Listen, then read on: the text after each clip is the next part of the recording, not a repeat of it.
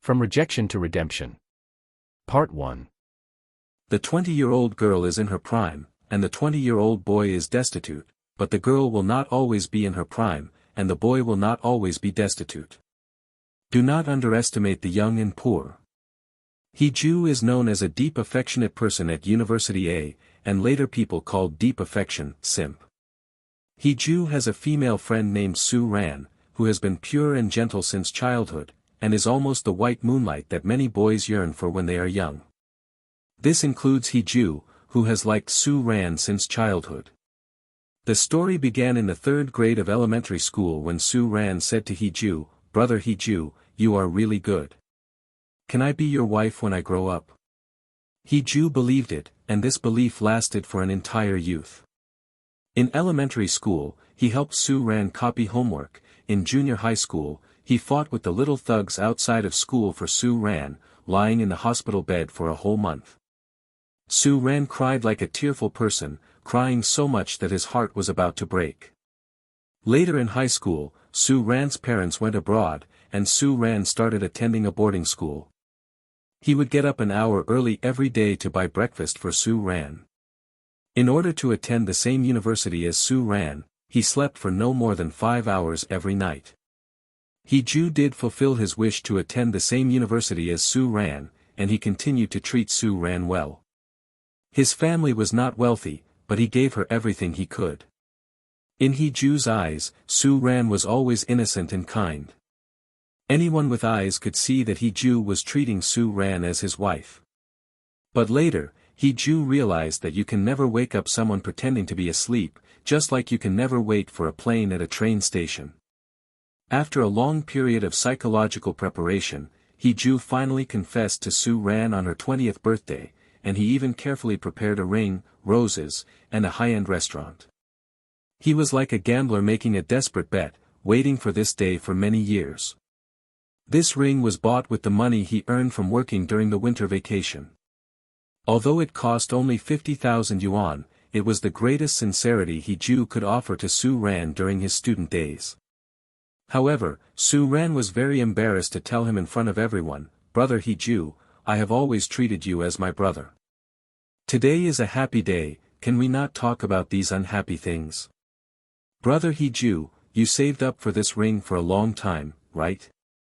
I feel guilty, so please take the ring back and exchange it for some living expenses. I understand your good intentions, Brother He-Ju." In Su-Ran's eyes, his affection was actually an unhappy thing. And she made him return the ring that he had saved up so hard to buy. Su-Ran, are you really considering his feelings, or do you simply not want to accept it? At that moment, He-Ju had no idea that the girl he had liked for 10 years simply looked down on the ring that she considered very cheap. He remembered when he confessed to Su-Ran with his acceptance letter in his hand after graduating from high school.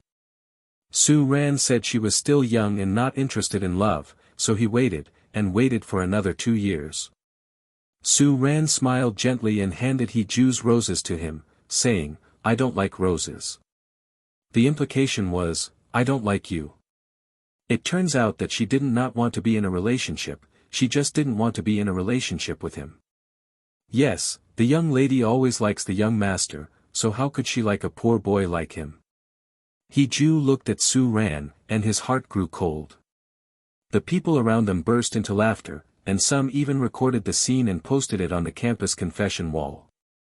Everyone laughed at He-Ju for wanting something out of his reach, and didn't consider his own status and conditions. He tried to win over the white moonlight in every boy's heart just because he and Su-Ran were neighbors. It was truly overestimating himself. Is it funny? He-Ju also found it funny. If you don't like me, then why do you blush when my brother calls you sister-in-law? If you don't like me, then why do you enjoy my company for so many years? If you don't like me, why do you often message me? He-Ju couldn't remember how he left that place. He only remembered that when he left, Su-Ran was tearfully holding on to him, saying, "Brother He-Ju, please don't be mad at me. I'm still young, and I don't know how to handle relationships." It was also the first time He-Ju spoke harshly to Su-Ran. He said, "Su-Ran, you're 20 years old, not young anymore. He was tired of these excuses. Could she change them? Su Ran looked at Hiju, and his eyes were calm, like an abyss. She couldn't read any emotions from them, and Su Ran suddenly felt a little panicked. She held Hiju's hand even tighter and said, "Brother Hiju, even though we can't be lovers, can we still be friends?" Many people around them sighed. I wonder what kind of luck Hiju has. He was rejected, but he can still be friends with Miss Su. Yes, our goddess Ran Ran is really gentle. But Hiju just smiled bitterly at these words and said, "No." Before Su Ran could say anything else, Hiju had already turned and left, throwing the roses and the ring into the nearby trash can. This gave Su Ran the illusion that Hiju was also throwing her away. But how could that be? No one knew better than Su Ran about her place in Hiju's heart. Hiju would never abandon anyone, especially not her. Su Ran is Hiju's destiny. At that moment, Lu Jia sighed and said, "Ran Ran, you've gone too far this time." Su Ran raised her proud head and smiled confidently, "Jia Jia, you don't understand Hiju's feelings for me. Without me, he wouldn't be able to live." Lu Jia hesitated to speak, but in the end, she remained silent, the image of Hiju's expression as he left echoing in her mind. Wrong, all wrong. She, Lu Jia, was the one who knew Hiju best. For as long as Hiju had pursued Su Ran, she had quietly harbored feelings for him. This time, Hiju was no longer the same person he used to be. "Ran Ran, it's you who repeatedly mistreated his feelings. Don't blame your bosom friend for not warning you." Back at home, Hiju turned off his phone and went straight to bed. He was too tired, he just wanted to get a good night's sleep. It was he who had unilaterally followed Su Ran for so many years, he who had always treated Su Ran as if she were his wife. Now, who could Hiju blame? Sometimes, it only takes a moment for a person to come to their senses.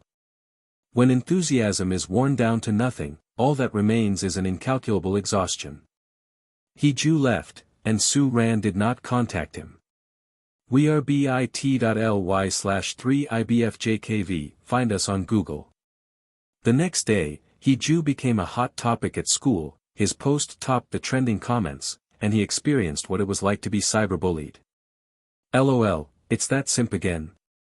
Look at that cheap ring, daring to confess to our little princess, he's really overestimating himself. I've been annoyed by him for a while, following Ran Ran around like a dog, impossible to shake off. Ran Ran must be so annoyed too. He's really embarrassing all the guys. Right, after all, aside from his decent looks, Hiju had neither a car nor a house. What made him think he could pursue a little princess adored by everyone? As for Su Ran, she had the figure, the looks, and although her parents were often abroad, her monthly allowance was probably more than what Hiju made in half a year. Su Ran had just turned 20 and was already the designated heir to the Su family enterprise. He only got to know Su Ran because his father and her father were old friends for many years, he was no different from anyone else. In Su Ran's eyes, he was probably just a dog that could wag its tail. Hiju looked at those posts with an unexpectedly calm heart. This feeling of relief made him feel as if he had been reborn. At first, he thought he would die without Su Ran, but as he watched the sun shine through the window, casting a warm glow on the floor, he suddenly realized. It's not that someone can't live without someone else.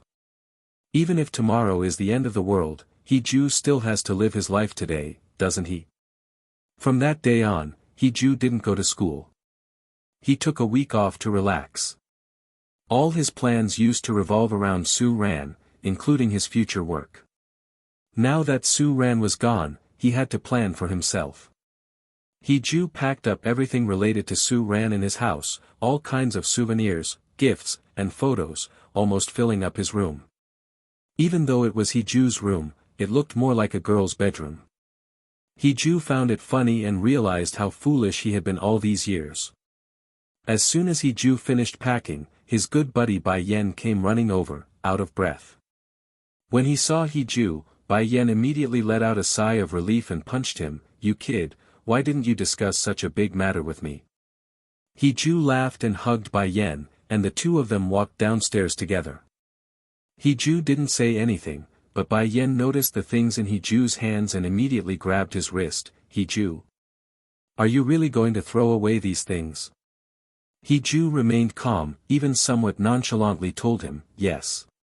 Bai Yen, with a doubtful look, touched his forehead. Kid, you're not running a fever, are you? Hiju, what? Weren't you always against me liking Su Ran? Are you regretting it now?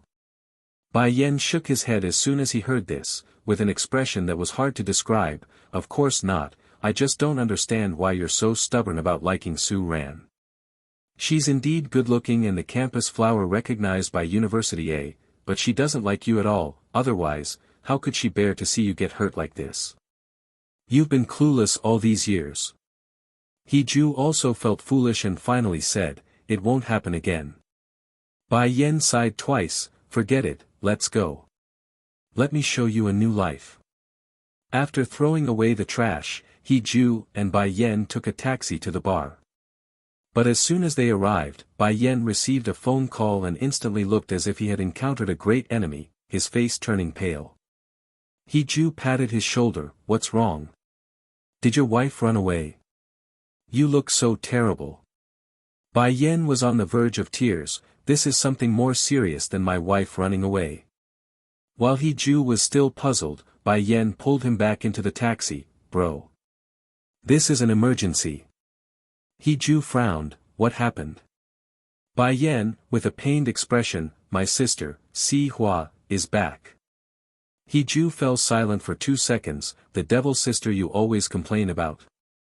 Bai Yen had complained countless times about the unfairness, saying that his sister took mom's last name Si. And Bai Yen took dad's last name, Bai. Bai Yen anxiously rubbed his thigh, and sweat broke out on his forehead. Yes, it's her. My dad asked me to go to the airport to pick her up. Looking at Bai Yen, who was usually fearless but now scared because of his sister's impending arrival, Hiju couldn't help but laugh, so he did. Bai Yen, seeing Hiju's gloating expression, couldn't help but punch him. Harmful friend, go ahead and laugh. I hope you marry a tigress like my sister in the future. Hiju dodged while laughing. What's wrong with laughing? I'm not afraid of your sister. Bai Yen squinted at him, suddenly remembered something, and asked Hiju, are you interning next semester? Hiju, yes, so what? Bai Yen grinned and put his arm around Hiju. I forgot to tell you, I submitted your resume to the Starshine group a few days ago. Hiju's eyes widened slightly, feeling a warmth in his heart. He had been too busy preparing a surprise for Su Ran recently and hadn't paid attention to this, but the Starshine group was one of the top companies in the country. Hiju had applied to the Starshine group, but he didn't have high expectations. Hiju, will I pass? Bai Yen pretended to look profound and glanced at Hiju. Don't worry, you'll pass. Of course, the premise is. Before Bai Yen could finish his sentence, Hiju had a feeling that Bai Yen was hiding something from him, but he didn't have time to ask because Bai Yen started to panic again. Help me deal with my tigress sister. Hiju could only accept his fate and picked up the camera to take pictures of the scenery outside. There had never been landscape photos in his camera before because Su Ran had been his entire landscape. But now, as he looked through the lens at the receding scenery outside, feeling the breeze on his face and having a good buddy by his side, Hiju felt that living freely for a while was quite comfortable. Soon, the two of them arrived at the airport. Bai Yen got out of the car and dragged Hiju inside. Good buddy, we can't be late to pick up my sister. If you save me this time, I'll remember you for life. Hiju was helpless but followed along, running all the way. As soon as they stood still, he heard a very pleasant voice, Bai Yen. Just those two simple words made Bai Yen tense up all over. Bai Yen looked at Hiju with immense pain, clasped his hands together, and pleaded with him. Hiju laughed, call me daddy. Bai Yan's eyes widened in an instant. You're despicable. Hiju didn't turn around, and Bai Yen didn't dare to either, but they could already hear the sound of high heels getting closer behind them. Bai Yan gritted his teeth and called out in a low voice, "Daddy." He Ju was satisfied, pulled Bai Yan to turn around, and took the initiative to sweetly greet, "Hello, sister." He Ju looked up and saw a devilish figure that was enticing, with a head of wavy golden curls shining brightly, long legs in a bright red ultra-short miniskirt, half-exposed breasts revealing a perfect and peerless body.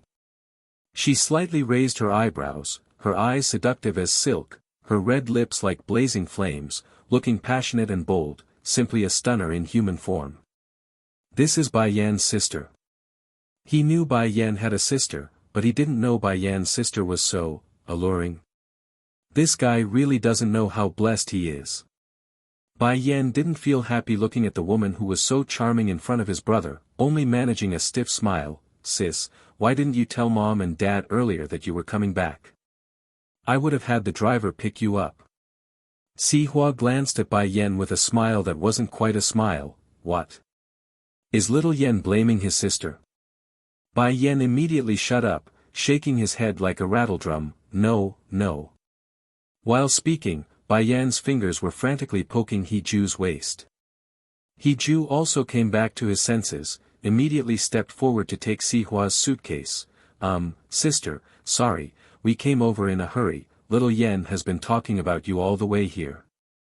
Si Hua's captivating eyes finally landed on He Ju. She chuckled lightly, "Oh. What has he been saying about me?" Bai Yan's face turned pale, looking at He Ju with eyes begging for help. He Ju, willing to make great sacrifices for his brother, began to tell blatant lies. He said that sister has a gentle personality, is beautiful, with a devilish figure. Si Hua laughed, and with that laugh, all the surrounding scenery seemed to fade. She stepped forward in her high heels, looked up at him, her voice melodious and pleasant. "He Ju, are you lying to sister?" Si Hua suddenly leaned in, and her stunningly beautiful face immediately caught his eye. Wait, how did Bai Yan's sister know his name? He Ju was taken aback for a moment. Besides Su Ran, he had never been so close to anyone else. Fortunately, Si Hua quickly stepped back 2 steps and turned to twist Bai Yan's ear. "You little brat, how dare you badmouth me outside?" Bai Yan cried out in pain, but didn't dare to lay a hand on Si Hua. He could only bend over and awkwardly grab He Ju's clothes, wailing, "Brother, brother." So the scene formed with Si Hua pulling Bai Yan's ear, and Bai Yan tugging at He Ju's clothes, the 3 of them walking in a strange posture. Many people's eyes fell on the 3 of them. It would be false to say it wasn't awkward. This comical scene even made He Ju feel somewhat helpless. Caught off guard, Bai Yan suddenly slipped away, and his speed was so fast that he almost knocked Si Hua over. He Ju was scared and quickly reached out to support Si Hua. When He Ju stood firm and regained his senses, Bai Yan had already run far away, and even turned back to give him a mischievous smile. "Good buddy, I'm counting on you to take care of my sister." With that, Bai Yan disappeared in a flash. He Ju's face turned green. "Goodness, Bai Yan, you're unbelievable." While He Ju was still thinking about how to handle the situation, the person in his arms smiled and spoke, "Little brother, how long are you going to hold on to sister? There are quite a few people around, you know." He Ju suddenly came to his senses and found that his hand was still on Si Hua's shoulder. He Ju lowered his head and saw that beautiful face with a hint of teasing expression. He Ju felt embarrassed and flustered as he let go of Si Hua and took 2 steps back. "Sister, I'm sorry." Si Hua just smiled faintly, brushed her hair behind her ear, and then, stepping lightly in her high heels, said, "Keep up, He Ju." He Ju could only hurry to catch up while dragging the suitcase and constantly calling Bai Yan, but Bai Yan had already turned off his phone. Find us on Google. He Ju. He Ju didn't know if it was his illusion, but he always felt that something was wrong, but he couldn't say what it was. After leaving the airport, He Ju intended to take a taxi, but Si Hua didn't say a word and just pulled He Ju towards the intersection. "He Ju, Sister Bai Yan, should I take a taxi to send you home first?" Si Hua smiled and didn't say anything. Soon, a red Ferrari stopped in front of them, and a driver got out of the seat, wearing a black suit, respectfully addressing Si Hua, "Young lady."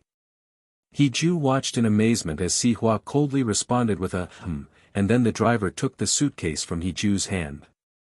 Ju's eyes widened. Bai Yan had always been taking advantage of him, eating and drinking at his expense, crying poor to him every day. How come his sister was so rich? Could it be that Bai Yan is an illegitimate child? Has he been mistreated since childhood? Si Hua said something to the driver from a distance, and the driver left. Before Ju could react, Si Hua was already sitting in the driver's seat, calling out to him, "Ju, what are you waiting for? Get in the car quickly." So, Ju got into the car in a daze. He didn't even have time to feel sad before he was confused by the situation in front of him. Wasn't he here to relax? Why did he have the feeling that he was about to be kept or maintained? The red Ferrari raced on the highway, and the wind blew Si Hua's golden curly hair, making it impossible to see her expression clearly. But anyone with eyes could tell that Si Hua was a great beauty. Ju suddenly felt a little restrained. Although he and Bai Yan were best friends, Bai Yan's sister was a legendary figure. It was their first meeting today, and it was inevitable that there would be some awkwardness. Ju didn't know what to say, so he could only turn to look out the window, feeling the scenery constantly retreating and the feeling of the night wind on his face. For a moment, he felt very relaxed. Suddenly, the phone rang, and Ju subconsciously looked at the caller ID, "My little princess." If it were before, Ju would probably have answered without hesitation, but today, at this moment, he hesitated. Si Hua glanced at Ju's phone screen and then withdrew her gaze. "Answer it. There has to be a resolution." As if under a spell, Ju followed Si Hua's words. When the familiar voice came through the phone, as sweet and apologetic as ever, "Brother Ju, I'm sorry. I was wrong the other day. Can I treat you to a meal to apologize?" If it were in the past, Su Ran's proactive approach would have softened Ju's heart instantly, and he would have wanted to rush to her side immediately to accompany her. Even Su Ran herself believed this. Standing in the school corridor, her pure features and flowing ink-black hair gave her the appearance of a swan, her neck slightly raised. The corners of her lips curled into a carefree smile, like a proud little princess. She was certain that Ju would not reject her. But in the next second, the smile on Su Ran's face stiffened slightly, her breathing slowed for a beat. After a silent pause, she asked incredulously, "What did you say?" Ju took a deep breath and repeated himself, "I said, let's forget it, Su Ran. I'll be moving away in a couple of days. I'm sorry for any trouble I've caused you in the past. It won't happen again." With that, Ju immediately hung up the phone. Su Ran was usually very good at managing her expressions, but at that moment, her facade faltered momentarily. Lu Jia looked at Su Ran with a hint of pity in her eyes. She had stayed by Su Ran's side because of Ju, intending to help him pursue Su Ran. Yet, over the years, Su Ran had turned a blind eye to Ju's feelings, enjoying his devotion but never willing to respond directly. Su Ran was a good friend, never playing mind games with her friends, which is why Lu Jia had remained close friends with her for so many years. But Su Ran was really only suitable to be a friend, nothing more. Lu Jia watched as Su Ran dialed Ju's number again, but the response she got was the cold, mechanical voice of the operator. "Hello, the number you have dialed is currently busy." Ju had hung up on Su Ran's call. The Ju of the past would have his phone on standby 24 hours a day, and if it was Su Ran calling, it would never ring more than 3 times.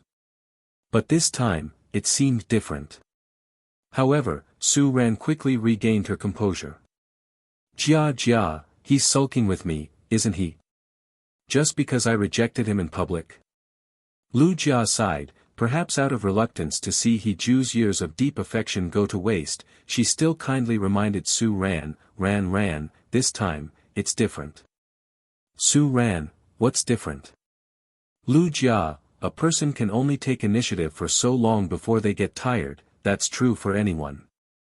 Hee-ju has already taken 99 steps towards you. If you're not willing to take even one step towards him, he might really give up. Lu Jia had given her warning with the best of intentions. But Su Ran was momentarily confused, then quickly came to her senses. It's not like that, Jia Jia. You underestimate his feelings for me. Lu Jia wanted to say, have you ever considered that you might be overestimating yourself? But Su Ran didn't give Lu Jia the chance to speak her mind, she turned and walked away. Si Hua glanced at Hee-ju, do you want to go for a drink? Hee-ju came to his senses and smiled at her, no need, it's not important. You're tired from rushing to catch your flight. You should go home first. Si Hua changed the subject, I'm hungry too. Let's go eat together. As Bai Yan's sister, Hee-ju didn't refuse. So, the car turned and quickly drove into the largest mall here. Hee-ju acted as a bag-carrying assistant. While on the escalator, he felt a hand hooking his arm. He glanced to see Si Hua looking calm, smiling openly. Do you mind? Hee-ju was silent for 2 seconds. I don't mind.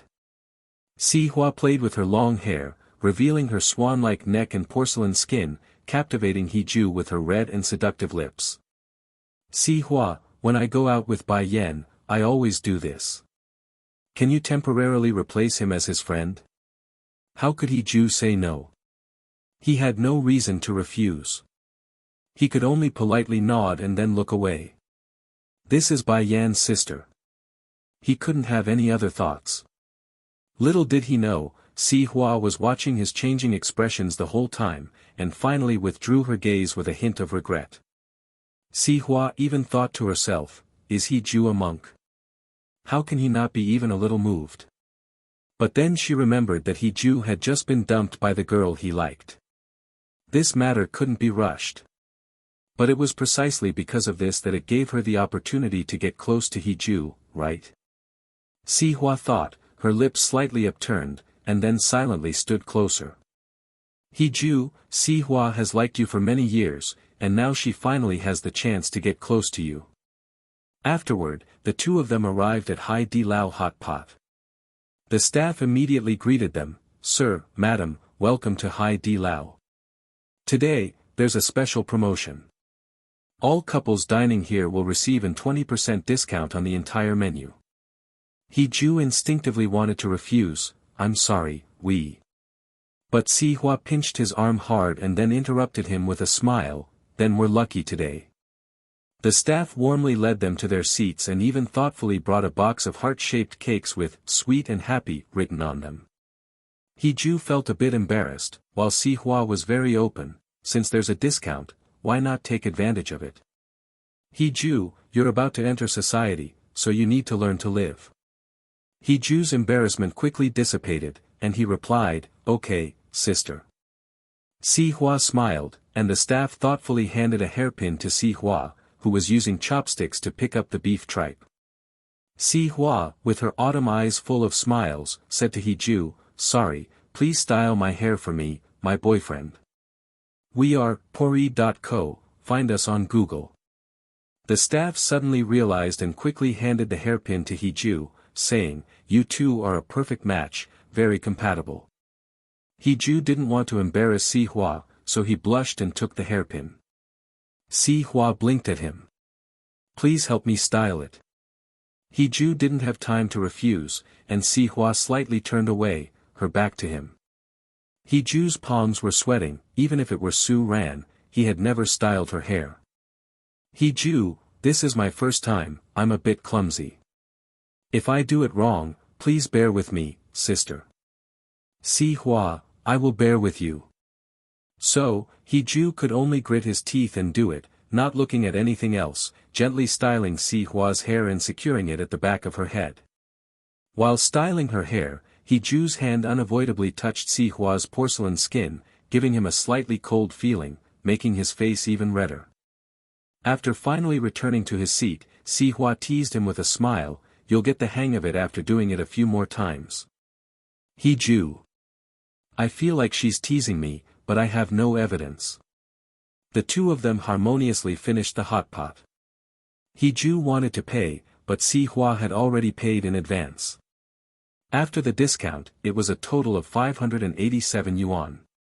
Hiju felt very embarrassed. How could he let a girl pay when going out to eat?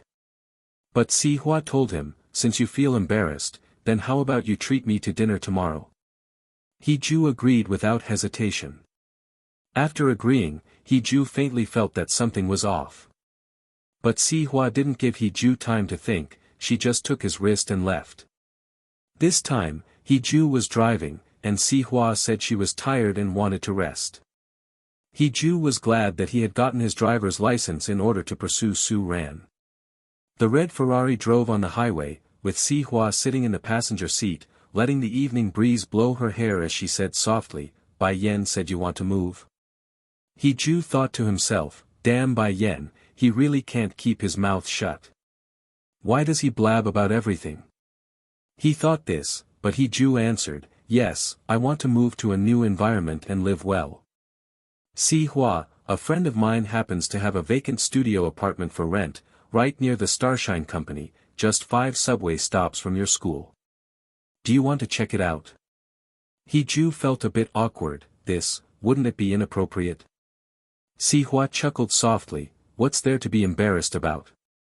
You're Bai Yan's good friend, and I consider you a younger brother. That's why I'm offering you this opportunity, so you don't have to look elsewhere, right? Besides, my friend isn't offering it for free. It has to be rented out to someone, so why not someone we know? My friend would feel more at ease, wouldn't they? And just like that, Hiju was persuaded by Si Hua, and he said, then I'll have to trouble Sister Si Hua. Si Hua hummed softly in response, in that case, let's not go out for dinner tomorrow night. I'll give you the address, and you can move in tomorrow morning. We'll cook dinner at the apartment in the evening. Bai Yan and I will come over to celebrate your housewarming. The change of plans was so sudden that Hiju was momentarily taken aback. Huh? Si Hua's lips curved into a smile, what's the matter? Is there a problem? Hiju couldn't help but stutter, no problem. Si Hua, little Yan has already told me about your excellent cooking skills. It seems I'm in for a treat tomorrow night. Hiju. How did things get settled so quickly? Hiju wanted to say more, but Si Hua cut in, here we are, just pull over to the side. With that distraction, Hiju forgot what he wanted to ask and quickly pulled over to the side of the road. Si Hua got out of the car, and Hiju followed suit. Si Hua, I'll have the driver take you back. You can stay in the car. Hiju shook his head, there's no need to be so polite, Sister Si Hua. I'll just take a taxi back. Si Hua didn't insist, but she walked up to Hiju, took out her WeChat, and smiled like a sly fox, alright then, add me on WeChat. I'll send you the address of the apartment. And so, Hiju added her. From then on, they had a way to keep in touch. Si Hua subtly reined in her smile, then waved at him, see you tomorrow, little brother Hiju. Hiju waved back to say goodbye, and at that moment, the driver came out and drove the car into the underground garage. Hiju looked at the villa in the city center and fell into deep thought for a moment. The house price here is at least 51,000 per square meter. Is this what Bai Yan meant when he said his family was poor? Wouldn't it be exhausting for the dog to wander around inside? Hiju sighed repeatedly and finally turned and left.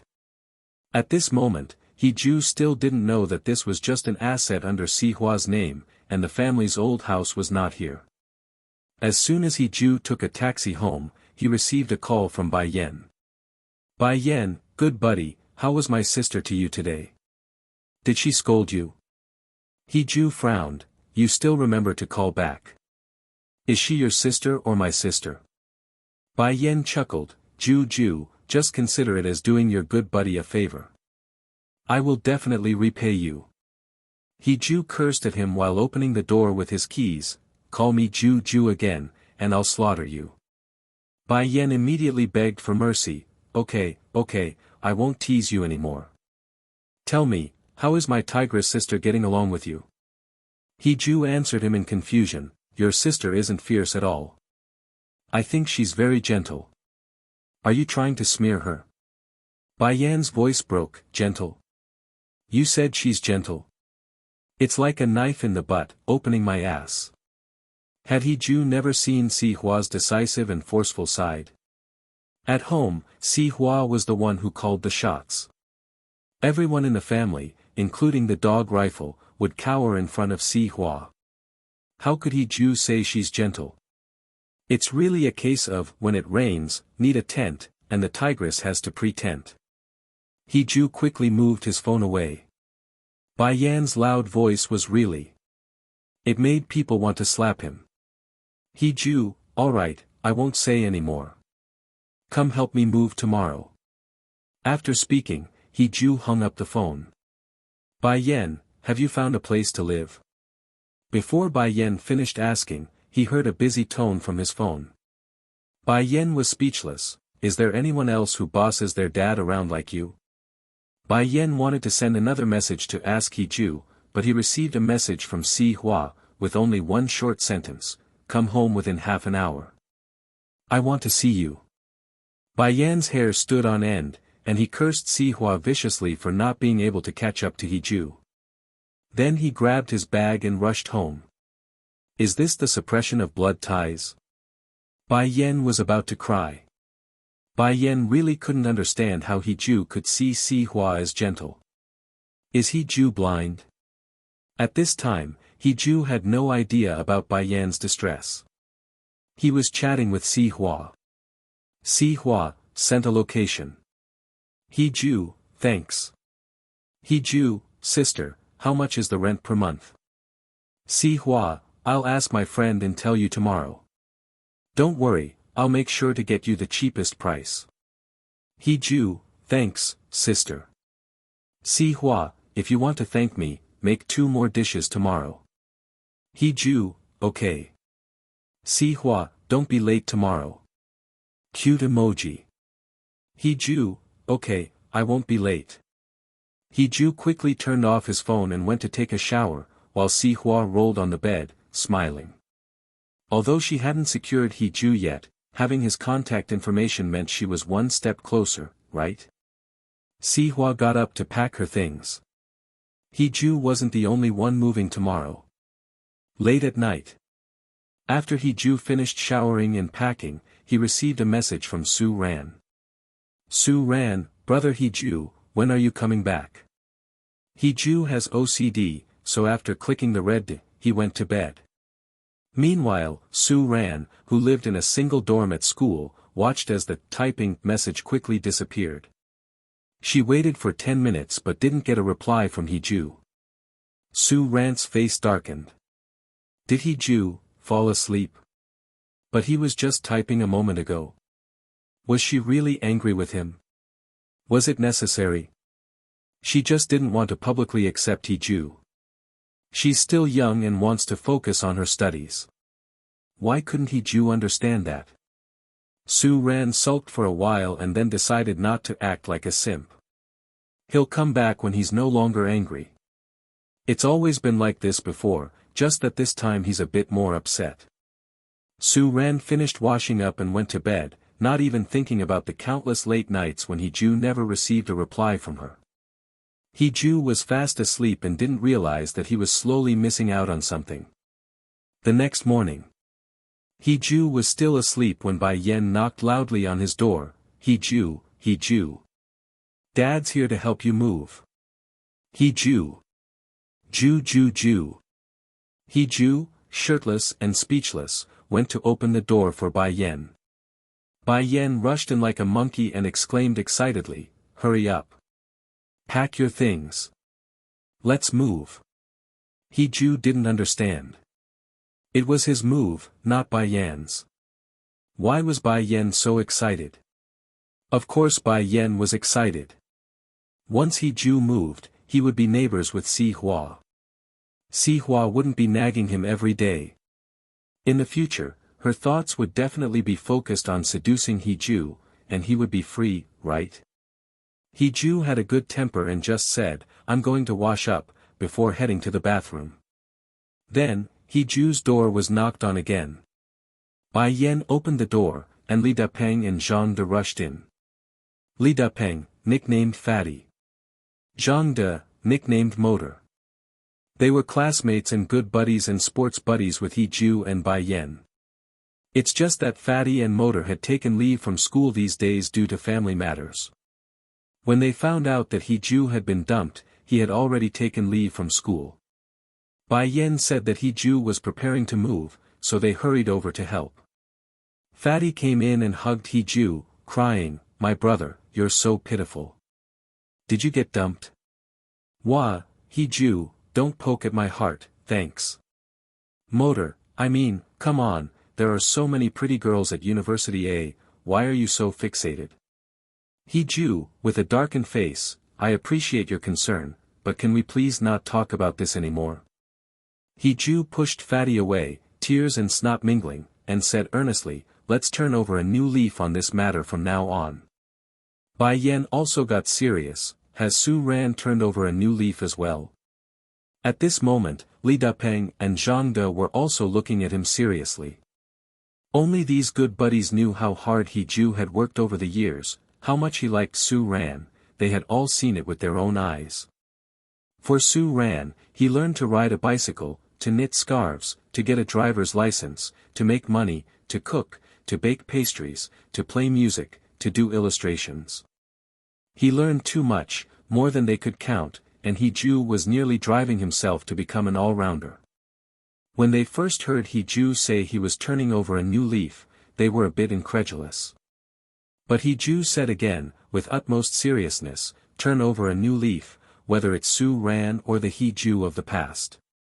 The trust between men is that simple."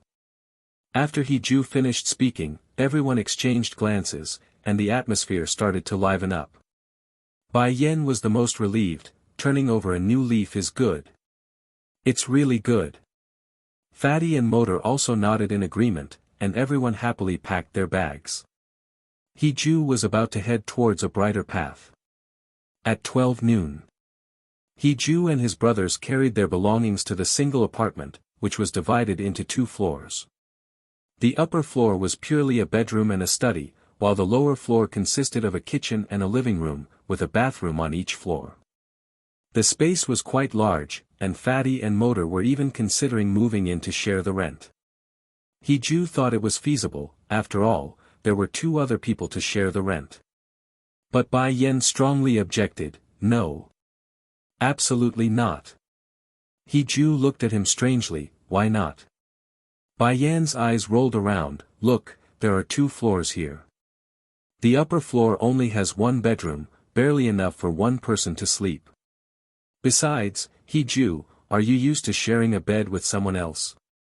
Look at Fatty's build, what if he crushes the bed?"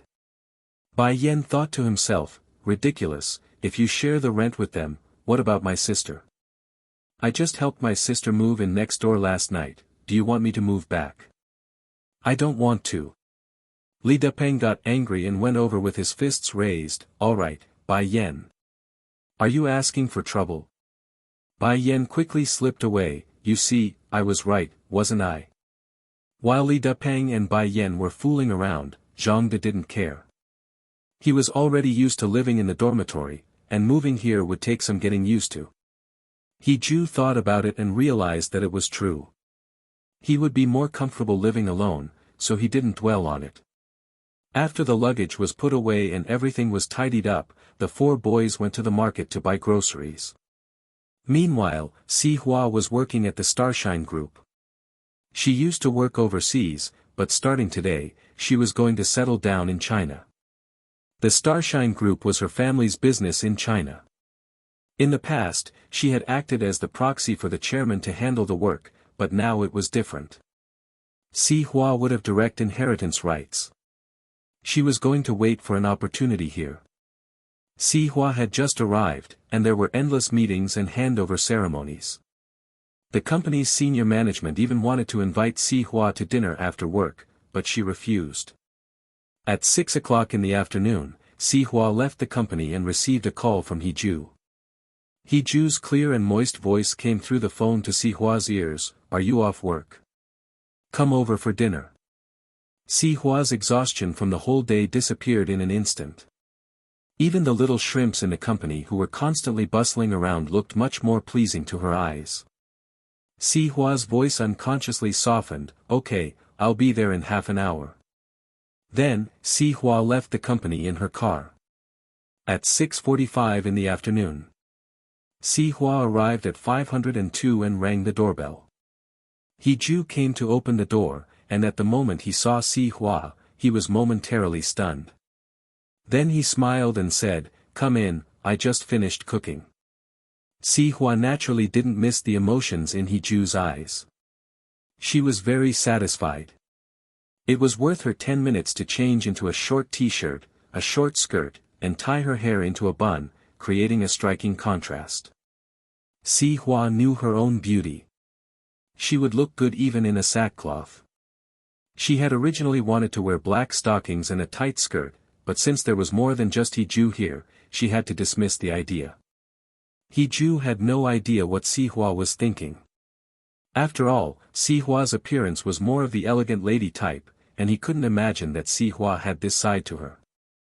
As soon as Si Hua sat down, Fatty and Motor couldn't take their eyes off her, until Bai Yen gave each of them a slap on the back of their heads, and they snapped out of it. Fatty's face turned completely red. I am sorry, sister, you're just so beautiful, I couldn't help but look a little longer." Bai Yen laughed, "You're quite honest." Motor's face also turned red, and he stammered without saying a word.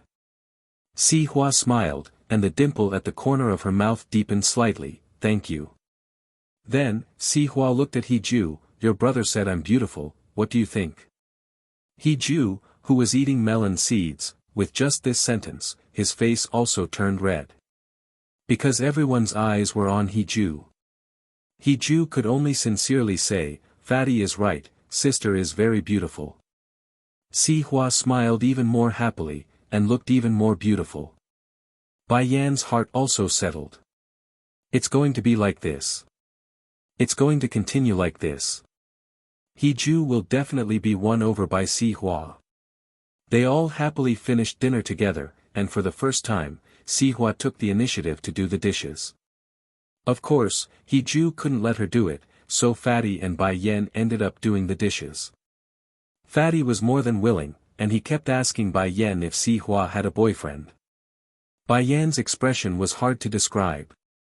At the dinner table, Si Hua's attentiveness to He Ju was obvious, even Motor could see it. "How could you be so blind?"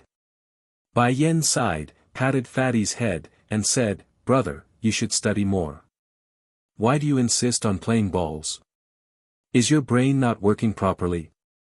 "Fatty, do you think I'm stupid?" Bai Yen laughed so hard he couldn't straighten up. "Well, you're not that stupid." "Fatty." His hand was itching again. After washing the dishes, Fatty and Motor headed back to school first. He Ju saw Si Hua and Bai Yen out. Bai Yen left quickly, but under He Ju's gaze, Si Hua took out a room card and swiped open the door to room 501. He Ju subconsciously looked up, his own room was 502. Si Hua swiped the door to 501. It dawned on He Ju belatedly, "Don't you live in Jinshui Garden?" Si Hua smiled, "That place was just temporary. This is where I really live, it's closer to the company." Si Hua didn't give He Ju time to ask more, turning to go home. "See you tomorrow, my dear neighbor." He Ju was suddenly as confused as a monk encountering a riddle. When he thought to contact Bai Yen to ask about this, he couldn't reach him. Bai Yen had turned off his phone again. Listening to the voicemail, He Ju felt an urge to strangle Bai Yen. No wonder Bai Yen was so excited today, he must have known about this all along. Ding dong.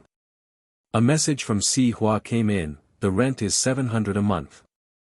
He Ju frowned slightly and replied, "Isn't that too cheap?"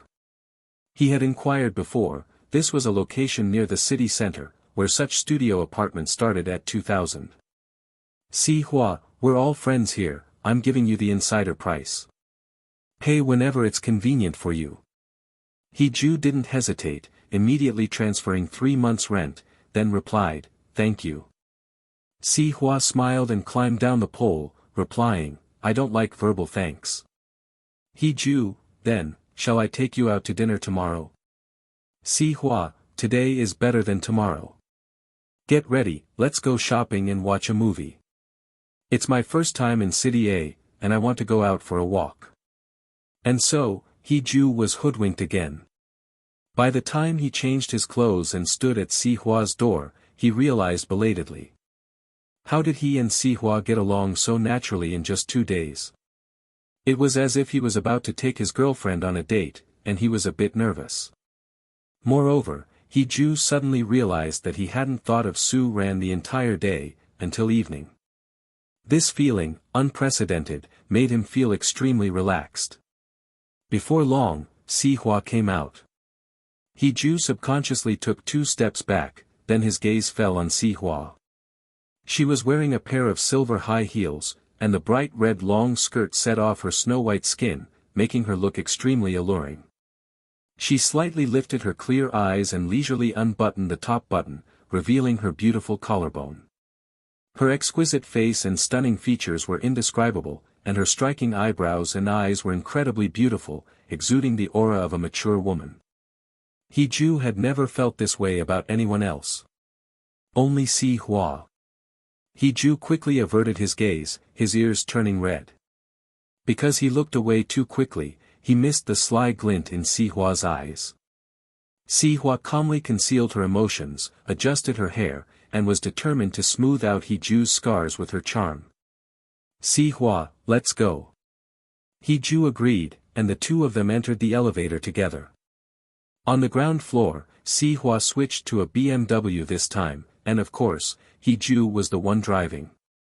He Ju had already seen the movie theater before picking up Si Hua, so he brought her directly here.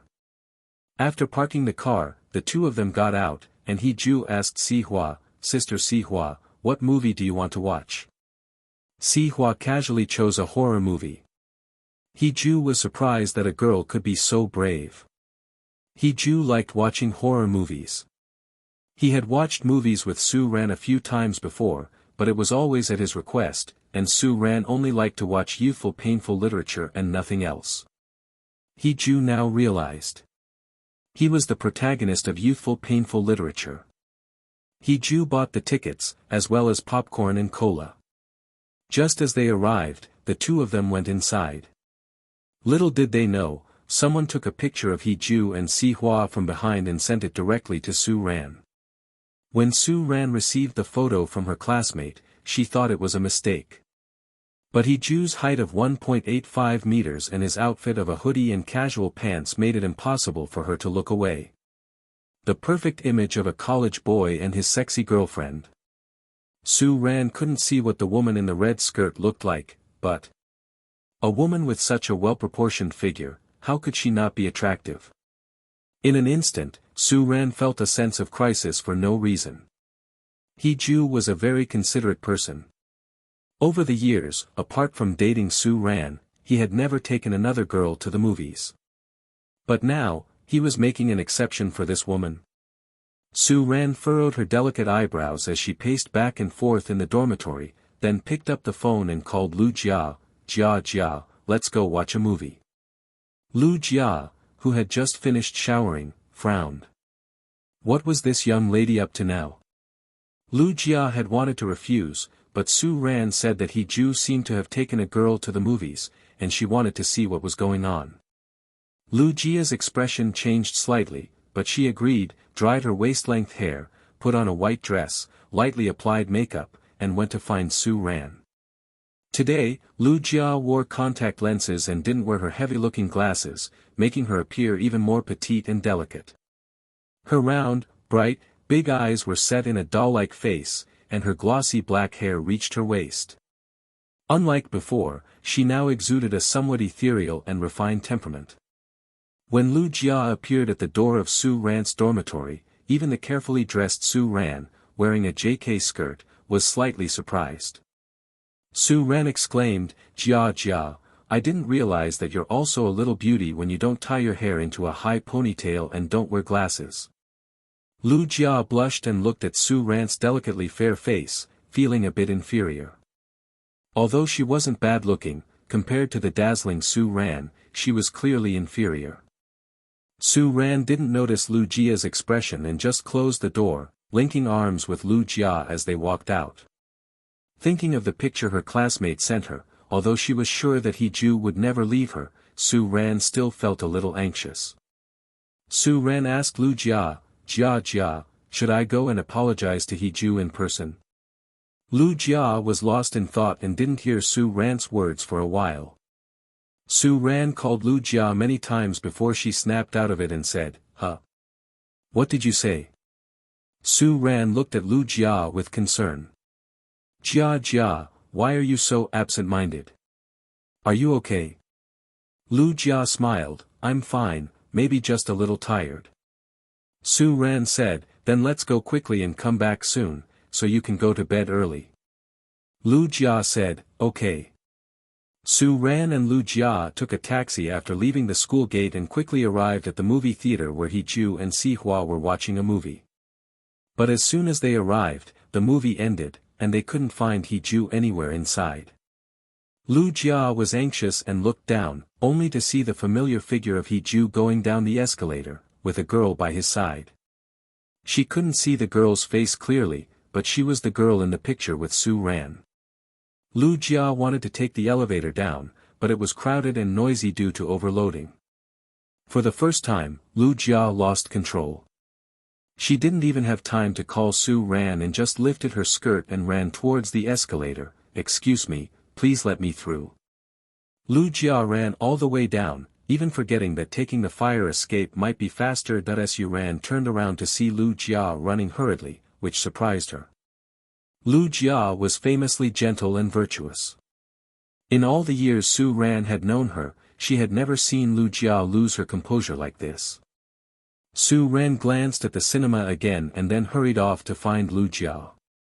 But when Lu Jia ran out of the movie theater, all she saw was a BMW driving past her, and amidst the surging crowd, she could no longer see that familiar figure. With trembling hands, Lu Jia took out her phone and dialed Hiju's number. The moment the call connected, Lu Jia's heart nearly leapt out of her throat. Hiju, where are you? Hiju was silent for a few seconds before telling Lu Jia, Jia, I know you must have come to plead Su Ran's case, but please tell her that I am a person too, and I want to live a normal life. Let's just live our own lives. After saying that, Hiju immediately hung up the phone. Lu Jia, I'm not here to, beep beep beep. Before she could finish, the line went dead.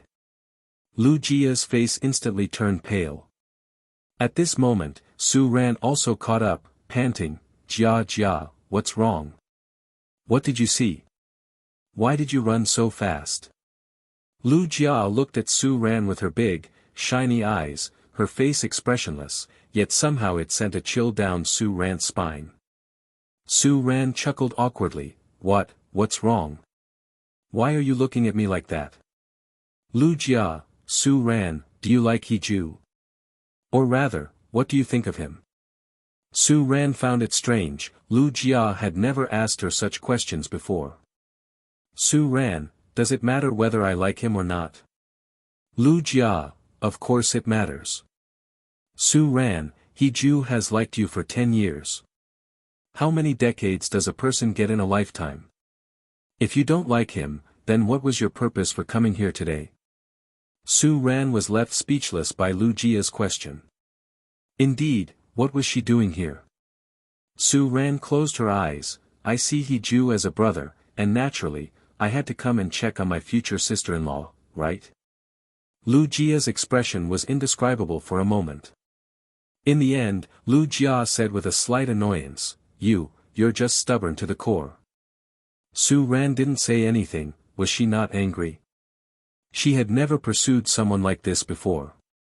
Even if Hiju wanted to be angry with her, she had given him face, right? What else did Hiju want from her? Did he want her to beg him? She, Su Ran, was the acknowledged goddess of the whole school. She didn't want to. Su Ran, Jia, you are my sister, whose side are you on? Seeing that Su Ran was not listening, Lu Jia didn't want to waste any more words. Forget it, it's too late, let's go back to school. After saying that, Lu Jia went to the side of the road to hail a taxi. Su Ran didn't even have a chance to ask Lu Jia what she was running for just now. At this time, He Ju was taking Si Hua on the Ferris wheel. Si Hua said she had never been on it before and really wanted to try it. He Ju was originally going to refuse, because he had heard the legend of the Ferris wheel. Lovers who ride the Ferris wheel together will end in failure, but when the Ferris wheel reaches the highest point, if they kiss, they will be happy forever. It is said that each Ferris wheel car is filled with happiness, and when we look up at the Ferris wheel, we are looking up at happiness. He Ju had always had the idea of bringing Su Ran to ride the Ferris wheel. Unexpectedly, he didn't come with Su Ran, but instead came with Bai Yan's sister. How unpredictable life is.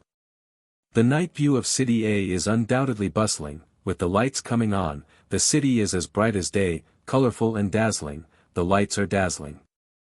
This reminded He Ju of a saying, the night Champs-Élysées is intoxicating, the early night of Paris is just a dream. Yes, the past is like smoke in the blink of an eye, his 10 years of heartache, might as well be considered a dream.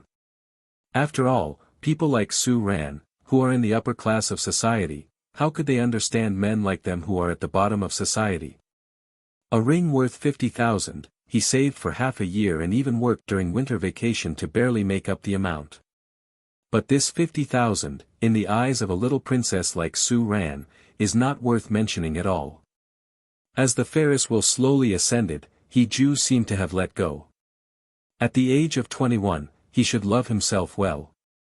When the Ferris wheel reached the highest point, Si Hua's gentle voice sounded in his ear, He Ju, not only is a girl's youth precious, a boy's youth is also very precious. You should love yourself first, and then learn to love others. He Ju looked up and stared blankly at the very beautiful girl in front of him.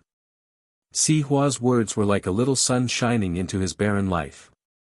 No one had ever told him that a boy's youth is also precious. Perhaps he remembered the rainy season in high school, when everyone was still asleep, and he got up early, rode his bike, and rode through 3 streets in the rain to buy Su Ran her favorite breakfast. Or perhaps he remembered the afternoon after the college entrance examination, when he gave up the finance major he liked and chose computer science for Su Ran. Or maybe, it was because of the past 10 years, his sincere treatment, but was abandoned by Su Ran. Or maybe it was because Si Hua understood him, that He Ju's eyes suddenly reddened. Si Hua smiled and bent down, patting He Ju's head like a puppy. Little guy, you have to work hard, run forward boldly, the passionate youth should not be defined. He Ju, you will definitely succeed. He Ju looked blankly at Si Hua, only to see Si Hua straighten up and shout to the city, He Ju, you will definitely succeed. The city generously illuminated the entire night, like a young man unafraid of the passage of time. Yes. He will succeed. He is He Ju, in the prime of his life, shining brightly. He should consider his own future, he should be full of glory. He Ju stood up, looked at the night view of the city, felt the evening breeze, and felt relaxed all over. He Ju, you will definitely have a bright future. Si Hua laughed, her smile was so beautiful, her features were picturesque, and her beauty was indescribable. Si Hua, He Ju, come on. With a single glance at Si Hua, He Ju made a very bold decision. He broke the rules, reached out and grabbed Si Hua's wrist, and then pulled her into his arms. A very sweet fragrance entered He Ju's nostrils, making his expression relax slightly. He Ju whispered in her ear, Sister Si Hua, thank you. After a moment of surprise, Si Hua also reached out and hugged He Ju's waist. You're welcome, we are neighbors now, take care of me in the future. He Ju let go of Si Hua, smiled, and nodded heavily, okay. He was going to go on an internship at the end of this semester. He had already received an offer from the Starshine Group and was planning to contact them tomorrow, and then go to the internship after meeting with his brother in a few days. For Su Ran, he originally wanted to go on an internship next semester and spend more time with her, but now it's different. He also has to go his own way. The two of them played until late at night before returning home. After Hee-ju finished showering, he saw a message from Su-ran. "Su-ran, do you have time to come back to school tomorrow? Let's talk." Hee-ju raised an eyebrow and subconsciously looked at the time. 1:36. It's so late, Su-ran actually sent him a message. It's really rare. Hee-ju just glanced at it and didn't reply. It used to be Su-ran not replying to his messages, and now it's finally Hee-ju's turn. That Hee-ju had planned to return to school tomorrow, to take the exams he needed to take and finish the projects he had to write. After that, he could almost go through the procedures to leave the school. After bidding each other good night, Hee-ju went to sleep with a clear conscience. Su-ran, on the other hand, lay awake until almost dawn, waiting for a message from Hee-ju. Uncharacteristically, she looked somewhat haggard throughout the day. It seemed that it was indeed time for her to pay a visit to Hee-ju's home. Su-ran had a sensitive stomach and no classes in the morning, so she liked to sleep in at the dormitory. She used to have the lovingly prepared breakfast sent by Hee-ju, but during the days since Hee-ju had left, she hadn't had breakfast at all. It wasn't that no other boys offered to bring her breakfast, but Su-ran was picky.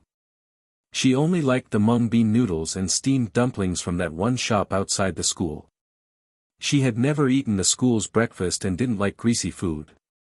As a result, she hadn't been eating well lately, and with Hee-ju ignoring her, she hadn't been sleeping well either. Su-ran lay in bed staring at the ceiling for a while before getting up. It was her first time experiencing insomnia, and she felt terrible, with slight puffiness around her eyes. After a simple wash and covering up with foundation, Su-ran decided to go to the shop Hee-ju often visited, buy 2 breakfasts, and take them to his house. Just bow her head slightly. Su-ran had finally come to a realization. After so many years, she had completely adapted to Hee-ju's presence. If he truly wasn't by her side anymore, she really couldn't cope. Su-ran arrived early and bought her favorite mung bean noodles and steamed dumplings without having to queue. Just as she was about to buy something for Hee-ju, she suddenly realized that she didn't know what Hee-ju liked to eat. The shop owner asked, "What else would you like, beauty?" Su-ran snapped back to reality and was about to speak when she heard a familiar voice, "Boss, 2 fried dough sticks and a cup of soy milk." Su-ran turned around sharply and saw Hee-ju wearing a white shirt with the top button undone, revealing his prominent collarbone, and black, straight suit pants, exuding a youthful vibe that drew many looks. Su-ran smiled, her mood brightening considerably. As expected, he was tough on the outside but soft on the inside. Here he was, back at school. Su-ran approached him, "Hee-ju, I." However, the next second, Su-ran closed her mouth because Hee-ju stepped aside, "Excuse me, just passing through." Su-ran's face instantly froze in place. Hee-ju took his soy milk and fried dough sticks and left, completely ignoring Su-ran, who stood there in embarrassment. It wasn't until Hee-ju was about to enter the school gate that Su-ran came to her senses and ran towards him. Hee-ju was biting into his fried dough stick and drinking his soy milk when his wrist was suddenly grabbed. "Hee-ju. What do you mean? I waited for your message all night, and this is how you treat me." Hee-ju looked down at Su-ran. She was still very beautiful, with a head of slightly curly long hair, like a doll from a fairy tale.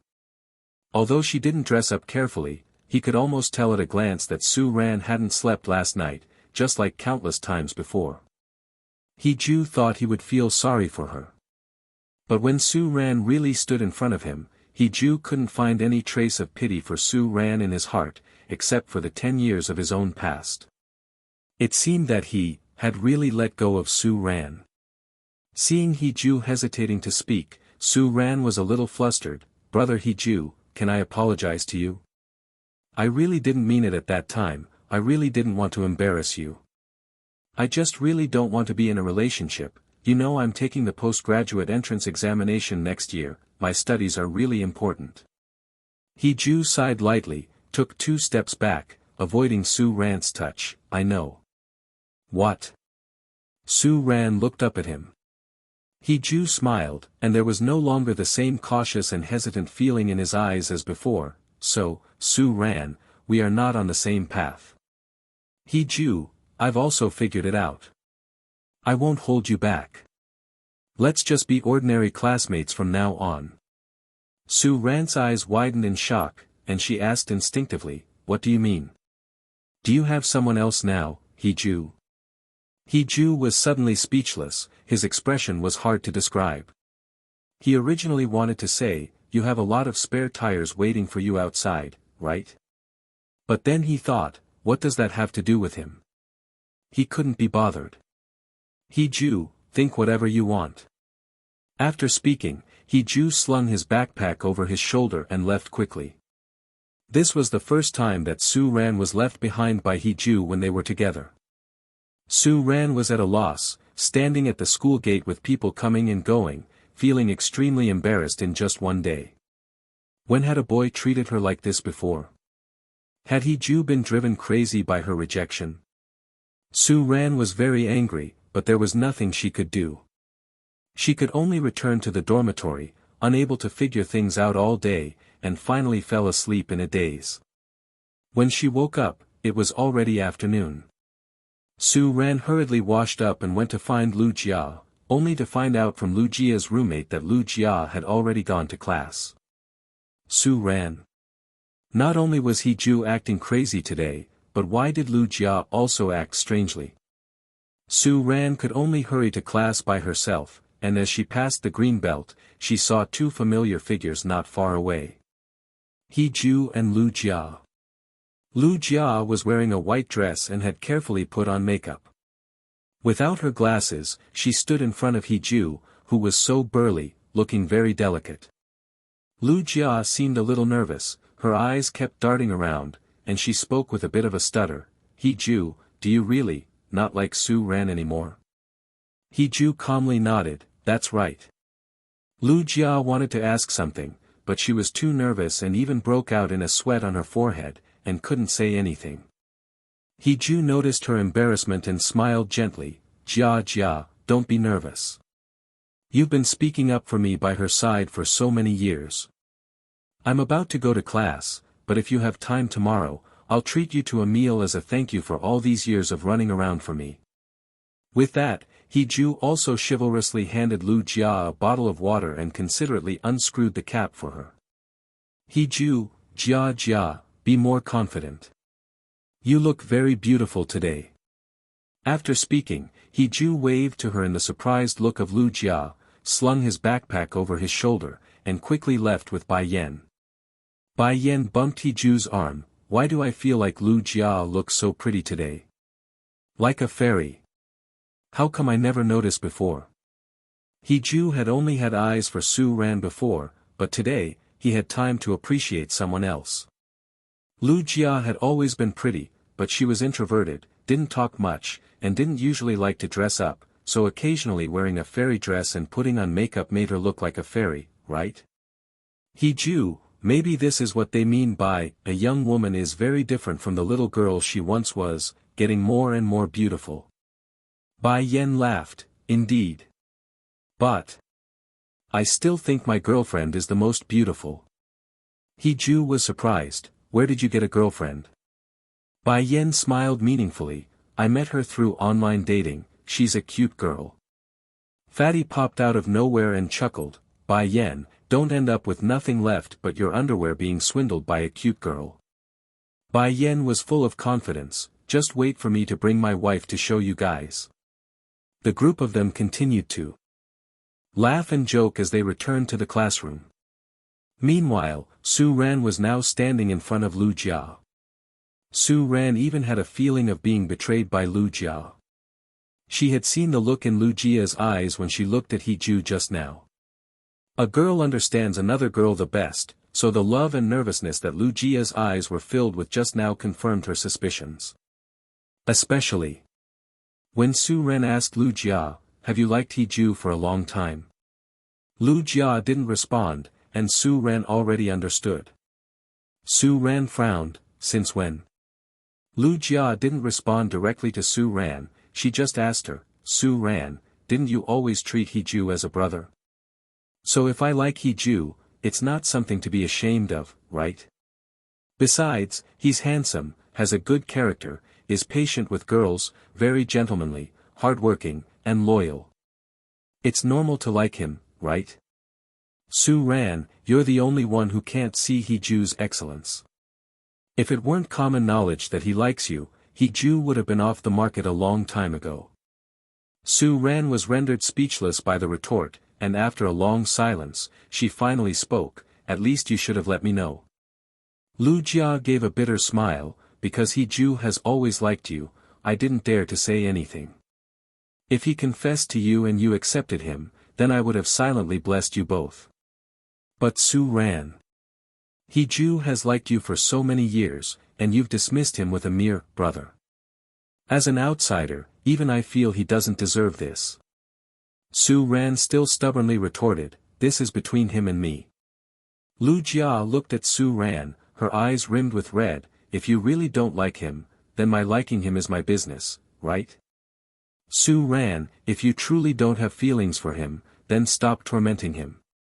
After Lu Jia left, Su Ran stood there alone, momentarily lost and confused. Indeed, Hiju was outstanding. Apart from his humble family background, Hiju was sunny and handsome, standing at 1.85 meters tall. He had a well-exercised physique with abs, could cook, earn money, and was ambitious, never lazy. He must be the dream lover of many girls, right? Su Ran's heart skipped a beat. She still couldn't believe it. Could it be true that Hiju didn't want her anymore? Su Ran forced a smile and muttered to herself, how could that be? Indeed, how could it be possible? How could a decade of affection be severed so easily? How could feelings just disappear? No one understood Hiju better than Su Ran. For her, he was even willing to risk his life. Hiju must be sulking. And as for Lu Jia, of course, she couldn't control her feelings, but Hiju definitely wouldn't like Lu Jia. Otherwise, he would have caused trouble a long time ago. But he hadn't. Hiju's gaze had never lingered on Lu Jia. Su Ran also went to class. Usually, at this time, Hiju would have already saved her a seat, but not today. She could only sit at the back. There were boys around her trying to curry favor, but Su Ran's gaze kept drifting towards Hiju. Her heart truly seemed to be utterly in chaos because of Hije.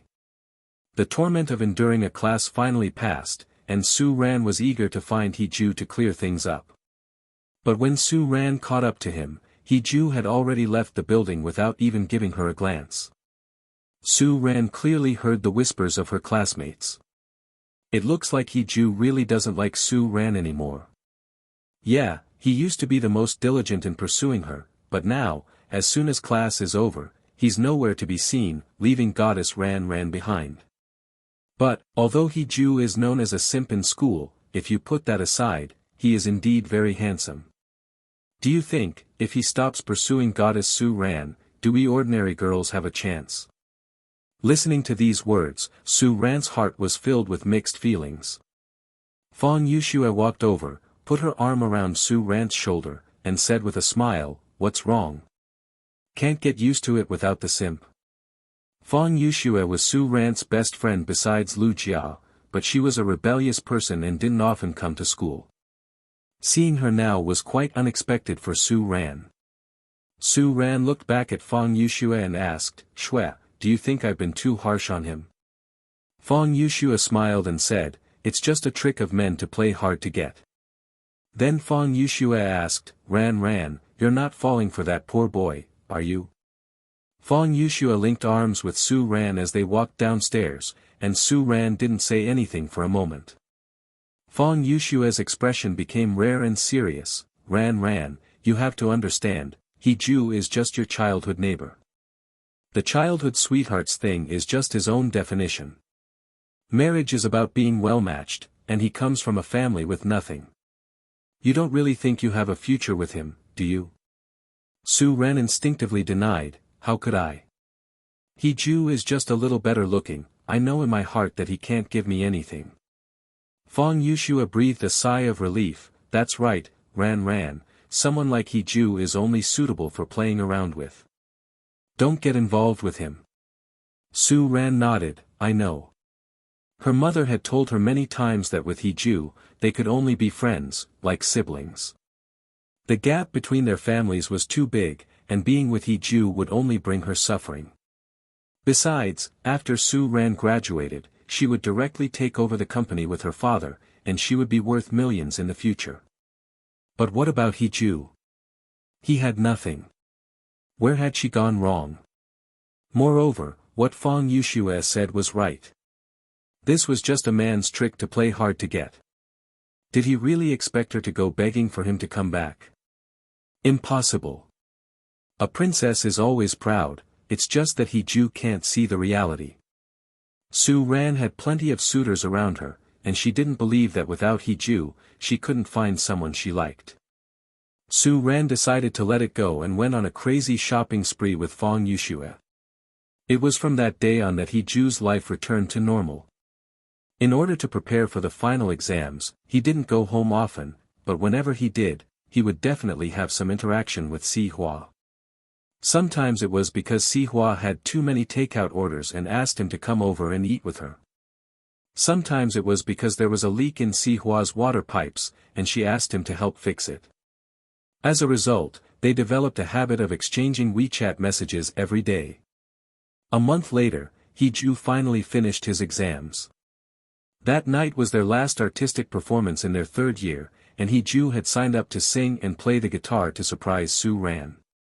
When the whole room fell silent, the host spoke. Next up, we have contestant He Ju, singing Madly in Love with You, by Shini Cheng.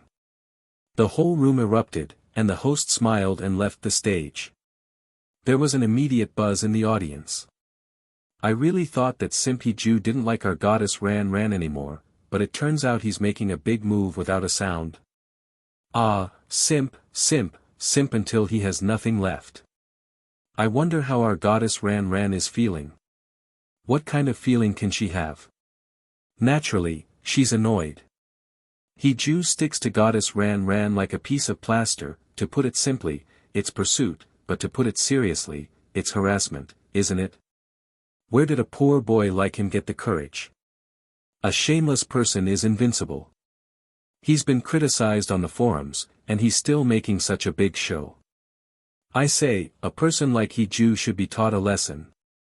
Fang Yushua looked at He Ju on stage, her eyes full of disdain and a smile. Ran, I told you, this man just likes to play hard to get.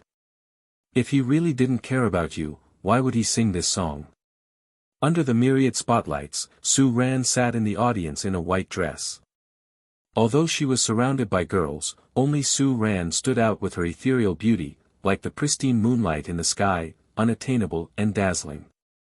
Everyone knew that He Ju had harbored feelings for Su Ran for many years. After being rejected by her, he sang a love song at the cultural evening, and everyone watched as if it were a spectacle. Su Ran did not comment on the surrounding gossip, but sat up even straighter, a faint smile playing on her lips. He Ju, oh He Ju, it seems that your recent coldness towards me was all an act. Lu Jia's head drooped in sadness. With a wave of the host's hand, the entire venue fell silent. A beam of pure white light shone on the stage, enveloping He Ju, drawing everyone's gaze to him. Everyone thought He Ju was about to make another heartfelt confession, but to their surprise, he began with an expressionless face. When I originally chose this song, I indeed intended it for someone very important to me, but... He Ju paused. Today, I've decided to change the song. It's not for anyone, but for my lost decade of youth. A song for 10 years, dedicated to everyone, thank you. As soon as He Ju finished speaking, Su Ran's expression subtly changed, and even Fang Yushua felt a bit astonished. The song slowly started to play across the campus. If those 2 words hadn't trembled, I wouldn't have realized how much I suffer. How to say it out loud? It's nothing more than a breakup. 10 years ago, I didn't know you, you didn't belong to me. We were still the same. Support us at accompanying a stranger by their side. Lovers eventually turn into friends. 10 years of a song, a perfect ending. Hee-ju faced the audience and smiled calmly. In the past, I was selfish and caused a lot of trouble for the person I liked. I'm sorry. Hee-ju stood on the stage and bowed sincerely. Su-ran, who had been smiling, couldn't maintain her composure. She even stood up directly, ignoring Fong Yushua's attempt to stop her. Su-ran, brother Hee-ju, what do you mean by what you said today? Hee-ju smiled and finally faced Su-ran directly, saying, Su-ran, I don't want to like you anymore. Su-ran felt incredulous. In front of so many people, was he trying to retaliate against her for rejecting him in public? In just a moment, Su-ran regained her unattainable appearance and said with a sweet smile, okay, Hee-ju, I wish you find your happiness soon. Hee-ju nodded without saying a word and then left the stage. The audience was stunned, and there was silence for a moment. It wasn't until Su-ran abruptly left her seat that the audience gradually became animated. Is that Hee-ju? What does it mean for him to sing 10 years? What else could it mean? It's a tribute to his 10 years of liking Su-ran. Why do I feel like he's faking it? No, I think it's real. Does this mean we can start pursuing Goddess Ran in the future? In theory, yes. The people involved didn't hear the discussions of their classmates. As Hee-ju walked out of the multipurpose hall and put on his hat to leave on his bike, he saw Su-ran running towards him. In theory, he should have left quickly, but Hee-ju didn't move. This was the first time Su-ran had come to see him by running. Su-ran quickly reached Hee-ju. Su-ran, Hee-ju, were you serious about what you said today? Hee-ju smiled, of course. Su-ran, even if I'm with someone else, you don't mind? Hee-ju didn't understand. Ran, you were the one who called me brother first. Now that he was willing to be Su-ran's brother, why was she asking such a question? Su-ran looked a little embarrassed, her face blushing slightly, and her eyes avoiding his. Hee-ju thought Su-ran wanted to say something, and he even felt a little hopeful. But to his surprise, Su-ran just said, Hee-ju, if that's the case, then I won't bother you. After speaking, Su-ran turned and left, leaving Hee-ju with a beautiful back view. Hee-ju's heart sank, and his eyes darkened as he watched Su-ran disappear from his sight. Bai Yen appeared out of nowhere and patted Hee-ju's shoulder, sighing, let's go, stop thinking about it. Hee-ju's eyes reddened slightly. It wasn't until Su-ran completely disappeared from his sight that Hee-ju withdrew his gaze and said faintly, let's go. Hee-ju and Bai Yen each rode a bike out of the school with Li Dapeng and Zhangde. Bai Yen didn't know what to say for a while and hesitated before asking Hee-ju, are you still unable to let go of her? Facing the evening breeze, Hee-ju's slightly hoarse voice drifted through the air, it's not her I can't let go of, it's the 10 years. Bai Yen didn't know what to say for a moment and could only keep quiet, but he was thinking in his heart, it's better if Hee-ju can let go of Su-ran, otherwise, Si Hua's many years of affection will be in vain. After leaving the school gate, Hee-ju, Bai Yen, Li Dapeng, and Zhangde went to eat barbecue. The four of them drank and ate meat until the early hours of the morning. Hee-ju was full of alcohol and swayed as he returned home. As soon as he stepped out of the elevator, he saw a familiar figure, Si Hua. She was wearing a simple set of pajamas, tied her hair in a low bun, and although she was makeup-free, she was still breathtakingly beautiful. Hee-ju leaned against the wall and even felt a little dizzy. Before he could say anything, Si Hua came over and supported him, saying, I'll take you back. It can be hard to make great work when it's stolen from. Hee-ju was feeling very dizzy and could only say, thank you, Sister Si Hua. Hee-ju was supported to lie down on the sofa. He felt so uncomfortable that he almost vomited. He lay there in a daze, only hearing someone gently calling him to drink sobering soup. So he struggled to sit up and drank a cup of sobering soup with the help of that person, feeling a little better. Hee-ju lay back on the sofa and, in a daze, he seemed to hear someone murmuring to themselves. But he was too tired, and his eyelids couldn't lift, so he quickly fell asleep. Naturally, he didn't notice that after he fell asleep, the strong and decisive female powerhouse, in the eyes of others, had taken the opportunity to secretly kiss him, with an affection he had never seen before in her eyes. The next morning, Hee-ju was awakened by a hurried ringtone.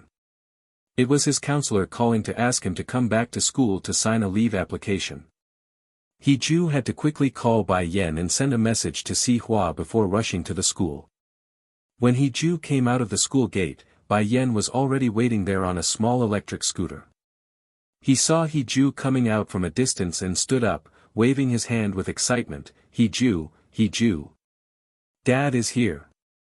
This shout attracted the attention of the people at the school gate, including Su Ran and Lu Jia, who were also leaving the school. Hee-ju ran up to Bai Yen with his bag and kicked him. Who are you calling Dad? Bai Yen playfully dodged and said, don't try to trick me. Hurry up, get on the car. Dad bought 2 plane tickets and is taking you to Yunan. Hee-ju was stunned. When did you buy them? What time is the flight? Bai Yen, the flight is at 3 in the afternoon. Hee-ju suddenly slapped Bai Yen on the back of his head. I haven't packed anything. Is this appropriate? Bai Yen was about to retaliate when he saw someone familiar approaching. He jokingly said in a low voice, your young plum is here. Hee-ju's heart trembled, and he subconsciously turned around, only to see Su Ran and Lu Jia walking over together, with a university's famous rich second generation, Qiu Shaozi, by Su Ran's side. Qiu Shaozi, like Hee-ju, had pursued Su Ran for many years, but Qiu Shaozi was known as a playboy, and he pursued more than just Su Ran.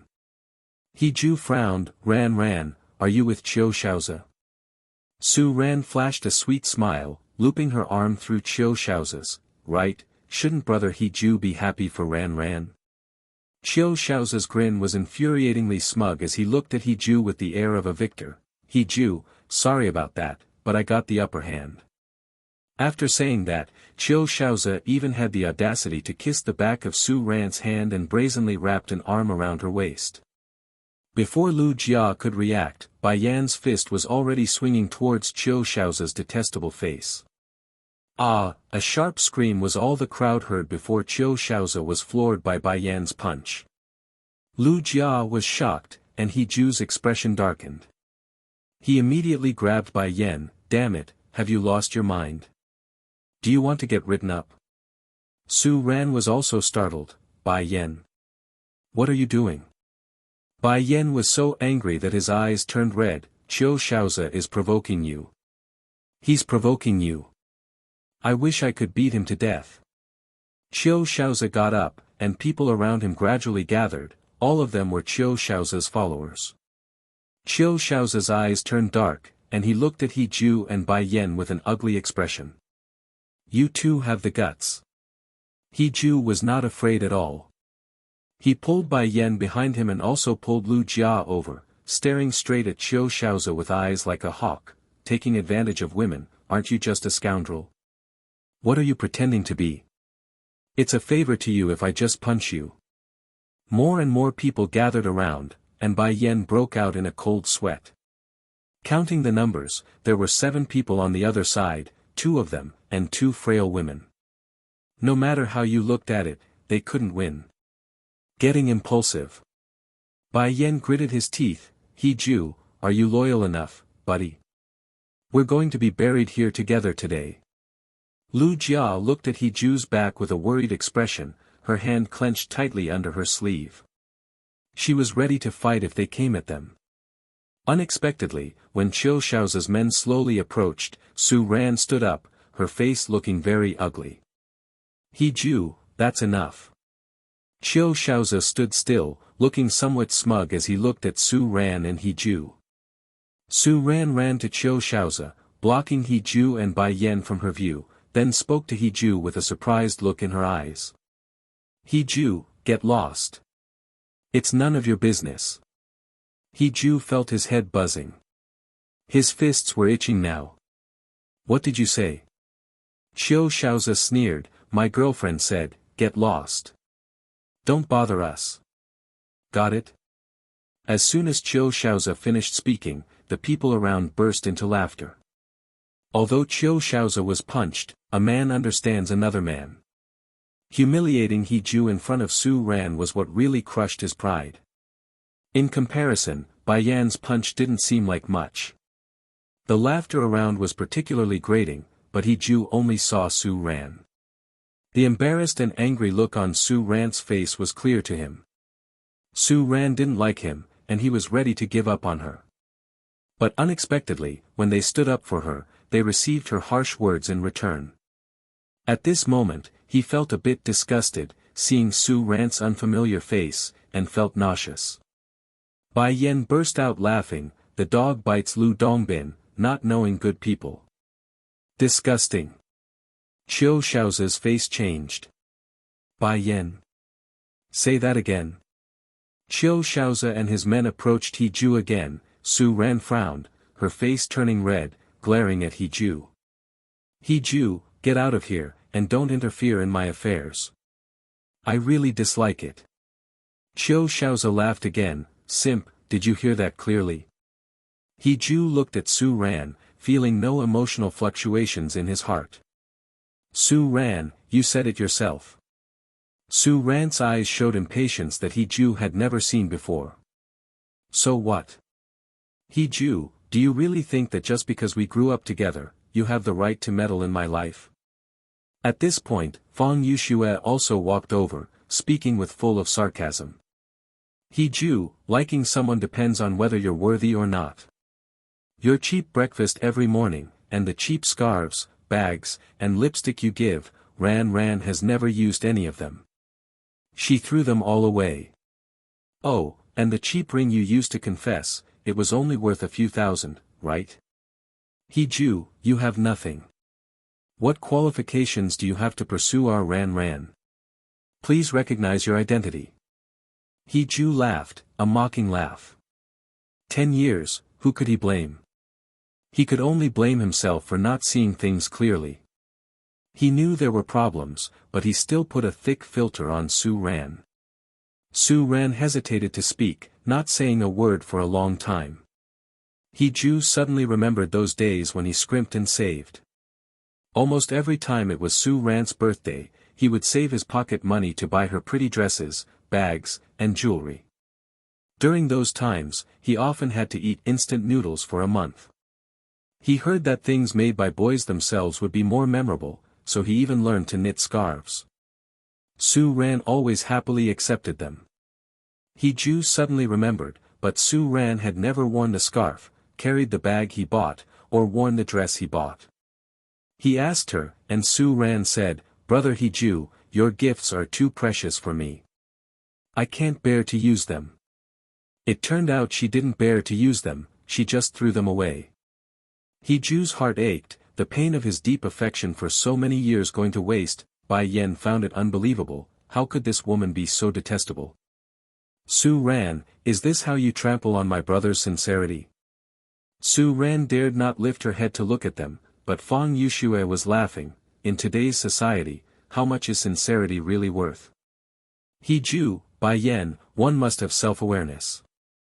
Qiu Shaozi burst into laughter. It must indeed be something cheap, otherwise why have I never seen Ran use it? He Ju, with your poor and pathetic look, you still want to pursue our goddess Ran. You really overestimate yourself.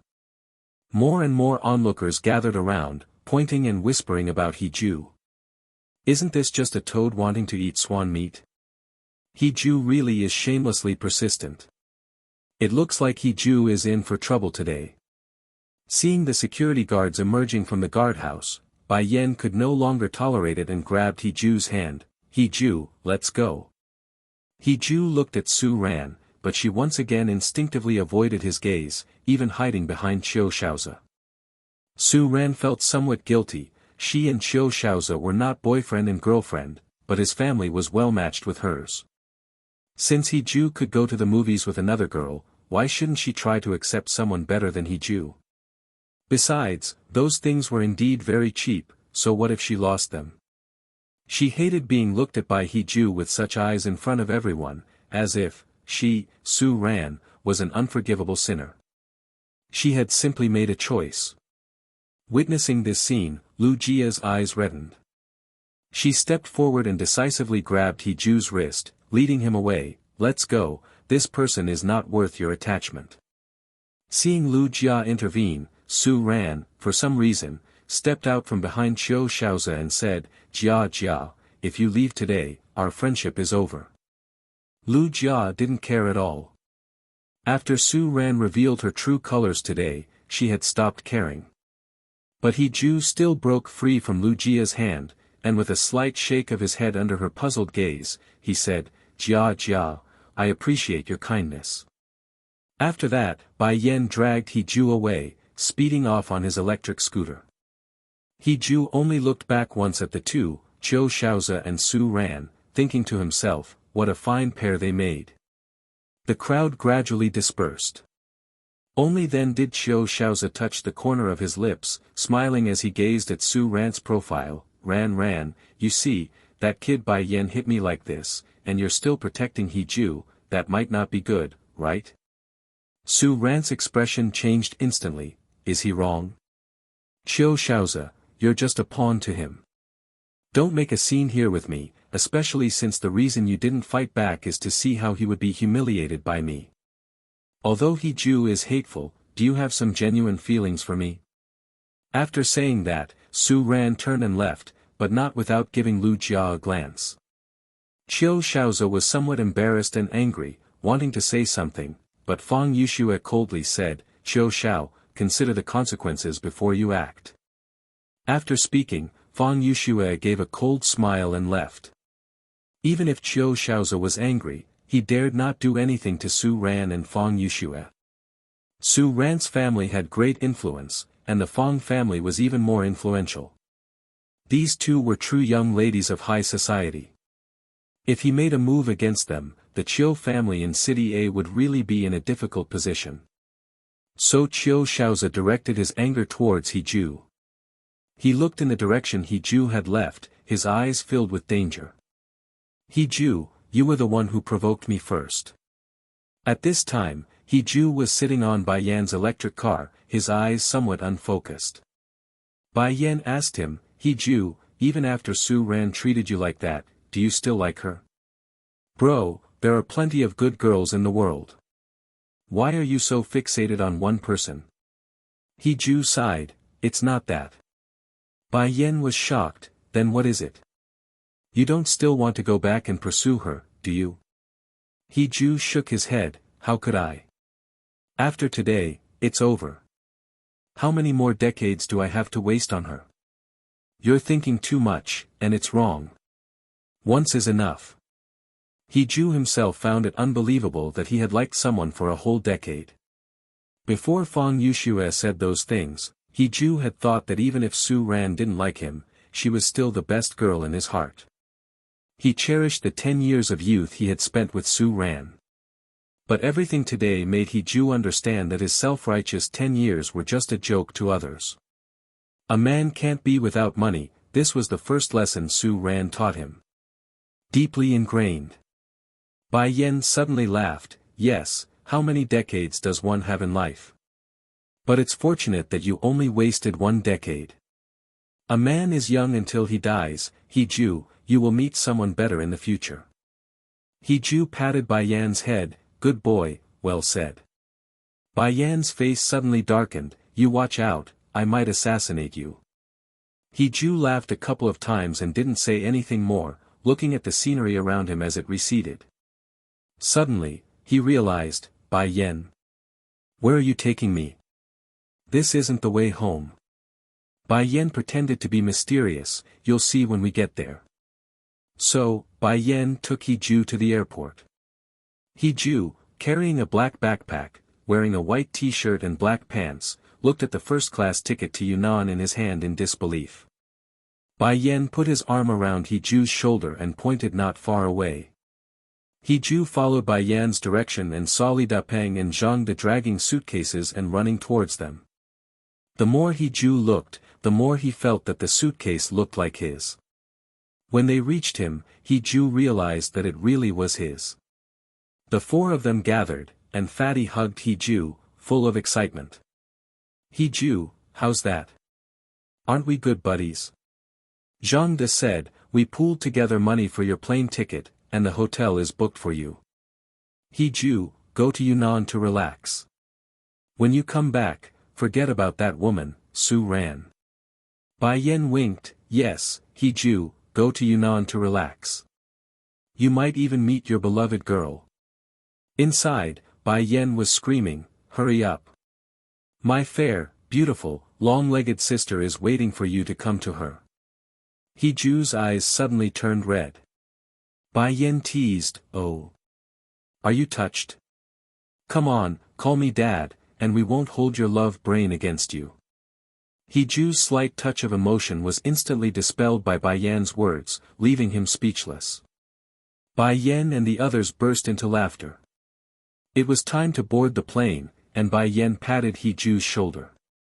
Go, come back and work hard. You don't have to worry about Starshine Group for now, you have brothers here. Li Depeng handed the suitcase to Heju. Inside are the things we packed for you at your house, brother. There's nothing a man can't overcome. When you come back, we'll have a drink. Zhang De also nodded along. Heju didn't know how to respond to their words, so he just said to them with the suitcase and ticket in hand, I'll bring you back gifts when I return. After saying that, Heju turned and left. He wouldn't forget his brothers. First-class cabins had their own boarding gates, and Heju soon arrived at his seat. Looking at the scenery outside the window, he suddenly took out his phone and took a picture, then posted it on his social media. Some people linger in the wind, while others secretly let go in the wind. When the plane soared into the clouds, Heju turned off his phone, put on his headphones, and calmly completed this journey. After getting off the plane, Heju took a taxi to the hotel.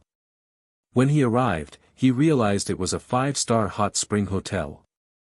This night would probably cost 1 or 2,000. Where did they get the money? Heju was immediately puzzled, but when he called Bai Yan and the other two, no one answered. Heju. With no choice but to embrace the uncertainty, Heju entered the hotel, swiped his ID at the front desk, and was then led upstairs by a staff member.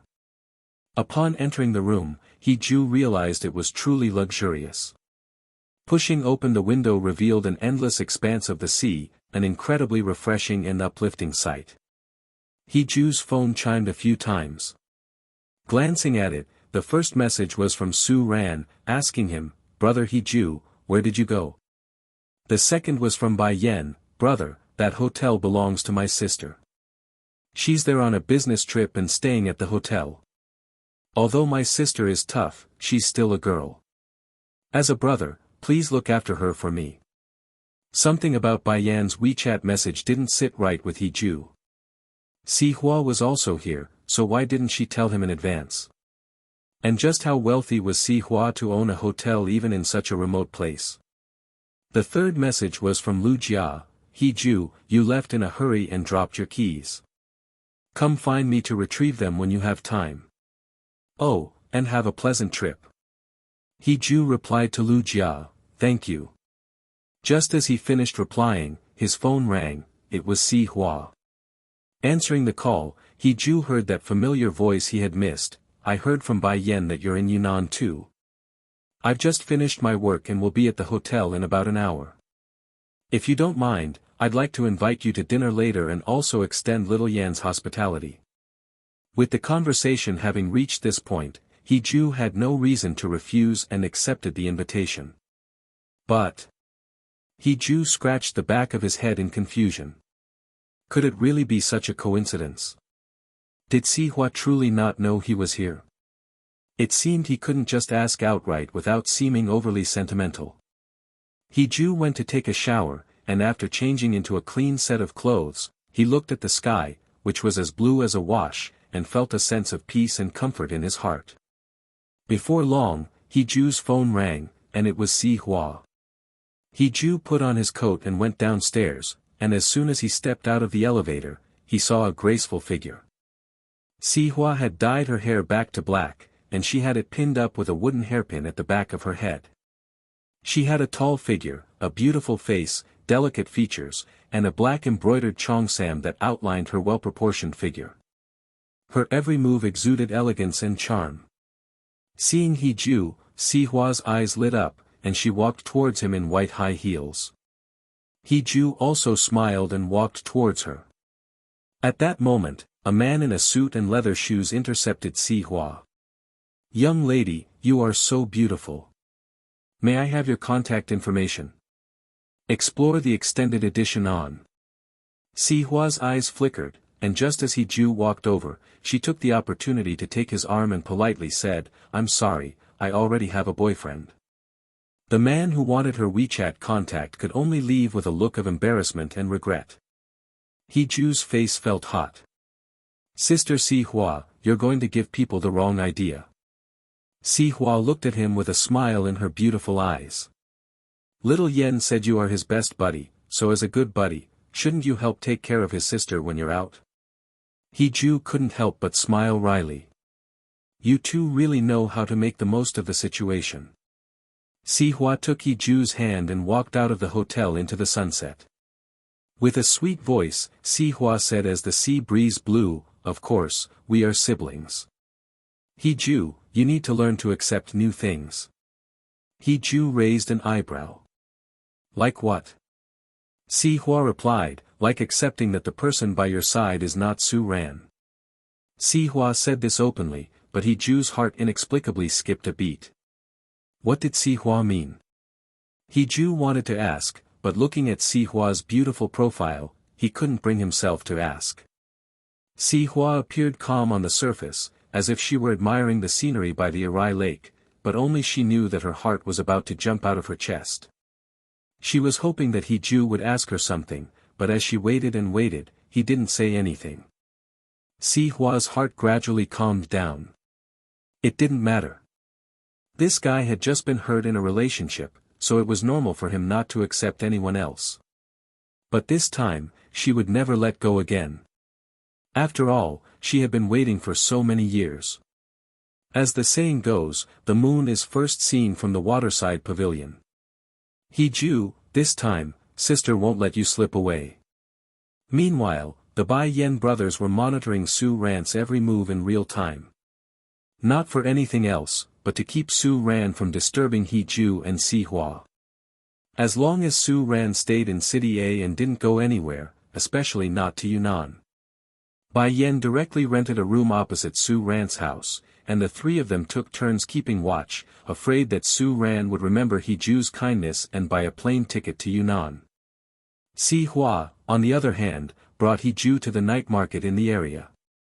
Various stalls were set up, offering barbecue, oysters, coconut juice, spicy hot pot, grilled chicken legs, skewers, and Yunan-style chicken feet, and more.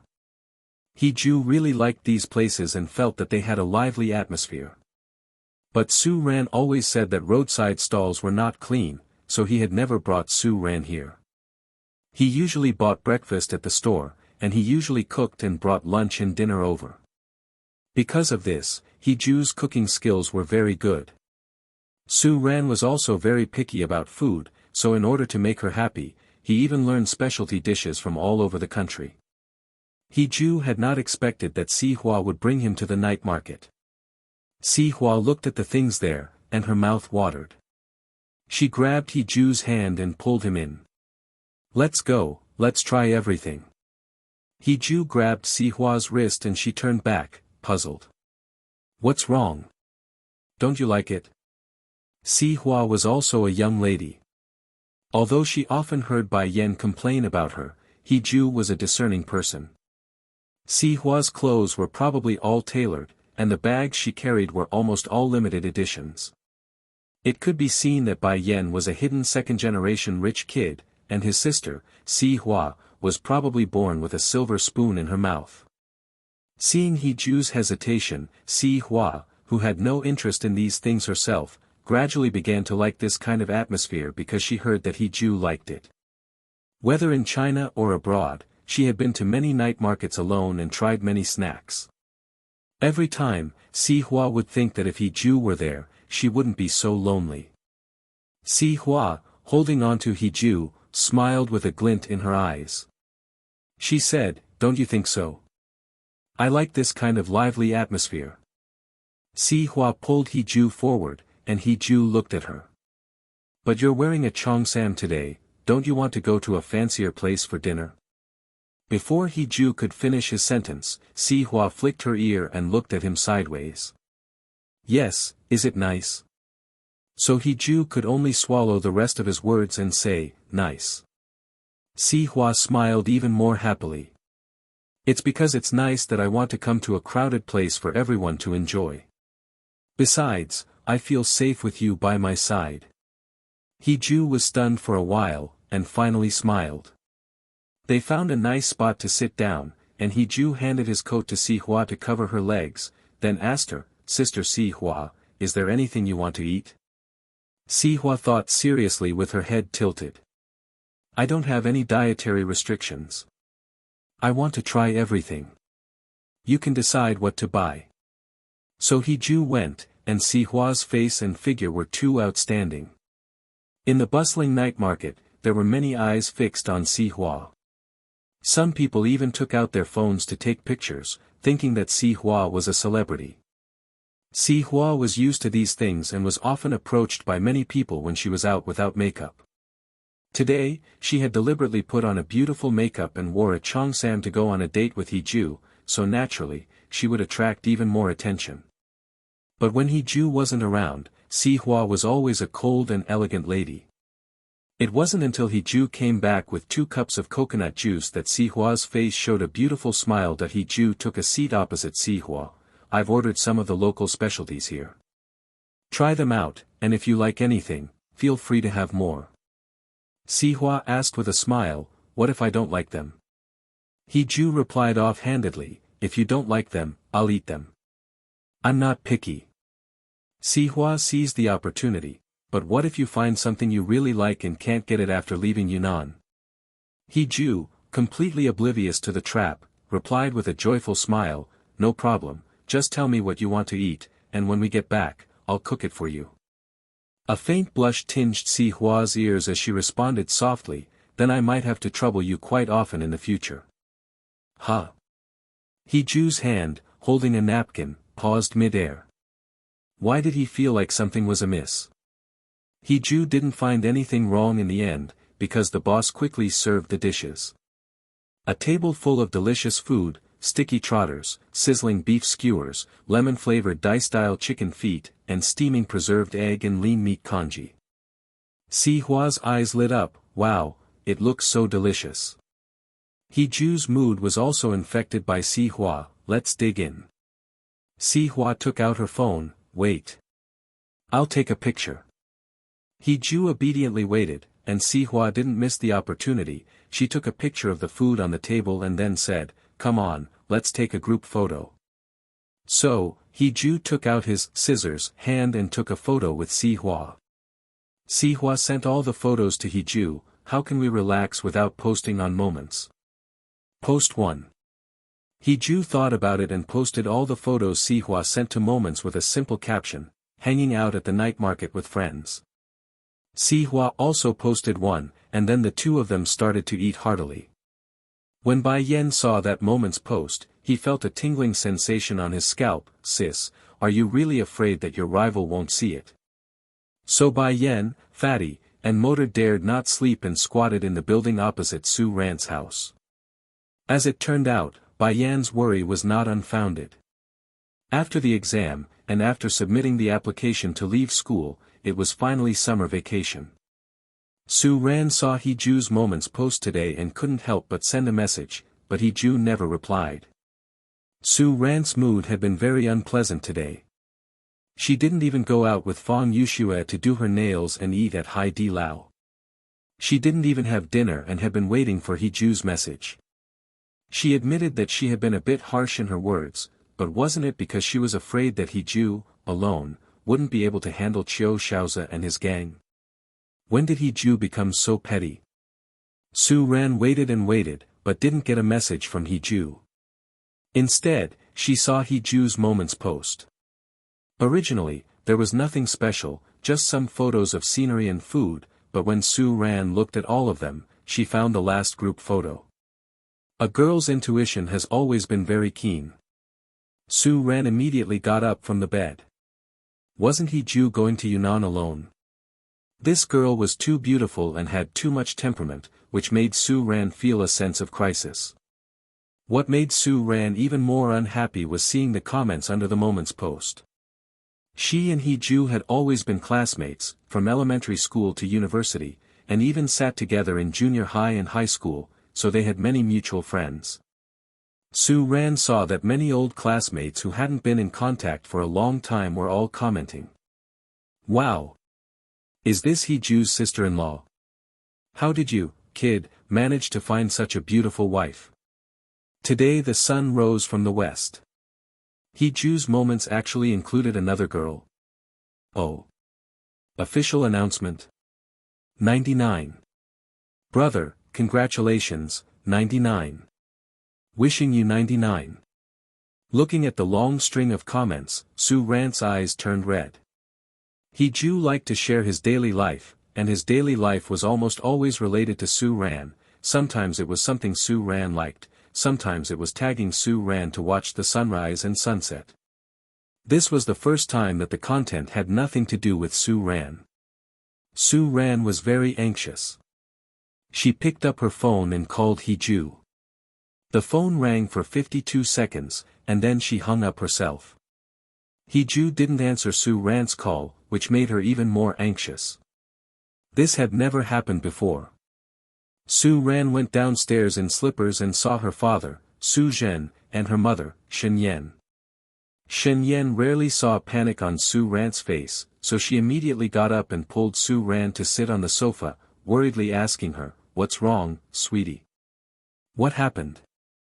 Su Zhen also put down the newspaper and looked over. "Tell Dad, what happened?"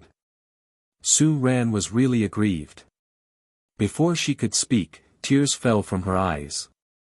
Shen Yan panicked and quickly wiped her daughter's tears, feeling very distressed. "What's wrong with you, dear?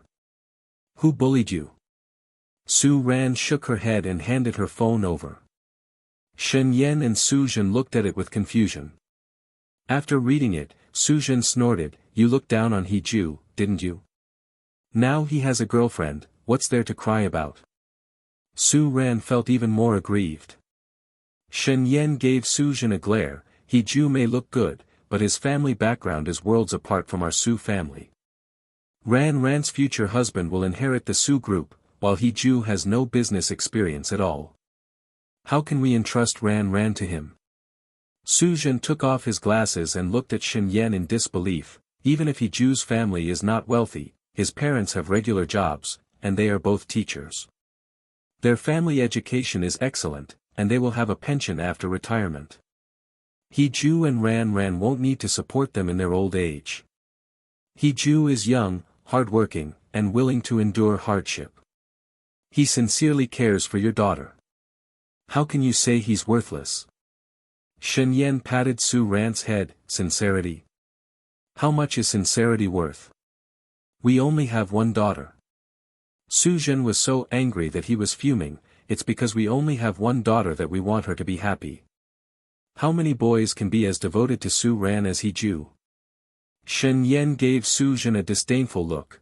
There are plenty of good men in the world. He Ju, with his poor and shabby appearance, even if you give him another 10 years, he might not become wealthy. Su Zhen, money, money, money, that's all you know. Have you become obsessed with it? Shen Yan, you know nothing. A girl can't marry beneath her, no matter how outstanding He Ju is, that's his business. What does it have to do with our Ran? Fuming, Su Zhen turned around and left. Only then did Shen Yan start to comfort Su Ran. Ran, tell Mom honestly, have you fallen for He Ju? Su Ran didn't dare to look up and remained silent. Shen Yan sighed. He Ju is a decent person with a good appearance. It's normal for you to like him. For the full version, visit. Su Ran suddenly looked up. Really, Mom? Shen Yan nodded, but that's as far as it goes, just liking him. Su Ran, our family is a prominent clan. The husband you find must be your equal. Ran, you were born with a silver spoon in your mouth, you've never washed dishes or done housework. Mom has raised you to be a delicate little princess. You can't lower your own value for a man. Su ran, but Mom, how can you be so sure that He won't achieve anything in the future? Shen Yan chuckled, no matter how successful He becomes, he can't compare to 3 generations of the Su family's business. Marrying He, you'll have to do laundry, cook, take care of the household, and you might even have to live under the same roof as his parents. Ran, can you bear such humiliation? Su Ran shook her head in tears, I can't bear it. Shen Yan smiled and touched Su Ran's head, okay, Ran, you need to broaden your horizons. Since he has found someone, it means he's not the only one for you. Don't foolishly go after him. Shen Yan wiped Su Ran's tears with a tissue, the little princess of the Su family can't be treated unfairly. Dry your tears, Mom will take you out to buy some nice clothes and bags. Su Ran immediately smiled and nodded, thank you, Mom. Mom is always the best to Ran. Shen Yan, you are my daughter. If I'm not good to you, then who else? Go on, then. So Su Ran happily went to change her clothes. Just as Su Ran changed into a princess dress, there was a knock on the door, followed by Su Zhen's voice, Ran, can Dad come in? Su Ran hurriedly ran to open the door, Dad. Su Zhen walked in, Dad rarely has the chance to talk to you. Today, I want to talk to you about your lifelong matters. Can Ran give Dad some time? Su Ran nodded, and the father and daughter sat face to face. Su Zhen sighed and asked Su Ran, aside from the fact that He is a poor boy, how do you think he has treated you all these years? Su Ran, who was just happy, suddenly felt a little down. Su Ran lowered her head, he has been extremely good to me. Su Zhen, how good? Su Ran's eyes were a little lost for a moment, then she said, he remembers all my preferences, knows that I like sweet things and don't like spicy food, remembers that I'm allergic to mangoes. Although all the gifts he gives are cheap, they are the best he can give within his ability. Because of He, my stomach illness has hardly acted up in so many years. As she spoke, Su Ran fell silent. She suddenly thought of He's friend circle today. Su Zhen, Ran, Dad asks himself, even Dad can't remember all of Ran's preferences, but He does. He is the child Dad has watched grow up. To be honest, He is a child with potential, and he is the only son-in-law Dad has approved of all these years. Nowadays, young people's relationships are like fast food, changing partners every few days. It's rare to find someone as devoted as He, and even rarer to find someone who can be as consistent as him. Dad has never seen it. Su Zhen took a sip of tea and lamented, your mom's original intention was for you to marry well, but Ran, have you ever thought, would marrying He really make your life worse? Su Ran fell silent for a while before asking Su Zhen, Dad, but He has nothing. Su Zhen, what do you expect from a boy in his early 20s? Su Ran felt a little ashamed. Yes, in his early 20s, he was just an ordinary college student, and he hadn't even really entered society. What could he have? Su Zhen smiled, Ran, don't forget, your maternal grandfather also started from scratch before he built the Su group. That boy, He is practical and capable. Dad's judgment won't be wrong. Give him 10 or 8 years to struggle in society, and he might not necessarily be worse off than your dad. Su Ran hesitated, but Dad, how many 10 or 8 years does a girl have? If I wait for him for so many years, I'll be old and my youth will be gone. Su Zhen disagreed, Ran, you're wrong. Is youth only for girls? He's meticulous care for you over the past 10 years, isn't that his youth? Ran, we can't enjoy the good things others give us while rejecting what they offer. Dad has allowed He to pursue you for so many years because Dad thinks He is worth it. Ran, don't give up on someone who has pampered you in every way just because of a moment of stubbornness. Su Ran's eyes grew warm. Yes, without He Ju around, she wouldn't be doing well in any aspect. No one would bring her favorite cakes every day, and the chat box with He Ju would always end with her words. She thought He Ju was just sulking with her. But why did Su Ran have a vague feeling that it wasn't just sulking? Su Ran, Dad, I will consider it. Su Jin finally nodded in relief. Daughter, you have to know, you are the person He Ju has liked for 10 years.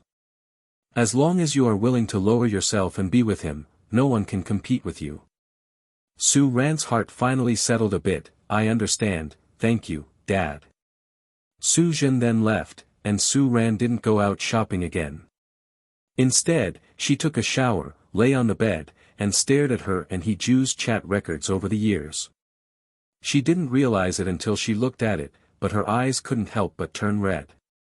For so many years, He Ju had always reminded her every morning about the weather, reminding her to wear sunscreen on sunny days and to bring an umbrella on rainy days, almost taking care of every detail.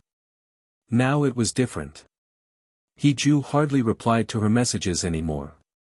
After reading the chat records, it was already past 1 in the morning. Somehow, she really wanted to call He Ju, just like countless times before. Whenever she had a nightmare or couldn't sleep, she would call He Ju. No matter when, He Ju would always answer her call and quickly come to her building, staying with her all night. So this time, Su Ran called He Ju. To Su Ran's surprise, at this late hour, He Ju was still on the line, something that had never happened before. Su Ran sat up from the bed, holding the phone, feeling incredulous. At this moment, Si Hua was having a long phone conversation with Ju. Si Hua, I heard that there are many fun places in Dali, and it just so happens that I'm done with work. If you're free tomorrow, how about you join me for a stroll? He Ju chuckled, sure, I'll wait for you downstairs at 8 o'clock tomorrow morning. Si Hua, great, since that's settled, you should go to bed early and get plenty of rest. Good night. He Ju, good night. He Ju had just hung up the phone when he noticed the missed call from Su Ran. For a moment, He Ju thought he had seen it wrong, even checking several times. A call this late could only mean that Su Ran couldn't sleep or had a nightmare. It was only at times like these that Su Ran would remember him, the one she had wronged. Just as He Ju was about to put down his phone, Su Ran's call came through again. He Ju frowned immediately, feeling none of the previous joy or excitement, even a bit impatient. A quick look at will leave you more fulfilled. Su Ran waited for a long time, but He Ju didn't answer the call. Just when Su Ran thought He Ju wouldn't pick up, the phone suddenly connected, and He Ju's slightly deep voice came through, hello. Su Ran hadn't expected He Ju to answer and was momentarily stunned. He Ju waited for a while, but Su Ran didn't speak, prompting him to sigh, if there's nothing else, I'm hanging up. Su Ran immediately became anxious and started to speak with a stutter, wait a moment. He Ju really didn't hang up the phone. Su Ran was also nervous for the first time. She thought about publicly telling He Ju to leave yesterday, and for the first time felt very embarrassed. But thinking about what Su Jin said, Su Ran nervously spoke up, Brother He Ju, I'm sorry for yesterday. I know I shouldn't have said that, but at the time, Qiu Shaozi brought so many people with him. If a fight broke out, you would definitely be at a disadvantage. That's why I said that. Also, there's nothing between me and Qiu Shaozi. I was just a little upset with you, so I used him as a shield. He Ju remained silent for a long time before saying, I'm not concerned about that. Su Ran's heart skipped a beat. Then what are you concerned about? He Ju, Fang Yushua's words. Su Ran fell silent. He Ju asked her, Su Ran, do you think I'm a fool? Su Ran felt wronged. Brother He Ju, please don't listen to her. He Ju, you didn't deny what Fang Yushua said at the time, Su Ran. You can dislike me, dislike my gifts, but why didn't you tell me? If you had told me, I wouldn't have pestered you or given you gifts. Why did you throw away all those gifts? Su Ran, others can laugh at me for being a simp, but how can you join in and laugh at me too? As He spoke, he felt like laughing, but his laughter turned bitter. Su ran, that was my sincere heart. Are you really going to discard it like this? For the first time, Heju's emotions began to crumble. 10 years. Su ran, I've liked you for 10 years. Is this how you're going to treat me? Heju's outburst made Su ran burst into tears instantly. Choking, she said, Brother Heju, I was immature before, but I won't be in the future. Heju closed his eyes. If it had been before, seeing Su ran cry so heartbreakingly would have shattered his heart. He would have wanted to pluck the stars from the sky to make her happy. But now, listening to Su ran's crying, Heju just felt tired.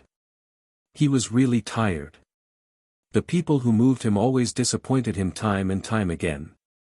His palm was only so big, and there were too many things he couldn't hold on to. He wanted to rest, to stop becoming unrecognizable because of Su ran time and time again. Heju, Su ran, at this point, I don't want to dwell on the past anymore. Let's just leave it between us, and in the future, let's go our separate ways and not contact each other. After speaking, Heju hung up the phone with a snap and turned off his phone. Out of sight, out of mind. Meanwhile, Su ran's tears fell heavily. When had she ever been so wronged? Heju had never yelled at her from childhood to adulthood. Trembling, Su ran tried to call again, but it was already reported that the other party's phone was turned off. Su ran couldn't believe it. Heju clearly liked her so much. But Su ran was afraid. For the full version, visit. What if Heju never liked her again in the future? Su ran had never thought about what her life would be like without Heju. Heju had been by her side for so many years that she had even gotten used to it. Heju peacefully fell asleep that night. But Su ran tossed and turned all night. At 6 o'clock the next morning, Heju and Si Hua set off for their trip again, while Su ran stayed up all night and bought a plane ticket to Yunan at 8 o'clock. When it was barely light outside, she dragged her suitcase out of the house. Meanwhile, Bai Yan, who was sleeping, was immediately awakened by Li Dupeng. Bai Yan, Bai Yan. Su ran has left with her suitcase. Bai Yan was startled and rushed to the window, where he indeed saw Su ran with her suitcase, hailing a taxi on the roadside. Bai Yan felt like he was facing a great enemy. A man's intuition told him that Su ran's trip must be to Yunan. This wouldn't do. He had to be her brother-in-law to Heju. Bai Yan quickly put on his clothes. What are you waiting for? My sister gave you both money for nothing. Hurry up. Find a way to stop her. The three of them rushed downstairs, but by the time they got downstairs, Su ran had already taken a taxi and left. Bai Yan's face turned pale. If Su ran really went to Yunan, Si Hua would definitely scold him, right? Fatty, what do we do? Su ran has left. Before Fatty could get a response from Bai Yan, he turned around and saw Bai Yan making a phone call. Hello, it's me, Bai Yan. Go and find out what time Su ran's flight is. Hurry up. Fatty and Motor both widened their eyes. Bai Yan, who are you really? Bai Yan shook his head, I'm a rich third generation. Fatty and Motor exchanged glances and said in unison, we don't believe it. After all, Bai Yan freeloaded off Heju every day in the dorm, even using Heju's shampoo and body wash. Heju, who was so poor, had a few brand-name clothes, but Bai Yan didn't have a single one. They believed that Heju was a hidden rich third generation, but Bai Yan. They even suspected that Bai Yan was an illegitimate child, and Si Hua was the real young lady. After all, Si Hua had given them too much. Bai Yan was just too stingy. He was completely two extremes. Bai Yan just smiled and didn't care if they believed him. Hurry up, get in the car. So, a white van followed the taxi Su ran was in. Before long, Bai Yan received a phone call. Young master, Miss Su's flight is at 8 o'clock, flying to Kunming Changshui Airport, and then taking the high-speed train to Dali at 2 in the afternoon. Bai Yan, got it. Naturally, Fatty and Motor also heard the words, young master. The two of them couldn't help but widen their eyes slightly, thinking to themselves, could it be that Bai Yan really is a rich third generation? At this moment, Bai Yan checked the time. It would take an hour to get to the airport from here, and it was already 6:30 in the morning. Any further delay would definitely mean missing the flight. Bai Yan racked his brain but couldn't come up with a solution. Finally, while the taxi was waiting at a red light, he floored the accelerator and rear-ended the taxi Su Ran was in. With a loud bang, Li Dapeng and Motor were completely stunned. Awesome, brother Bai. The taxi driver got out, and Bai Yan, along with Fatty and Motor, followed suit. Bai Yan quickly put his hands together in a pleading gesture, smiling obsequiously, big brother, I'm so sorry, I was just distracted for a moment. The taxi driver was a bald man with a sour expression. Are you blind, kid? How could you hit me from so far away? Fatty hurriedly took out a cigarette and offered it to the bald man. Big brother, don't be angry. It's all our fault, and we won't deny it. My brother is blind, please accept this as our apology. Once this is settled, we'd like to treat you to a meal. Meanwhile, Motor had already called the traffic police. Seeing the young men's good attitude in admitting their mistake, the bald man's temper cooled down a bit, accepting Fatty's cigarette. Young man, drive slower. What's with the rush? It's dangerous. Bai Yan nodded repeatedly, yes. You're absolutely right, big brother. At this time, Su Ran also got out of the car, looking unperturbed, with a faint blue mark under her eyes, clearly having had a bad night's sleep. Upon seeing Bai Yan and the other two, Su Ran couldn't help but wonder, why are you three here? Bai Yan also pretended to be very surprised, isn't this Su Ran? Where are you going so early in the morning? Su Ran frowned slightly, feeling very upset about the delay. But these were all He Ju's good friends, so she had to endure it and not let He Ju have a bad impression of her. Su Ran, I'm rushing to the airport. The bald guy saw that the passengers and the guys who rear-ended were all familiar, and couldn't help but relax a little. I was worried about delaying the passengers' time, but since you all know each other, it's fine. Let's wait for the traffic police. Bai Yan repeatedly agreed, sure. But Su Ran couldn't wait. She was already in a hurry.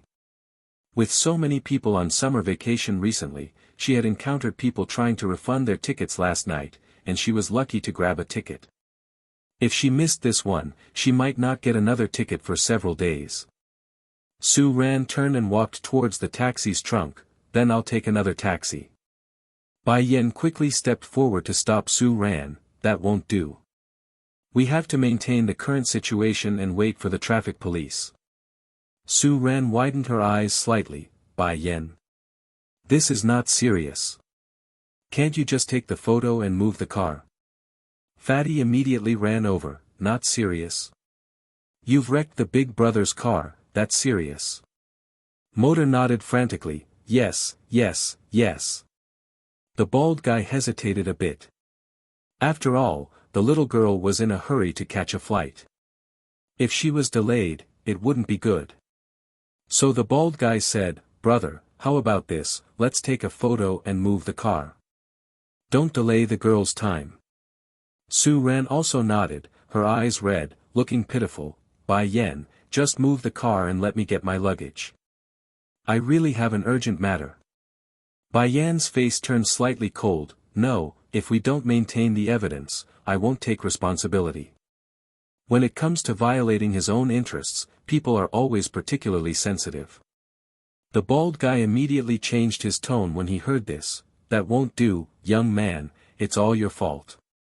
You have to take responsibility for the car. Su Ran was anxious. Big brother, this is a red light intersection, there's surveillance.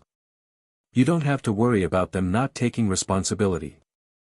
But Bai Yan just acted like a rascal. Big brother, if you want to leave, then leave. If you leave, I'll leave too.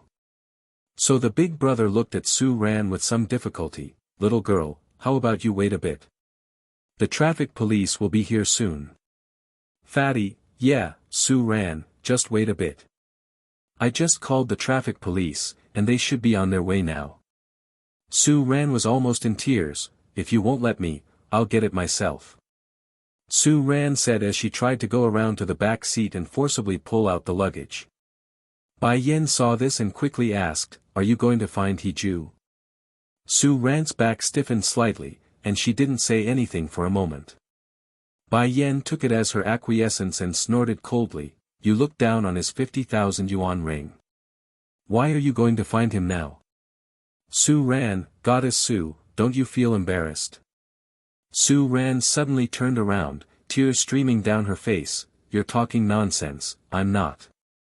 Bai Yen took out his phone and found a video, obviously the video of Hiju's confession that day. You don't know, when Hiju confessed that day, he prepared a video to record the day he confessed to you. This video has been on Hiju's computer all along, but because you rejected him, he never watched it again. But after he left, what did you do? You should know in your heart, right? Sue Ran was still crying, tears streaming down her face. What did I do, you tell me? Sue Ran confirmed that she didn't say anything inappropriate that day. She simply rejected Hiju, and he just threw away the ring. Did she not have the right to reject someone? What right did Bai Yen have to point fingers at her like this? Read this novel and other amazing translated novels from the original source at the poread.cm. Fatty was starting to feel uncomfortable, and Bai Yen was a bit aggressive. Sue Ran was crying and looked pitiful. Fatty was a little hesitant. Bai Yen, how about we just forget it? It doesn't seem right for a few grown men to bully a young girl. Mota grabbed Fatty's ear, is this bullying? We're just seeking the truth. Shut up. Fatty could only shut up in frustration. Bai Yen didn't care about this little incident, he just smiled and said, you didn't do anything wrong, but your disdain and contempt are so obvious, Sue Ran. People can't just act innocent because they're not weak. Hiju has given his all to you for 10 years, and you've almost accepted all of his kindness. Sue Ran, we can't just do things and then deny them. You're an educated person, don't you know what your behavior represents? This blunt statement made people quickly understand. The bald guy on the side also understood. It turns out this little girl was deliberately leading someone on, which was really unethical. He would have to educate his daughter well when he got home. You can't behave like this. Sue Ran was starting to feel a little angry and embarrassed. What does it have to do with you how I am with Hiju? Hiju didn't say anything about me. What right do you have to stand on a moral high ground and criticize me? Besides, you're not my conscience, how do you know what my emotions represent? Bai Yen looked at Sue Ran's furious appearance, his eyes cold and terrifying.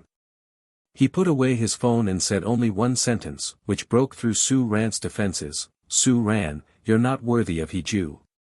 Sue Ran was infuriated to the extreme, but there was nothing she could do about Bai Yen and his two companions. In the end, she ran away crying, abandoning even her luggage. She was the favored daughter of heaven, pampered like a princess from birth, with everything provided for her in the best possible way. No one dared to show her disrespect, not even Hiju, who always took great care to protect her, fearing she might get hurt or bump into something. How could Sue Ran have ever suffered such an indignity? She simply couldn't accept it in that moment. Bai Yen, on the other hand, breathed a sigh of relief. Thank goodness, he had stopped her. The bald brother sighed and patted Bai Yen on the shoulder. Brother, your brother is really miserable. Bai Yen and his two brothers nodded in unison, yeah. The bald brother asked, what about that lady's luggage? Fatty stepped forward, volunteering, we'll send it back to her. The bald brother lamented, young people these days always think opportunities are endless, so they never cherish the person right in front of them. Bai Yen looked into the distance, his gaze filled with melancholy, yeah, that's why. Suddenly, Bai Yan's resolve strengthened, that's why someone as stubborn as Hiju is just perfect to be my sister's husband. Fatty and Motor nodded, mmHmm. After all, Si Hua was truly as enchanting as a fairy, and He Ju's looks were among the top at University A. The two of them together were a feast for the eyes. Moreover, Si Hua was generous. To win over He Ju, she had even managed to win them over. After the traffic police had dealt with the situation, Bai Yan and the others drove the beat-up van to Su Ran's house, placed her luggage at the door, and then left without a word. Meanwhile, Su Ran returned to her bedroom, hid under the covers, and cried her heart out. With tear-filled eyes, Su Ran called He Ju, but he was currently having breakfast with Si Hua and paid no attention to his phone. Si Hua was dressed simply today, wearing a black tank top with letters and capri pants. Her black hair was casually draped over her shoulders, and she wore light makeup, yet still looked very beautiful. Her face was flawless, and when she smiled, her eyes would curve into crescent shapes, causing many passers-by to turn their heads. She was currently enjoying a delicious bowl of lean pork congee, and then gossiping with He Ju about the TV series they had watched the night before. He Ju was happy to listen, feeling completely relaxed when he was with Si Hua. After finishing their meal, Si Hua took He Ju to visit some scenic spots, chatting non-stop along the way. He Ju couldn't help but smile at Si Hua's cherry-like lips. The crowd was bustling. Suddenly, Si Hua stopped in the middle of the busy sidewalk, turned around, and looked at He Ju with a playful smile in her eyes, teasingly asking, "He Ju, what are you smiling about?" He Ju quickly suppressed his smile and coughed lightly, saying, "Nothing."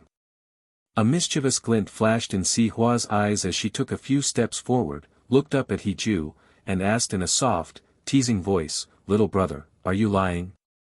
He Ju's heart felt ticklish, as if it had been scratched by a kitten.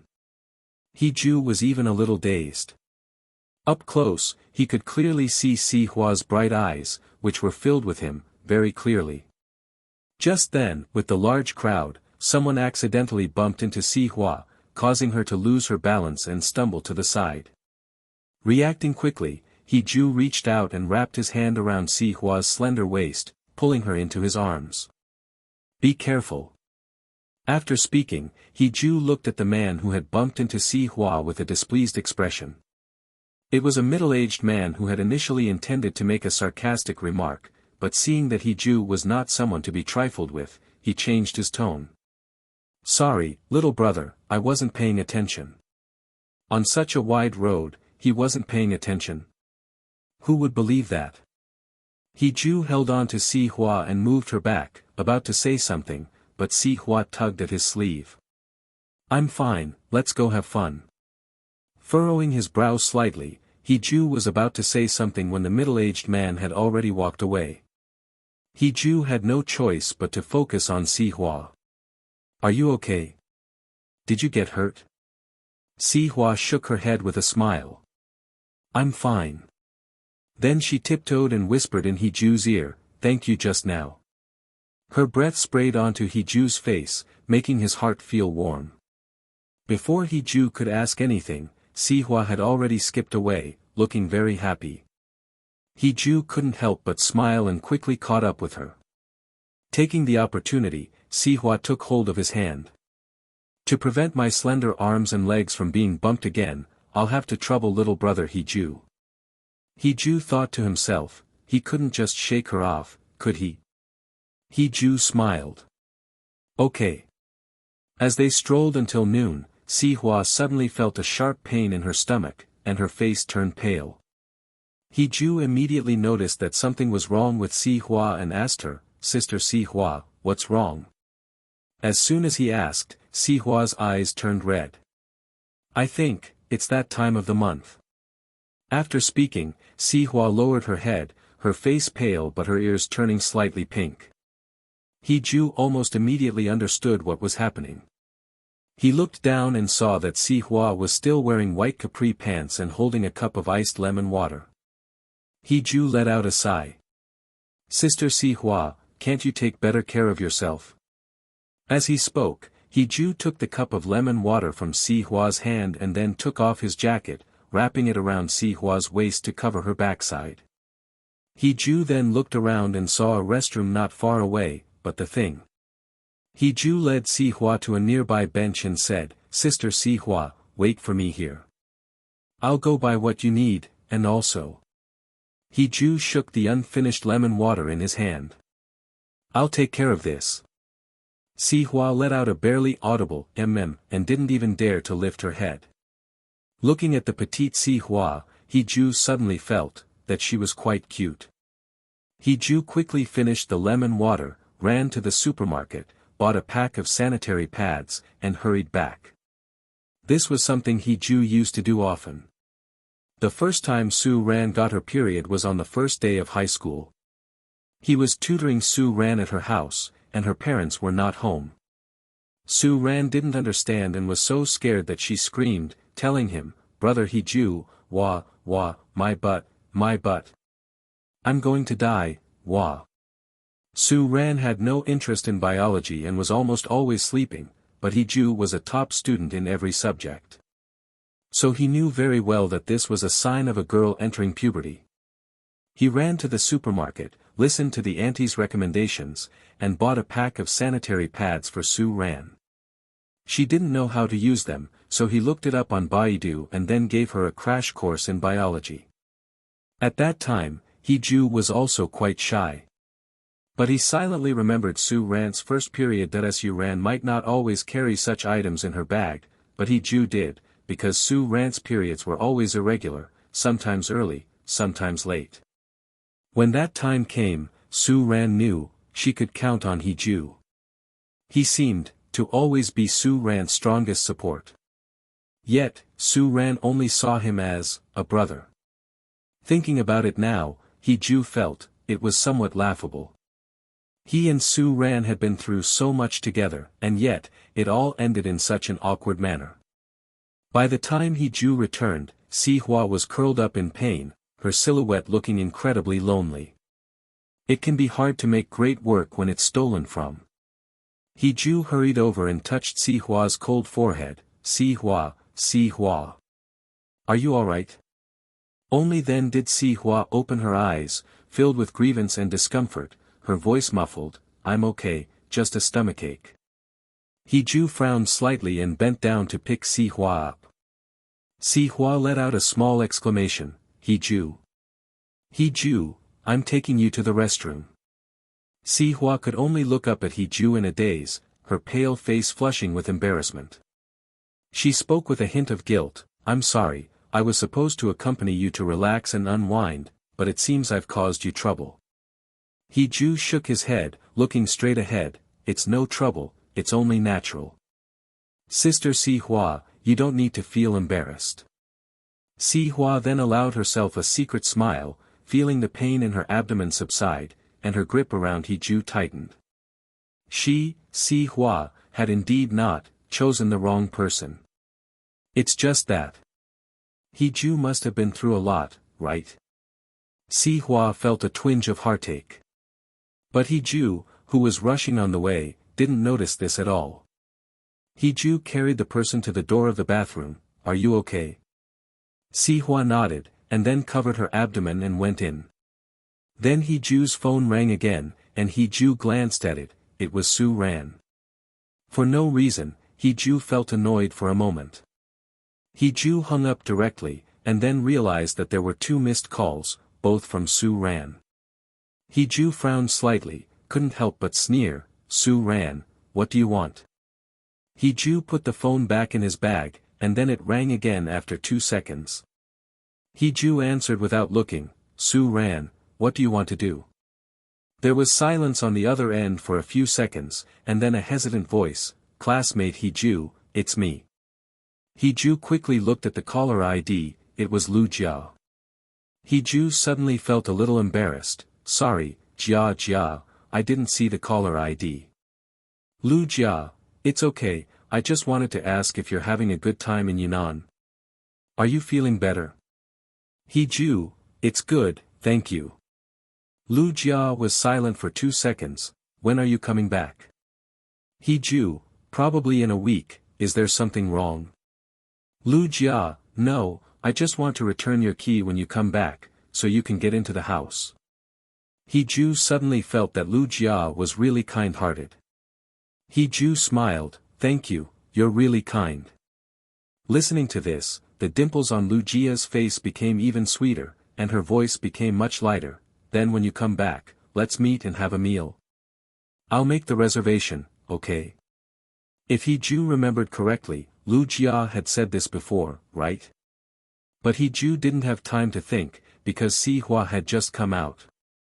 Ju answered, "Okay, I'll contact you when I get back." After that, Ju said goodbye and hung up the phone, then went to support Si Hua. "How are you feeling? Is it better?" Si Hua's face was still very pale, and her delicate little face looked a bit tired. Si Hua's voice was slightly hoarse, "Much better." Ju sighed and turned around, squatting down and patting her shoulder. "Come on, young lady Si Hua."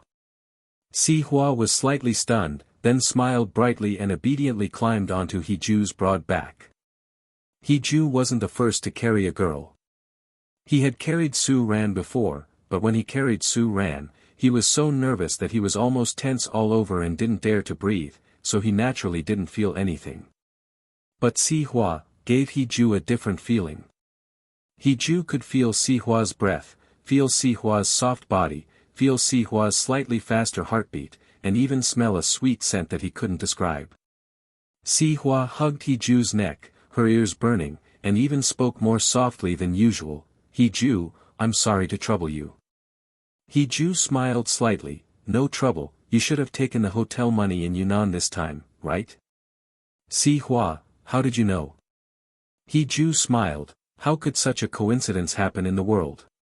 Ju was silent for 2 seconds. Although he came to relax, in fact, Si Hua had been accompanying him all the way. Although it was only a short 2 days, Ju was already very grateful. "Ju, Sister Si Hua, I should thank you." Ju didn't see that Si Hua's face turned even redder, and she even felt that her stomach wasn't as painful as before. It wasn't in vain for her to wait for Ju for so many years of being single.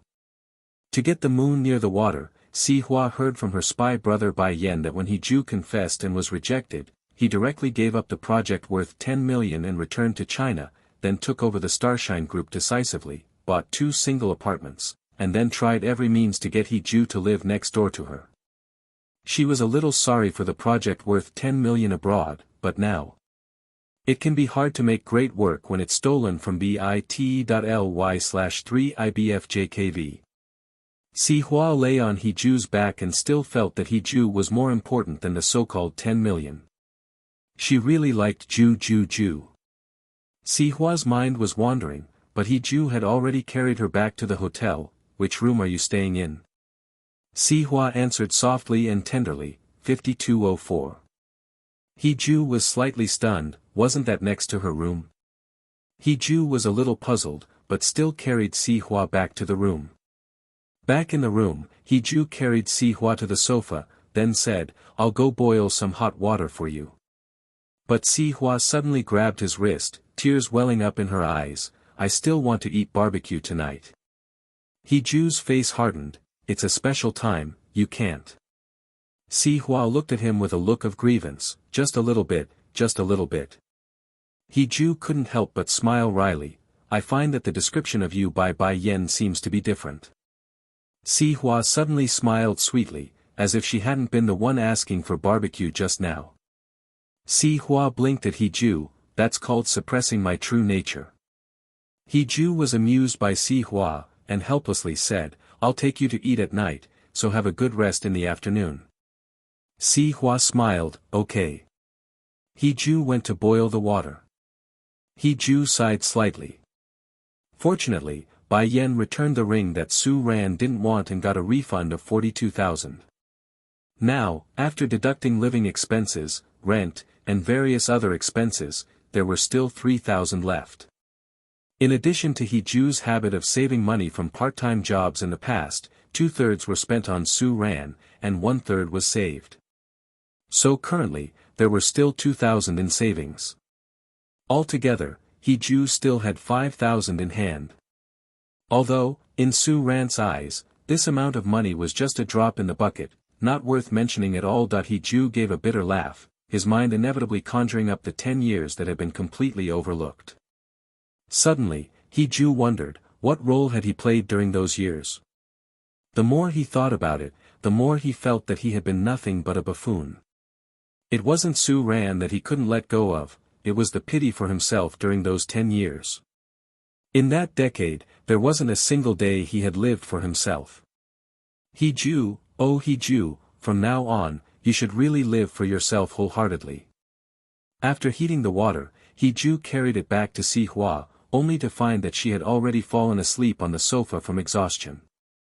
He Ju had no choice but to put down the hot water, pick her up, and carry her into the bedroom, where he gently laid her on the bed and took off her shoes.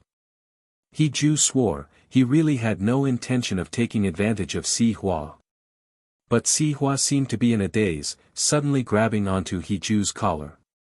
He Ju lost his balance for a moment and sat down on the bed, only to have Si Hua wrap her arms around his waist and rest her head on his thigh. This was a bit outrageous. He Ju's face flushed red. Looking down, he saw Si Hua lying on his lap, sleeping soundly with her cheeks flushed, looking tempting and beautiful. He Ju patted Si Hua's shoulder, "Sister Si Hua."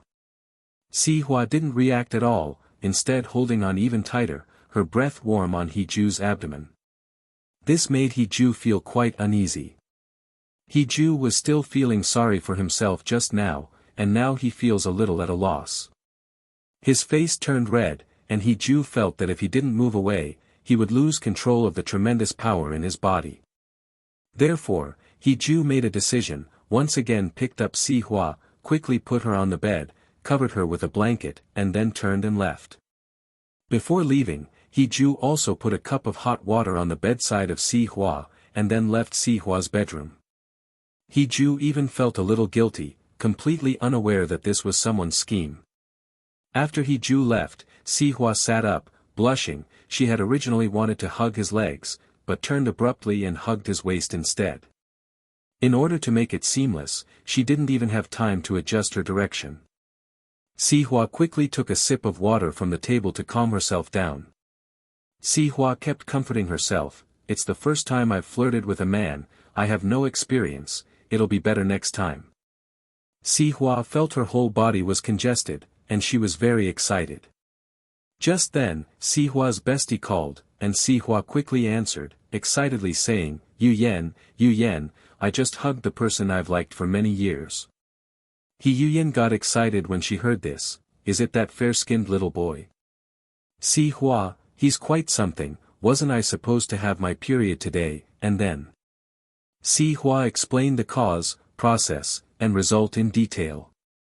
"Yuyan, your methods are too low-end, Si Hua, you only have a week, how can you be so subtle? This He Ju kid looks good, you have to seize the opportunity, what's the point of reading all those romance novels? What if He Ju returns to City A and Su Ran changes her mind again?" Si Hua blushed and felt a little regretful, "But I have no experience." Yuyan laughed happily, "Your sister Yuyan has experience, after all, your sister Yuyan's husband was hooked by me like this, and now he loves me to death." Si Hua listened to this voice and got goosebumps all over her body. "Hey, can you be normal?" Yuyan laughed heartily for a while, then said, "Seriously, isn't he going to work at Starlight in the future? You're his boss, why not just make him your assistant? This is also beneficial for cultivating your relationship." Si Hua shook her head, leaving personal feelings aside, He Ju is a very capable person. Making him my assistant would only waste his talent. I will put him in a position that suits him. Yuyan, believe me, in a few years, He Ju will definitely make a name for himself in City A. Yuyan smiled, "I believe you, after all, when did Si Hua ever misjudge someone?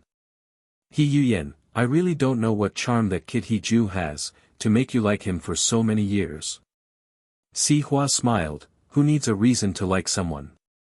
In front of others, I am a strong woman, capable of anything, but in front of Ju, I just want to be a little woman."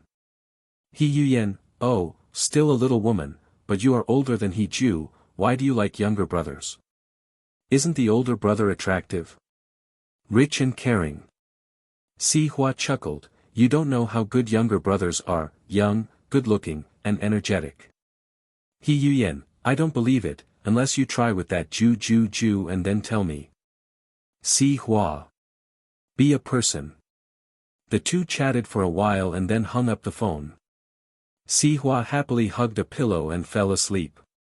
She needed to rest up so she could have a good date with Ju in the evening. Find the original at.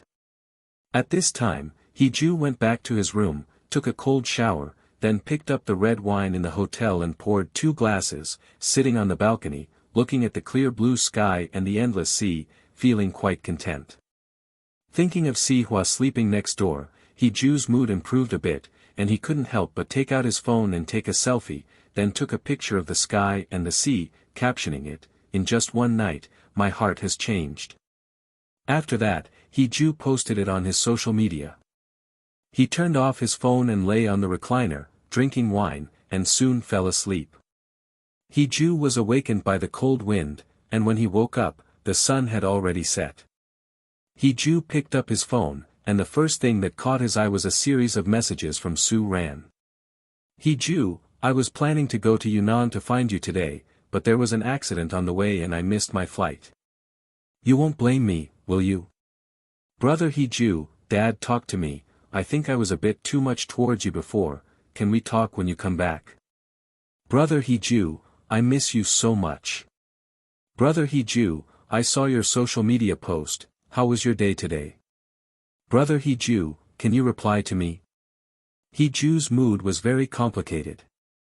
After thinking for a long time, he finally replied in a way that imitated Su Ran's previous style, When Ju returned, he saw a message from Lu Jia. Lu Jia sent him a picture of a sunflower. Ju, look at the sunflower I raised, isn't it beautiful? You should always face the sun and bloom, waiting for you to come back. Ju smiled politely and replied, beautiful, thank you. Lu Jia replied with a cute emoji. But Su Ran called. Ju was originally too lazy to answer, but after thinking about it, he answered the call as if by instinct. The moment the call connected, Su Ran started crying. Ju brother, sniff. If it were before, Ju might have been anxious, flustered, and tried to comfort her, but now, Ju just listened quietly. Su Ran sobbed for a long time, but Ju didn't show the concern he used to, which made her feel even worse.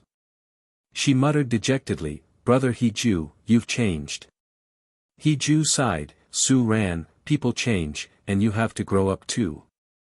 Su Ran shook her head, her eyes swollen, tears falling like beads off a broken string. I don't want to grow up, brother Ju, you said you'd never be indifferent to me.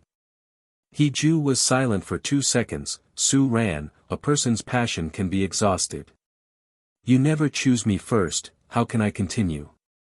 Su Ran, I'm already wounded all over, won't you let me go? What are we now? What do you take me for?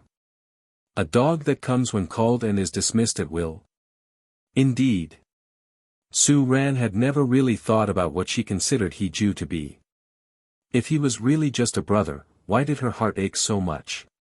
But if he was a boyfriend? Su Ran cried a mess, unable to utter a single word. For a moment, Ju didn't know what to say. He wanted to ask Su Ran, will you one day regret not loving me properly? But in the end, Ju didn't ask, because he knew he wouldn't get an answer. Waiting for someone is too exhausting. Let it end here. This absurd farce. Ju rubbed his temples with a headache, his voice hoarse, if it's nothing important, don't call me anymore, it affects my life. After calming down, Ju tidied up and prepared to take Si Hua out to eat. As soon as Ju changed into a hoodie and long pants, there was a knock on the door. Ju carried a small black chest bag, packed a power bank, a bag of tissues and wet wipes, and also brought ibuprofen that he bought from the pharmacy downstairs during the day. He also brought a thermos cup filled with hot water. Not only that, he also had a DSLR camera hanging around his neck. He wanted to go out and take some photos and enjoy the night view. When he opened the door, Si Hua had already changed into a different outfit. When the two of them met eyes, both Ju and Si Hua were slightly surprised. Because they were both wearing blue hoodies and black pants, it gave off a vibe of a couple's outfit. Ju couldn't help but laugh. What a coincidence, Sister Si Hua. In the dim yellow light of the hotel corridor, Si Hua's face gave Ju a hazy sense of beauty. When she smiled, she looked even sweeter. It was strange, because in Ju's impression, he remembered Si Hua as an elegant lady, so why did she suddenly seem so sweet? Si Hua also smiled at him. Indeed, what a coincidence, Ju. It seems like our tastes are the same.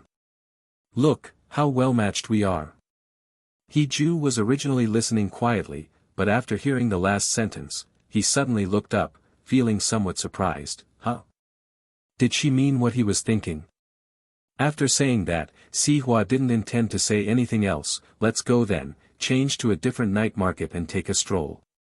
How could Ju refuse? He quickly went along with her. Dali is a romantic city, and in the alleys, you can see young men and women holding guitars and singing their favorite songs or folk songs. They don't care if anyone sees them. They are free, doing what they love. Ju once heard a saying, folk songs are poor, guitars are expensive. Girls are beautiful, boys are not worthy. Folk songs have three: love, ideals, and distance. Listeners have three: loneliness, mediocrity, and destitution. After listening, there are three: cigarettes, alcohol, and heartache. The young people may not have love, but their guitars and ideals will always take them to distant places, to pursue love and seek freedom. They have never been destitute or mediocre. They love this world and love themselves.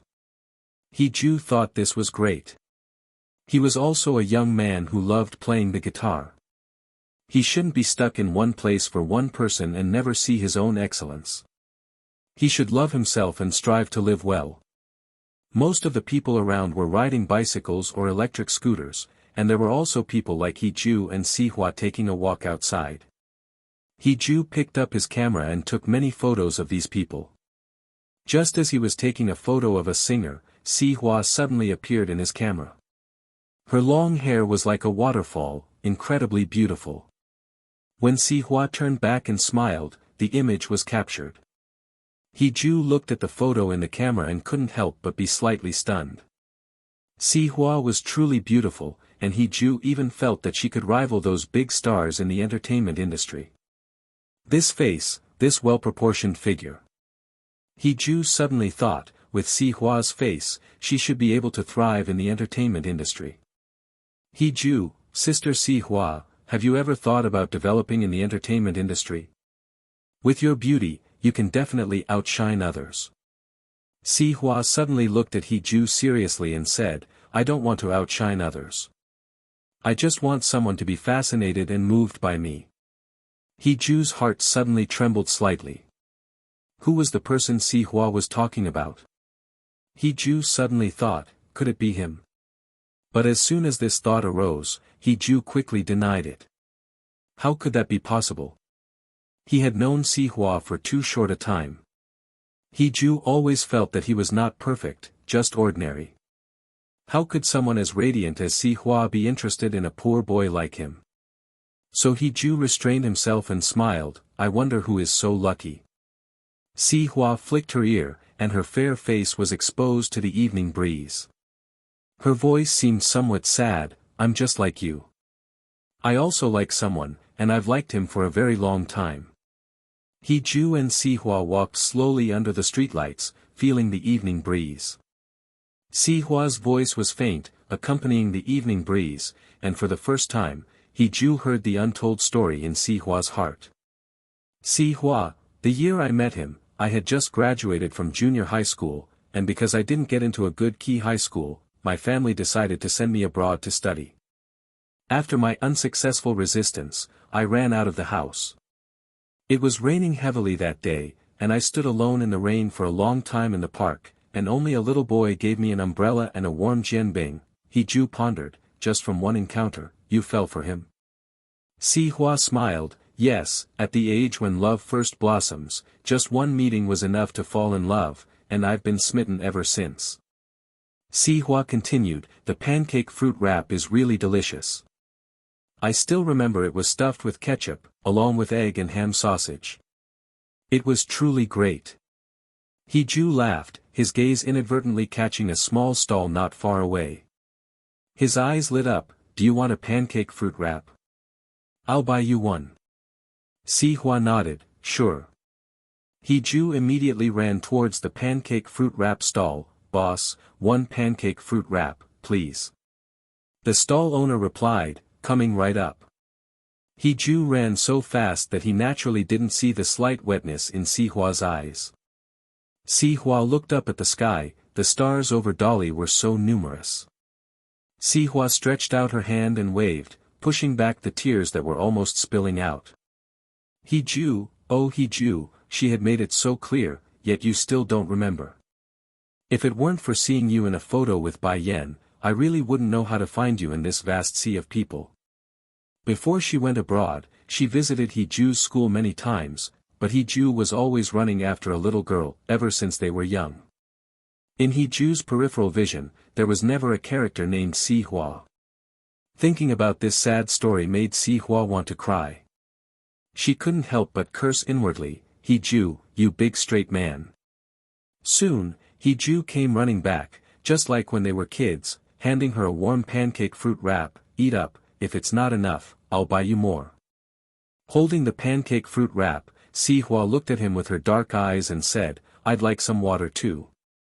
Ju smiled and took out a thermos from his chest bag, during special times, girls shouldn't drink cold water outside. Si Hua was suddenly surprised, so that was why Ju carried a backpack. Her resolve strengthened. She absolutely must not miss out on a good man like Ju. Please. Ju. Stop liking Su Ran, look at Si Hua by your side, Si Hua's heart is filled with melancholy. After eating the fried pancake fruit, Ju and Si Hua finally arrived at the night market. Perhaps it was a special time, Si Hua wanted to eat something spicy and cold, after all, the pain had just started, and now after a nap, Si Hua could already endure it. Si Hua eagerly ordered a lot, but when the food was served, there was only a little bit of sesame sprinkled on all the beef skewers. It smelled really good. But Si Hua felt wronged, looking at Ju with her big watery eyes, I want to eat something spicy. Ju shook his head seriously, no, you can't. You have to wait until that time is over. Si Hua felt sweet in her heart. Who wouldn't love Ju like this? Si Hua's round and shiny black eyes seemed to sparkle like stars, nodding obediently, okay, then you have to take me to eat next time. Ju suddenly smiled, his clear and angular features gradually softened, and his fine bangs swayed slightly with the evening breeze. His bright white teeth added a touch of youthful spirit. Si Hua felt that the Ju now and the Ju who had just arrived in Yunan 2 days ago were two different people, one was decadent, and the other was reborn. She just didn't know, what exactly healed Ju, Yunan, or her. While eating the skewers, Si Hua curiously asked Ju, do you mind telling me about your love history? Ju's hands, with distinct knuckles, trembled slightly when picking up the beef skewers. Si Hua's eyes dimmed a bit, I'm sorry, I was being presumptuous. Ju shook his head slightly, it's not presumptuous. Ju slowly began to speak, she was a girl who cried a lot, also a little princess, growing up like a star-studded moon. I don't even know when I started to like her. When I suddenly realized it, I had been following her for a whole 10 years. As Ju spoke, he couldn't help but smile, and even felt a bit indifferent. Was this considered completely letting go for Ju? Ju said, following her for these 10 years, I can't even tell if I love her or if I'm just used to her. Ju took a bite of the lamb skewer, actually, it's not her fault. It's me who knew it was a fiery pit ahead, but still flew into the flame like a moth. I didn't recognize my own position. In fact, in this day and age, whether it's love or marriage, it's all about being well matched. I really shouldn't have delayed the girl. There's nothing more to say about it. After speaking, He-ju fell silent, describing his extremely difficult 10 years in just a few words. The taste of unrequited love is not easy, but He-ju's love for Su-ran is so obvious, almost everyone who knows them assumes that He-ju and Su-ran are a couple. There is a saying, can you not feel the heat when you stand by the fire? In fact, it's just that you can't wake someone who is pretending to be asleep. Si Hua asked, so, what is she to you in the future? When Si Hua asked this question, her fingers under the table were slightly nervous and curled up. He-ju smiled and picked up the beer on the table, taking a sip, his voice slightly hoarse, she is a past acquaintance. An acquaintance is someone who shouldn't appear in your future life. There seemed to be a hint of nostalgia burning quietly in He-ju's clear eyes. I miss my past self very much. Although it's a pity, although I miss it, I won't cling to it. Si Hua's eyes also seemed to be teary, her nose reddened by the wind. She said, He-ju, the initial state of love is mutual affection. I always believe that love can overcome all obstacles. If you end up parting, it's because one person lied. The evening breeze, barbecue, beer, and a young man took out his guitar and started playing, and He-ju quickly recognized that it was the song, Time Torrent, by Ching Xiang. It's a song he really likes. People also nodded and swayed along, as if it was quite common for someone to sing while eating barbecue. When the climax of the melody played. Clearly unwilling. Clearly still waiting. But pretending. It doesn't hurt anymore. Clearly longing. For you to be moved again. I also want to smile freely. Saying that life is so long. Love and you are not important. Through the crowd, He-ju saw some buddies singing along and shedding tears, and also saw some people with regret and tears in their eyes, and of course, some people hurriedly wiped away the tears at the corners of their eyes and continued to chat and laugh with their friends. There are thousands of regrets, each person is different. He put his whole heart into this relationship. Whether in the past or now, he is completely guilt-free. He-ju chuckled, Sister Si Hua, you're right. Despite everything we've been through, I still hope that everyone can find their true love and live happily ever after. Life in chaos is just too bitter. Si Hua's eyes tinged red at the corners. Yeah, He-ju, I hope that next year, you can come back to Dolly with the girl you like. As she spoke, Si Hua picked up the hot water from the table and smiled at He-ju. That smile made the surrounding scenery pale in comparison, and He-ju's heart inevitably skipped a beat. He-ju picked up his beer, and as their glasses clinked, Si Hua seemed even more beautiful. He-ju said, I hope the same for both of us. Si Hua just smiled without a word, took a sip of hot water, and then said, let's wander around for a couple more days, then head to Lijiang and climb Jade Dragon Snow Mountain, how about that? He-ju puzzled, why go so far? Si Hua replied, I have a friend who made a wish at the summit of Jade Dragon Snow Mountain, hoping that someone would accompany her back the following year. She's married now. He-ju raised an eyebrow, sister, are you, hoping to pray for a marriage? Si Hua propped her chin in her hand, her eyes somewhat dreamy, and whispered back, yes, is that not okay? He-ju replied, of course, it's okay. Since we're out to have fun, let's do it all. But sister, your health. Si Hua waved her hand dismissively, it's just the first day that's tough, I'll be fine after a couple of days. He-ju nodded, what about your work? Si Hua thought to herself, I pushed all my work aside just for you, naturally, I want to accompany you properly. Si Hua said, I took leave. He-ju nodded, it's good to relax and unwind. With a satisfactory answer, Si Hua finally felt at ease. He-ju drank and sang along with the crowd, enjoying a state of relaxation he hadn't felt in a very long time. Si Hua picked up He-ju's camera from the table and took many photos of him. He-ju noticed and cooperated by looking at her and smiling. That gentle, water-like gaze of He-ju made Si Hua feel a moment of daze. As if Ju really was her boyfriend. It was as if they were a deeply in love couple out to relax and unwind. At 2 in the morning, Ju and Si Hua finally returned to the hotel. After bidding each other good night, they went to their respective rooms to sleep. Si Hua was very satisfied with the life she had with Ju. If they could be like this back in City A, it would be great. Si Hua was full of anticipation for the future, while Ju was already fast asleep. Ju had been seriously sleep-deprived in the past, so he cherished his sleep time now. But Ju slept soundly, and it was Su Ran who couldn't sleep all night. She had already gone to bed early, but as soon as she closed her eyes, she heard Ju's heart-wrenching voice, 10 years, Su Ran, is this how you treat me? Su Ran couldn't sleep anymore.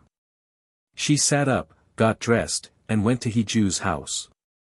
No one was at Ju's house, and the hallway was very dark. Su Ran remembered when she used to visit her grandmother's house as a child and stayed for 3 years. At that time, she lived across from Ju's house. Whenever she couldn't sleep, Ju would come out of his bed and stand under her house with a flashlight. Later, her parents took her away, and she lived tens of kilometers away from here. But with just one phone call, Ju would still come, no matter the wind or rain. Ju would never leave her. Thinking about this, Su Ran sat on the steps of Ju's house and suddenly burst into tears. Su Ran didn't know why she was crying, but at that moment, she felt so lonely after just one night. How did Ju endure so many difficult nights? Su Ran thought that she must wait for Ju to come back and apologize to him. She shouldn't have said those hurtful words. As Su Ran thought about it, she leaned against the wall of Ju's house and fell asleep. Su Ran was awakened by a middle-aged woman. Little girl, why are you sleeping here? Su Ran opened her eyes to see a stranger's face, not Ju's. Su Ran suddenly felt like crying again. I'm waiting for someone. As soon as she spoke, Su Ran realized that her voice was very hoarse. Perhaps it was because she had cried a lot the night before. This was the first time Su Ran had been in such a sorry state. The woman seemed surprised. Are you waiting for Ju? Su Ran's eyes immediately lit up with joy. Yes, I'm waiting for him to come back. The woman looked at Su Ran strangely. What's your relationship with Ju? At this question, Su Ran was immediately at a loss. Yes, what was her relationship with Ju? After a moment of silence, under the woman's gaze, Su Ran reluctantly said 2 words, classmate. The woman smiled slightly. So you're a classmate. I'm Ju's neighbor upstairs. Hasn't Ju told you? He moved away a while ago. I heard it was because his internship was too far from here. He said he would come back when his parents come back for the new year. Moved away. Su Ran's face turned pale, and she almost stumbled, but the woman quickly caught her and asked with concern, little girl, what's wrong with you? You don't look too good. Do you want me to take you to the hospital? Su Ran shook her head, declined the woman's offer, and then ran out unsteadily. The woman called out with concern, little girl, it's pouring rain outside.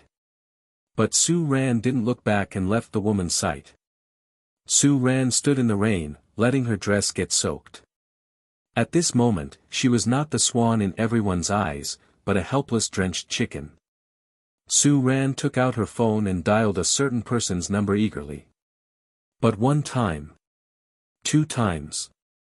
3 times. Su Ran made many calls, but Ju didn't answer any of them. It was only then that Su Ran realized that Ju seemed to have completely slipped out of her grasp. Su Ran's vision blurred, and she couldn't even tell if it was rain or tears in front of her. But she had never been so drenched in the rain before, because whenever it rained, Ju would always come early to pick her up, so she never needed to bring an umbrella. Su Ran squatted in the rain, crying uncontrollably. At this moment, a white van was parked not far from her, and the 3 brothers Bai Yen looked at Su Ran with a complicated expression. After all, their task was to watch over Su Ran and prevent her from going to Yunan to disturb Ju and Si Hua's date. But Su Ran, seemed to be deviating from the script, didn't she? Fatty, Brother Yen, what's wrong with Su Ran? Why do I feel like she's changed? Motor also looked complicated. Yeah, she's been gone for so many years. Hasn't Su Ran ever come to see Hiju? What's she doing now? Why does it feel like she's the one who's been hurt? Bai Yen frowned and shook his head honestly, I don't know. My girlfriend has never done anything like this. Fatty, Brother Yen, I think she's a bit pitiful. Should we go and give her an umbrella? Motor, yeah, after all, she's the one Hiju likes. We've been calling her sister-in-law for years. Bai Yen looked at Fatty and Motor, I think what you're saying makes sense, but I have a girlfriend. You two should go. Bai Yen was faithful to his girlfriend, even though they were in a long-distance relationship, he still had to be mindful of his actions. Bai Yen really didn't understand Su Ran's strange behavior. Wasn't it Su Ran who rejected Hiju and despised him? Why was she crying so much now? Was this, being pathetic? Bai Yen didn't understand, but Fatty and Motor were already playing rock-paper-scissors to decide who would go. In the end, Fatty went with the umbrella. Su Ran squatted in the rain and cried for a long time, but no one paid any attention to her. Suddenly, she felt the rain stop. Su Ran opened her eyes and saw that the rain was still pouring, but she wasn't getting wet anymore. Su Ran's eyes, red as a rabbit's, instantly lit up. Could it be that Hiju had come? Su Ran turned around with eyes full of surprise, only to see Fatty's troubled face. The surprise in her eyes instantly turned to disappointment, and she continued to turn back, squatting on the ground and crying even louder. Fatty. He awkwardly held the umbrella, unsure whether to stay or go. The umbrella was small, if he wanted to cover Su Ran completely, he would have to get drenched himself. Fatty could already feel the rain washing over his back. But Su Ran showed no signs of stopping her tears. Fatty, truly helpless, said, Miss Su, can you please stop crying? Su Ran collapsed even more, mind your own business. Fatty was at a loss for words and could only hurry to call Bai Yen for help. Bai Yen sighed, if we knew it would come to this, why did we ever start? Motor also sighed, do you think Su Ran has really fallen for Hiju? Bai Yen scoffed, even if she has, she would never admit it. Motor was shocked, why? Hiju is so outstanding. Bai Yen, as much as I hate to admit it, in the eyes of most wealthy people, Hiju's family background is just not presentable, a mismatch of social status. How could Su Ran, a young lady who's always held herself so high, stoop to admit that she's fallen for a poor boy? Motor was shocked, but what about Si Hua? Bai Yen proudly said, my sister has more money than she could ever spend, and our family doesn't need her to carry on the lineage. Besides, Hiju is outstanding in his own right. Give him a few years, and in City A, he'll be walking sideways. Not to mention, with a business elite like Si Hua by Hiju's side. It would be hard for him not to rise rapidly. Su Ran cried for a long time, and Fatty also held the umbrella for a long time. Until a black BMW stopped on the side of the road, Su Ran looked up. It was Su Zhen and Shen Yan, Su Ran's father and mother. Shen Yan ran over in a hurry, Ran, what are you doing here? What's wrong with you? Fatty was finally relieved, and the Su family's bodyguard took over Fatty's job, and Fatty ran away immediately. Su Zhen didn't even have time to thank Fatty. When Su Ran saw Shen Yan, she burst into tears, and Shen Yan, feeling heartbroken, hugged her daughter while looking at the old neighborhood. A hint of seriousness flashed in Shen Yan's eyebrows, and she suddenly realized that Su Ran seemed to have really fallen for Hiju. This is not a good thing. Shen Yan's heart also sank gradually. She couldn't let Su Ran continue to be so lost. Su Zhen also squatted beside Su Ran. When Su Ran's emotions gradually calmed down, he said, Ran, I'll buy you a plane ticket tomorrow, go find him. Just as Su Ran was about to speak, Shen Yan exploded, find what? Isn't it all because of He-Ju that your daughter has become like this? You, as her father, not only didn't stop it, but also caused harm to your own daughter. Su Zhen widened his eyes. Shen Yan, watch your words. What do you mean by causing harm to my daughter? If you hadn't spoiled her and let her act like a young lady, would she be like this now? Find the original at bit.ly/3ibfjkv. Shen Yan coldly snorted, I only have one daughter. What's wrong with her acting like a young lady? And why is He-Ju so appealing to you? He has no money, no house, and is just a graduate. I can't see any future for our Ran. She should be pursuing a postgraduate degree. Su Zhen, I really can't stand your point of view. Can Ran have a good future with your attitude? Shen Yan, why not? Is she going to have a better life with that poor boy He-Ju? It's ridiculous.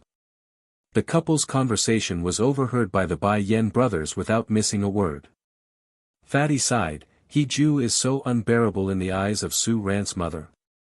Motor was displeased, exactly, who has been taking care of their daughter for the past 10 years. They are enjoying the benefits of others' efforts, yet they have such an attitude. He-Ju is really undervalued. Bai Yen shook his head, with a mother-in-law like this, who would dare to be her son-in-law? Bai Yen stepped on the gas and left. And Su Ran also broke down and shouted, enough.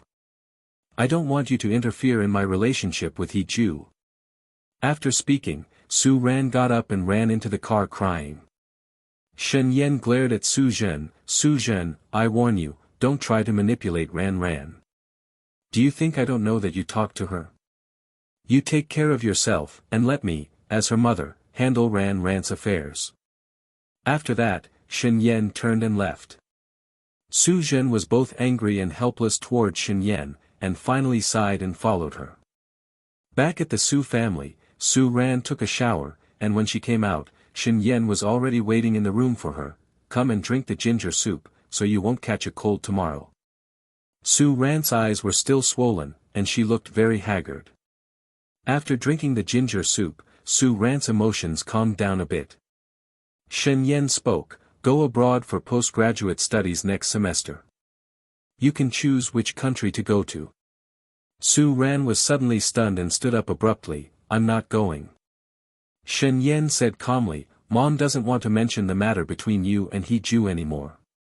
After a few years abroad, your perspective will naturally change, and by then, you won't look down on a poor boy like He-Ju. Su Ran was annoyed and turned her back to Shen Yan, no matter what you say, I won't agree to go abroad. Shen Yan slammed the table and stood up, Su Ran, are you really willing to neglect your health and studies for a man? This was the first time Su Ran had ever been angry with Shen Yan. Mom, if you look down on He-Ju, then why have you never stopped him from coming to see me? I'm grown up now, I have my own judgment. Can you please stop talking? I'm already very annoyed. After speaking, Su Ran turned around and got into bed, lying down with her back to Shen Yan in one breath. Shen Yan was so angry that her chest kept rising and falling, you're so stubborn. All the things I said to you before were like talking to a brick wall. Just like your father, neither of you lets me rest assured. It's infuriating. After that, Shen Yan angrily turned and left Su Ran's bedroom. Su Ran hid in the covers, crying. At this time, He-Ju, who was having tea with Si Hua, received a call from Su Zhen. Si Hua was enthusiastically taking photos, and He-Ju greeted her before going out to answer the phone. He-Ju, Uncle Su, hello. Su Zhen, little Ju, it's been a long time. Where have you been recently? It's summer vacation, why don't you come over to our house?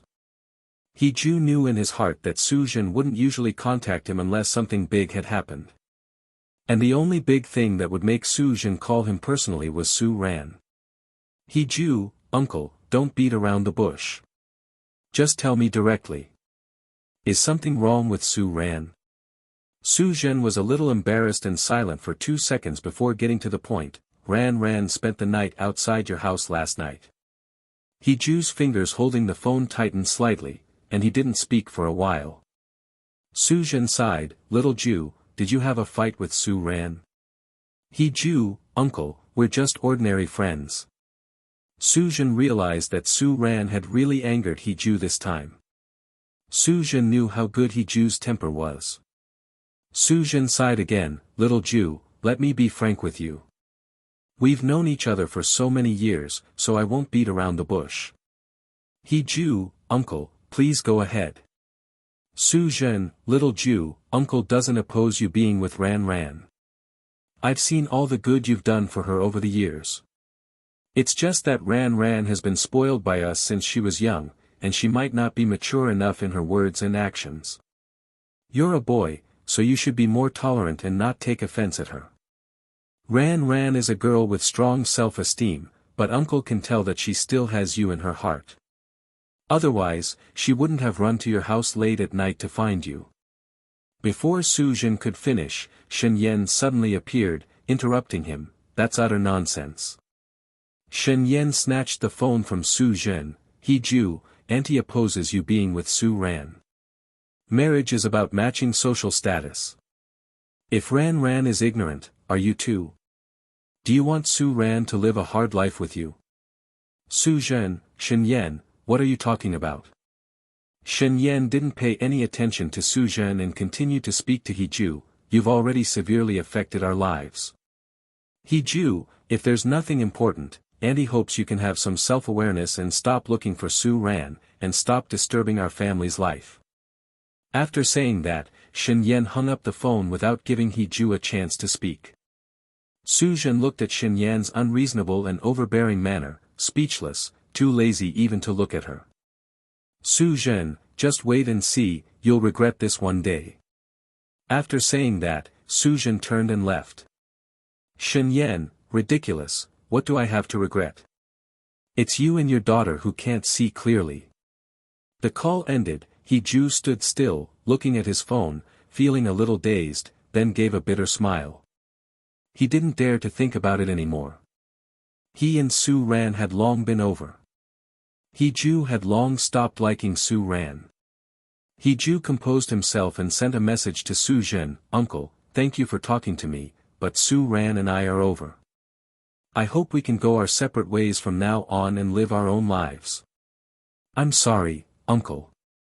When Su Zhen saw this message, he could only feel regret. A man understands another man the best. When He Jew said this, it meant he had made up his mind. Su Ran and He Jew, it was probably too late for them. He Jew returned to the tea house, and Si Hua was there, studying He Jew's camera with curiosity, like a curious baby. A ray of sunlight shone through the window and reflected on Si Hua's hair, making her look extraordinarily beautiful. Seeing Si Hua, He Jew's mood improved significantly, and he walked over and sat down. There were already peeled fruits and hot tea arranged in front of He Jew, and the tea was steaming. Si Hua looked up and smiled at him. "How about it, He Jew, the great photographer, take a picture of me?" He Jew's heart calmed down, and he readily agreed, "Sure." He Jew had practiced specifically to please Su Ran, and this SLR camera was bought with money he had saved for a long time. Before, his camera only had various angles of Su Ran, but now, his camera was no longer Su Ran's exclusive. He Jew, "Come on, Sister Si Hua, turn to the side, stand tall, and smile." Si Hua obediently followed his instructions, presenting her well-proportioned figure and delicate face clearly in front of the camera. Su Ran was pure beauty, while Si Hua was enchanting beauty. He Jew used to like Su Ran, but now he felt that Si Hua also had her own unique charm. They spent the whole day taking pictures, just like an ordinary couple, eating, sightseeing, and then returning to the hotel. He Jew enjoyed this kind of companionship, and Si Hua seemed to understand him very well, which also surprised He Jew to some extent. After a few days of strolling in Dali, He Jew and Si Hua drove to Lijiang. They arrived at night, found 2 random homestays to stay in, and then went out to explore the streets. The night scenery in Lijiang was extraordinary, with bright lights and a bustling atmosphere. The colorful and lively ancient streets were filled with tourists, presenting a scene of prosperity. Si Hua seemed to love this kind of place, and she was excited all the way, enjoying the snacks from the roadside stalls and swaying her head cutely when she found something delicious. Hiju didn't even realize that over the past few days, he had been looking at Si Hua more and more. While Hiju was lost in thought, Si Hua discovered something new and turned to wave at Hiju. Hiju, come over here. Hiju smiled and hurried over. What's up? Si Hua picked up a pair of shoes, squatted down to compare them with Hiju's feet.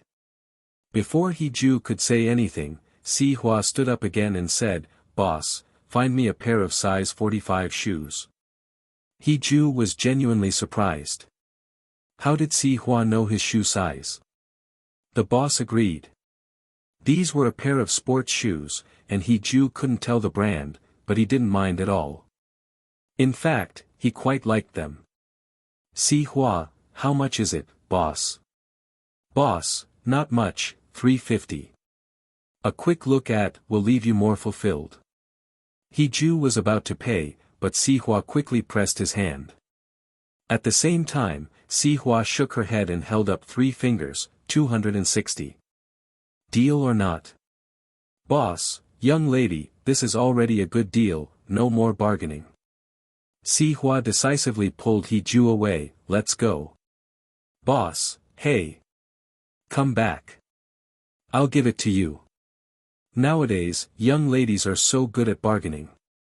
Si Hua stopped and looked up, winking mischievously at Hiju, as if to say, "See, I'm amazing, right?" Hiju couldn't help but smile. He was genuinely happy. Hiju wanted to pay, but Si Hua was one step ahead of him. Hiju didn't say anything and decided to take Si Hua to buy something else later.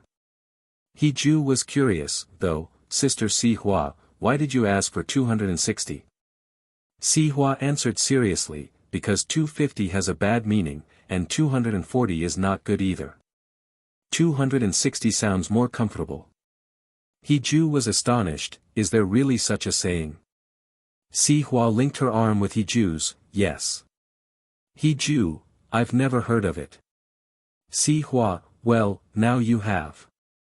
The two of them strolled through several streets, and the pace here was slow, making Hiju and Si Hua feel very comfortable. Hiju truly realized that life was not just about the basics but also about poetry and distant places. In such a beautiful place, even if he did nothing but take pictures and go for walks, Hiju would feel relaxed and content. They strolled along the stone-paved street, and with each step, the distance between their hearts seemed to shrink a little more. Hiju didn't know how he and Si Hua had ended up traveling and shopping together, but by the time he realized it, they had been inseparable for the past few days, except for when they slept. As the night deepened, Hiju and Si Hua were on their way back to the inn, and the number of tourists had dwindled. Just as Hiju was about to say something, Si Hua was suddenly bumped by a woman who brushed past her, causing Si Hua to stagger backward. Hiju, frightened, quickly reached out to catch Si Hua. After the woman apologized and left, Hiju didn't even have time to concern himself with her because he had moved so quickly, wrapping his arms around Si Hua's back. And then his hand slipped through to Si Hua's back, accidentally pressing on that, very soft, area. Si Hua's face instantly turned crimson, and she didn't dare to move, her eyes darting around. Hiju also didn't dare to move, unsure whether to pull away or to hold on. It wasn't until Si Hua called out with a flushed face, "Hiju," that Hiju suddenly came back to his senses, instinctively letting go and turning around. "I'm sorry."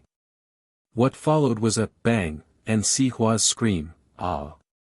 Hiju's face turned pale in an instant, and when he turned around, he saw Si Hua lying on the ground in a sorry state, clutching her waist and moaning in pain. Hiju hurried over to help Si Hua. "Sister Si Hua, I'm so sorry, I wasn't paying attention. I didn't mean to take advantage of you." Si Hua was utterly speechless, in so much pain.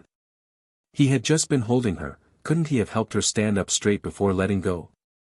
Fortunately, Si Hua had trained in dance, so her body was flexible and her core strength was okay, otherwise, that fall could have broken her waist.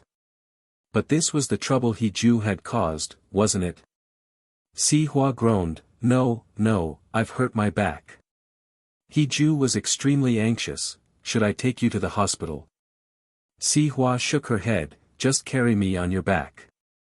Ju immediately nodded, turned around, and squatted down. "Okay, come on." The pained expression on Si Hua's face disappeared in an instant, and she hopped onto Ju's back, laughing joyously. "Charge. Let's go home." Ha ha ha. Ju finally realized. It turned out Si Hua was fine, she had been tricking him. Ju finally let go of his worries and just shook his head with a smile, carrying Si Hua steadily back to the inn. Ju came to Lijiang, naturally unaware that Su Ran had also bought a plane ticket to Yunan, to Dali. She went to the places Ju had been, but after spending 2 days in Dali, she still couldn't find him. Su Ran was on the verge of collapse, but she understood that it was pointless to call or message Ju at this point.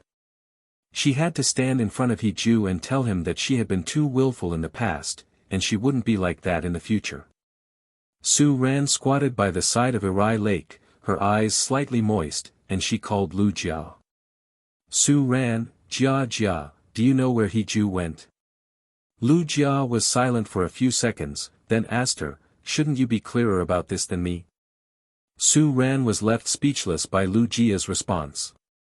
In the end, Su Ran could only sigh and say, "All right Jia Jia, I know I was wrong, now I just want to see him, can you tell me where he is?" Lu Jia knew where Ju was, after all, they would chat from time to time, and she also knew that Ju would be back from Lijiang in 2 days. But Lu Jia didn't want Su Ran to disturb Ju's current life anymore, at least, not now. Lu Jia felt that she had no right to interfere in Ju's feelings, but at the same time, she had no right to reveal Ju's specific address. So Lu Jia said, Ran, ask him yourself." Lu Jia wanted to hang up, but Su Ran suddenly asked her, Jia, I don't understand, I just haven't decided whether to be with Ju, so I rejected him, I think I need time to consider our relationship, so I didn't accept the ring, why is everyone blaming me? Including you." Lu Jia interrupted Su Ran's next words with a single sentence, "Su Ran, you always think there's still time, that's the problem." Su Ran fell silent. Lu Jia, "Su Ran, because you have all of Ju's love, you are always arrogant, always thinking that the opportunity is endless, and never cherishing the person in front of you." Lu Jia, "But have you ever heard a saying? Mountains do not meet, but people do." Su Ran, "It's not that Ju doesn't love you, it's that you have pushed away the one who loves you more and more." Lu Jia, "Su Ran, only you treat Ju as dispensable, only you don't know how to cherish." Su Ran seemed to realize something, her hand holding the phone was trembling slightly, her voice slightly choked, Jia, you. But Lu Jia didn't want to say anything more, her eyes were red, and she said, "Su Ran, if you don't love him, please let him go." In fact, what Lu Jia wanted to say was, if you don't love him, if you don't cherish him, someone else will come to love him, to cherish him. It's just that with Su Ran around, Ju's eyes and heart could no longer hold anyone else. Let Ju clear his heart, and then slowly fill it again. After Lu Jia finished speaking, she hung up the phone. Su Ran stood up, the sea breeze blowing her long hair and white dress behind her, along with the tears in the corners of her eyes, giving her a sense of broken beauty. Someone stepped forward to hand Su Ran a tissue and asked her what was wrong. Su Ran just politely thanked them and left. Someone couldn't help but sigh and say, "So, even beautiful women can be sad." Unable to find Ju, Su Ran had to buy a ticket back to City A that evening. They say Yunan is a place of romance and beauty, but without the company of the one she loves, no matter how beautiful the scenery, it couldn't catch Su Ran's eye. 2 a.m. Su Ran stood at the airport in City A with her suitcase, watching the people coming and going around her, feeling incredibly lonely, as if her heart had a big hole in it, letting the cold wind blow in, but she was powerless to do anything about it. It turns out If Hiju didn't want to see her, she really couldn't find him. And now Hiju had moved. Su Ran realized that she really knew very little about Hiju. She didn't know what Hiju liked, she didn't know which company Hiju was interning at, she didn't know where Hiju would travel, she didn't know who the person next to Hiju was, and she didn't know where Hiju would move to. She had known Hiju for more than 10 years, and she actually didn't understand Hiju at all. Perhaps the evening breeze was a bit strong, blowing Su Ran's tears down, and she called Hiju's number again. The same response as before, "Hello, the number you have dialed is currently busy, please try again later." No matter how many times Su Ran called, it was the same. Su Ran had to admit that Hiju had really blocked her. Perhaps the blow was too great, or perhaps Su Ran was too exhausted these past few days. She hadn't even left the airport when she felt dizzy and lightheaded, and then her vision went black, and she fainted directly to the ground, without any awareness. The airport staff quickly ran towards Su Ran. "Ma'am, are you okay?" No matter how they called out, Su Ran had no response. The staff panicked. "Call 911. Someone has fainted here." The next day, just as it was getting light, Hiju and Si Hua were dressed in black windbreakers, white pants, each carrying a hiking stick, and wearing black duckbill caps.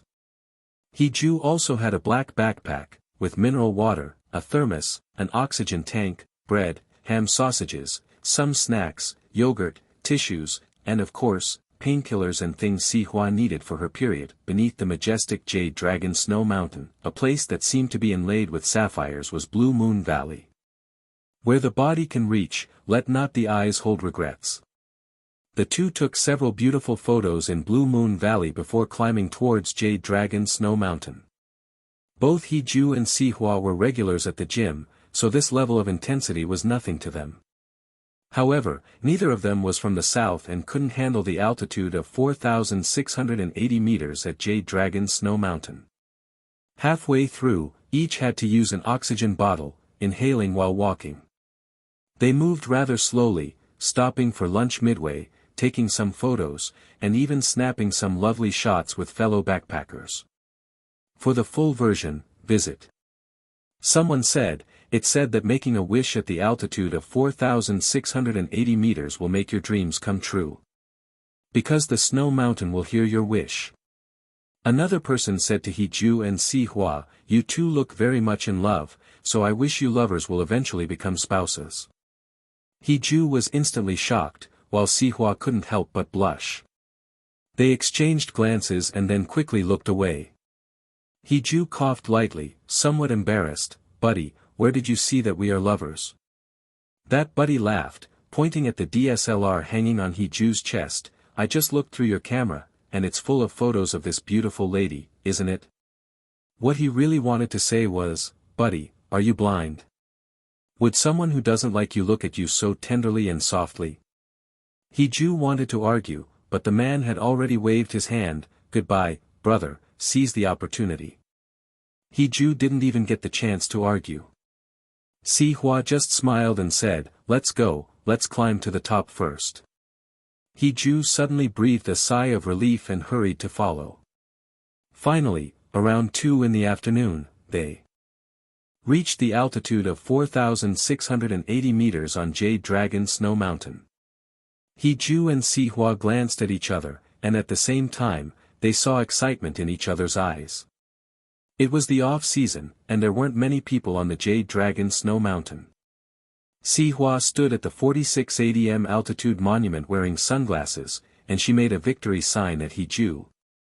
Hiju understood immediately and took out his camera, aimed it at Si Hua. In that moment when the picture was taken, Hiju's heart also warmed slightly. Suddenly, Si Hua rushed over and took Hiju's camera. "You stand there, I'll take 2 pictures for you." Hiju, I can just forget it, I'll take pictures for you instead. Si Hua directly pushed Hiju to stand in front of the monument and proudly told him, "My photography skills are also great, hurry, strike a few poses." Seeing Si Hua's high spirits, Hiju had no choice but to comply. When you're just trying to make great content at bit.ly/3ibfjkv. Si Hua's voice of praise occasionally came over. Yes, that's it, very handsome. So beautiful. He Ju, look at me. He Ju subconsciously looked over, and Si Hua immediately took a picture. Behind him was the snowy mountain, and He Ju's slightly bewildered eyes seemed to be seeking an answer in the vast snow-capped mountains. Si Hua lowered her eyes and sighed. In this fast-paced era of love, Su Ran was already very lucky to receive He Ju's passionate love, more lucky than many others in the world. But not everyone would cherish it. Seeing the fleeting emotion in Si Hua's eyes, He Ju suddenly felt that she, who was so bright, shouldn't be so sad. Just as He Ju was about to say something, Si Hua randomly grabbed a passing young lady. Hello, young lady, can you help us take a picture? The young lady happily nodded and even excitedly whispered to Si Hua, you and your partner are so compatible. Si Hua felt both happy and sad in her heart, we're not a couple yet. The young lady immediately widened her eyes, looking surprised. Si Hua quietly told her, but he's the person I've been secretly in love with for many years. The young lady gave Si Hua a look of understanding, you step aside, give me the camera. Si Hua readily handed her the camera and then ran over to He Ju. The young lady immediately directed the poses on the spot, young man, come closer, and young lady, look up at him. He Ju asked Si Hua in a low voice, what did you just say to her? Why are you smiling so happily? Si Hua looked up at him, I didn't say anything. And couldn't help but smile. At this moment of eye contact, Si Hua's heart was pounding. Only He Ju was still foolishly curious about what Si Hua had said to the young lady just now. After taking the picture, the young lady left, giving Si Hua a gesture of encouragement. Si Hua understood, but He Ju was still in the dark. Si Hua didn't plan to explain, she just pointed to the snowy mountain and said softly, He Ju, let's make a wish together. He Ju nodded, okay. So the two of them faced the snowy mountain, bowed their heads, clasped their hands together, and closed their eyes. Si Hua's wish was, I hope that next year, the person by her side will still be He Ju, and I hope to be with He Ju year after year. And He Ju's wish was very simple, this year's He Ju, don't fall in love with Su Ran again. As the wind whistled in He Ju's ears, he thought, perhaps, this was the taste of freedom. Si Hua's voice was very soft, but it clearly reached He Ju's ears, accompanied by the sound of the wind, He Ju, I always feel that your life shouldn't be like this. He Ju couldn't help but smile bitterly, then, Sister Si Hua, how do you think my life should be? Si Hua, a young man in his 20s should be vigorous and unrestrained, but in the 2 days I've spent with you, I always feel, like you're about to break. He Ju's heart shook slightly, and he didn't speak for a while. The cold wind made Si Hua's hair a bit messy, and He Ju couldn't even see her face clearly, but he could hear her voice clearly. Si Hua, I brought you to the snowy mountain to help you let go of the past and move forward. He Ju, you've been loving others for these years, why not try to love yourself first in the future? Si Hua tossed her hair aside, revealing her palm-sized face, and smiled very gently, He Ju, let go of the past, and in the future, I hope you can be yourself on the long road ahead. He Ju was surprised that Si Hua could say such things. His eyes felt a little sour for some reason, so he smiled and looked away from Si Hua's face, and looked at the mountains and rivers that Si Hua had brought him to see. The snowy mountain reflected beautiful scenery in He Ju's eyes, but he inexplicably felt a bit blurry, Sister Si Hua, you're just a girl, how can you see so much? Si Hua saw that He Ju didn't want to admit it, so she didn't insist, just gently smiled and teased him, you're just a little kid, and you still call me sister. He Ju was amused by this, hey, come on, I'm not young, I'm an adult. Si Hua tiptoed and reached out to ruffle He Ju's hair, indeed, you're much taller than me. He Ju was a little dazed for a moment, no one had ever ruffled his hair like that before. After saying that, Si Hua turned around to look at the scenery, while breathing in the oxygen. Perhaps due to altitude sickness and lack of oxygen, He felt a little dizzy and his heart was beating fast. He quickly picked up the oxygen and took 2 breaths, then he completely calmed down. He took out his camera and snapped several sets of photos of the snowy mountains as keepsakes. He also posted a 9-grid collage of the mountain's beauty on his social circle, including a solo picture of himself and one of Si Hua. The caption read, "The mountain does not see me, yet I behold the mountain, letting go is but a moment's affair." Around 4 in the afternoon, having had their fill of sightseeing, they casually ate some bread and prepared to descend the mountain. Thus, the afterglow of the setting sun accompanied their steps, stretching their shadows long. By around 7 in the evening, the two finally returned to the ancient city. Having walked and stopped throughout the day, Si Hua was indeed exhausted. They skipped strolling through the old streets and went straight for a bowl of small wontons and shrimp dumplings at a roadside stall. As Si Hua popped the fragrant wonton into her mouth, her taste buds were instantly gratified, her eyes comfortably squinting like a lazy little cat. He couldn't help but laugh. "Is it really that delicious, Sister Si Hua?"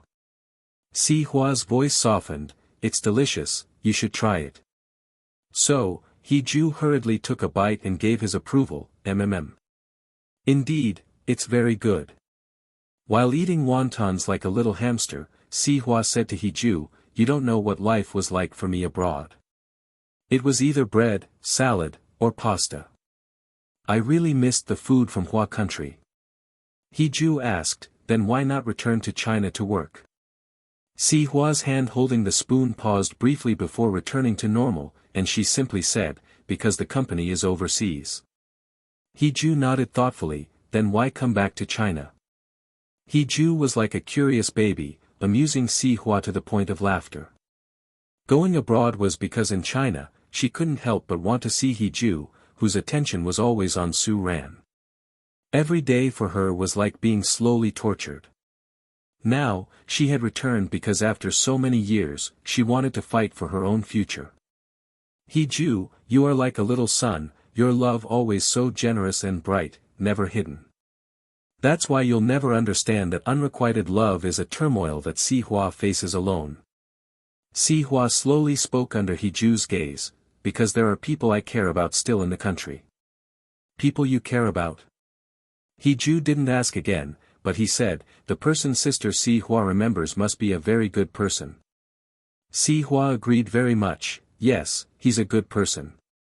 He's been foolishly bullied for so many years, but he still maintains his original intention."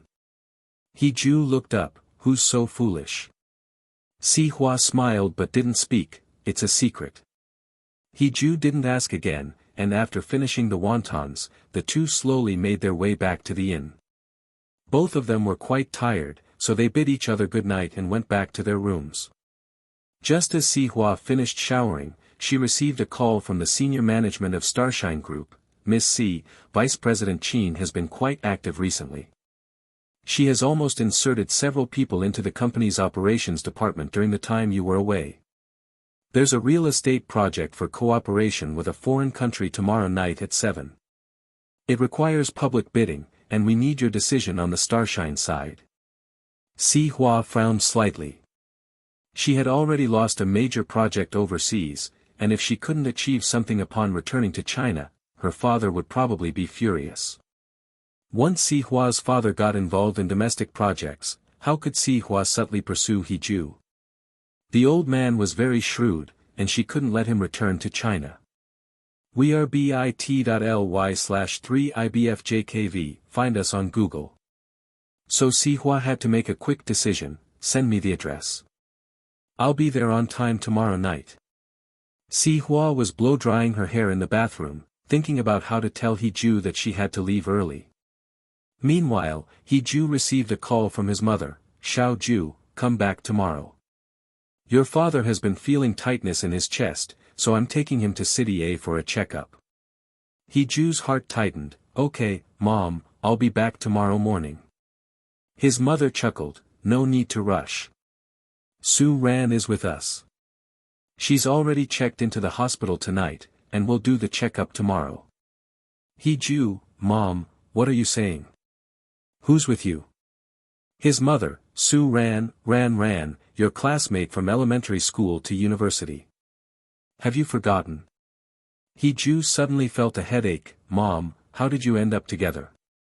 His mother sighed, we met at the hospital. How did they meet at the hospital again? Hee-ju found it a bit unbelievable. His mother sighed, the procedures at the big hospital are troublesome. If it weren't for meeting Su Ran, your father and I would have had to wait in line for a long time. Now your father has a private room. It's all thanks to Su Ran. Xiao Ju, you should thank Ran. Hee-ju frowned, I got it, Mom. I'll be back tomorrow. After hanging up, Hee-ju removed Su Ran from his WeChat blacklist, then removed her from his contacts blacklist, and then called Su Ran. Su Ran was half asleep when her phone rang, and the ringing instantly woke her up. She immediately answered the call, hello. Hee-ju. Hee-ju was silent for 2 seconds before speaking, thanks for taking care of my dad in the hospital. Su Ran was very happy. The fact that Hee-ju called her meant that he had removed her from the blacklist. Su Ran added, no, it's just a coincidence. I had a cold and a fever, so I was hospitalized. I happened to help out the uncle and aunt I met in the hospital. It's just a small matter. They've been good to me, and they used to cook for me often when I was a child. I'm like their adopted daughter. It's nothing. Hee-ju's mood was very complicated at that moment. I'll be back tomorrow. Su Ran nodded, okay, you don't need to worry about the uncle. I'll take care of him. Hee-ju asked, what about you? Are you feeling better? Has the fever gone down? This was the first time in their long history of teasing each other that Hee-ju had taken the initiative to ask about Su Ran's health. For some reason, Su Ran felt a little sour in her heart. I'm fine. That was 2 days ago. Hee-ju was silent for a moment and asked, Su Ran, what do you really think? Hee-ju thought that Su Ran did these things because she liked him, right? But after a moment of silence, Su Ran told him, I didn't think much. We've known each other since childhood, and taking care of the uncle and aunt is something I should do. After saying this, Su Ran wished she could bite her tongue off. She knew she couldn't say that, but she couldn't control herself. She had realized that she liked Hee-ju, but she couldn't openly admit it because Hee-ju wasn't outstanding, and Su Ran couldn't accept the fact that she liked Hee-ju. Hee-ju was well aware of this, too. In this world, perhaps Su Ran didn't even understand herself as well as Hee-ju understood her. Su Ran might have feelings for him, but in the face of the disparity in their families, Su Ran might never be able to admit that she had feelings for Hee-ju. What Su Ran wanted was a nameless person who would follow her and never betray her. But Su Ran forgot that a man would lower his bottom line time and time again because he loved you, and he would be infinitely tolerant of the person he liked.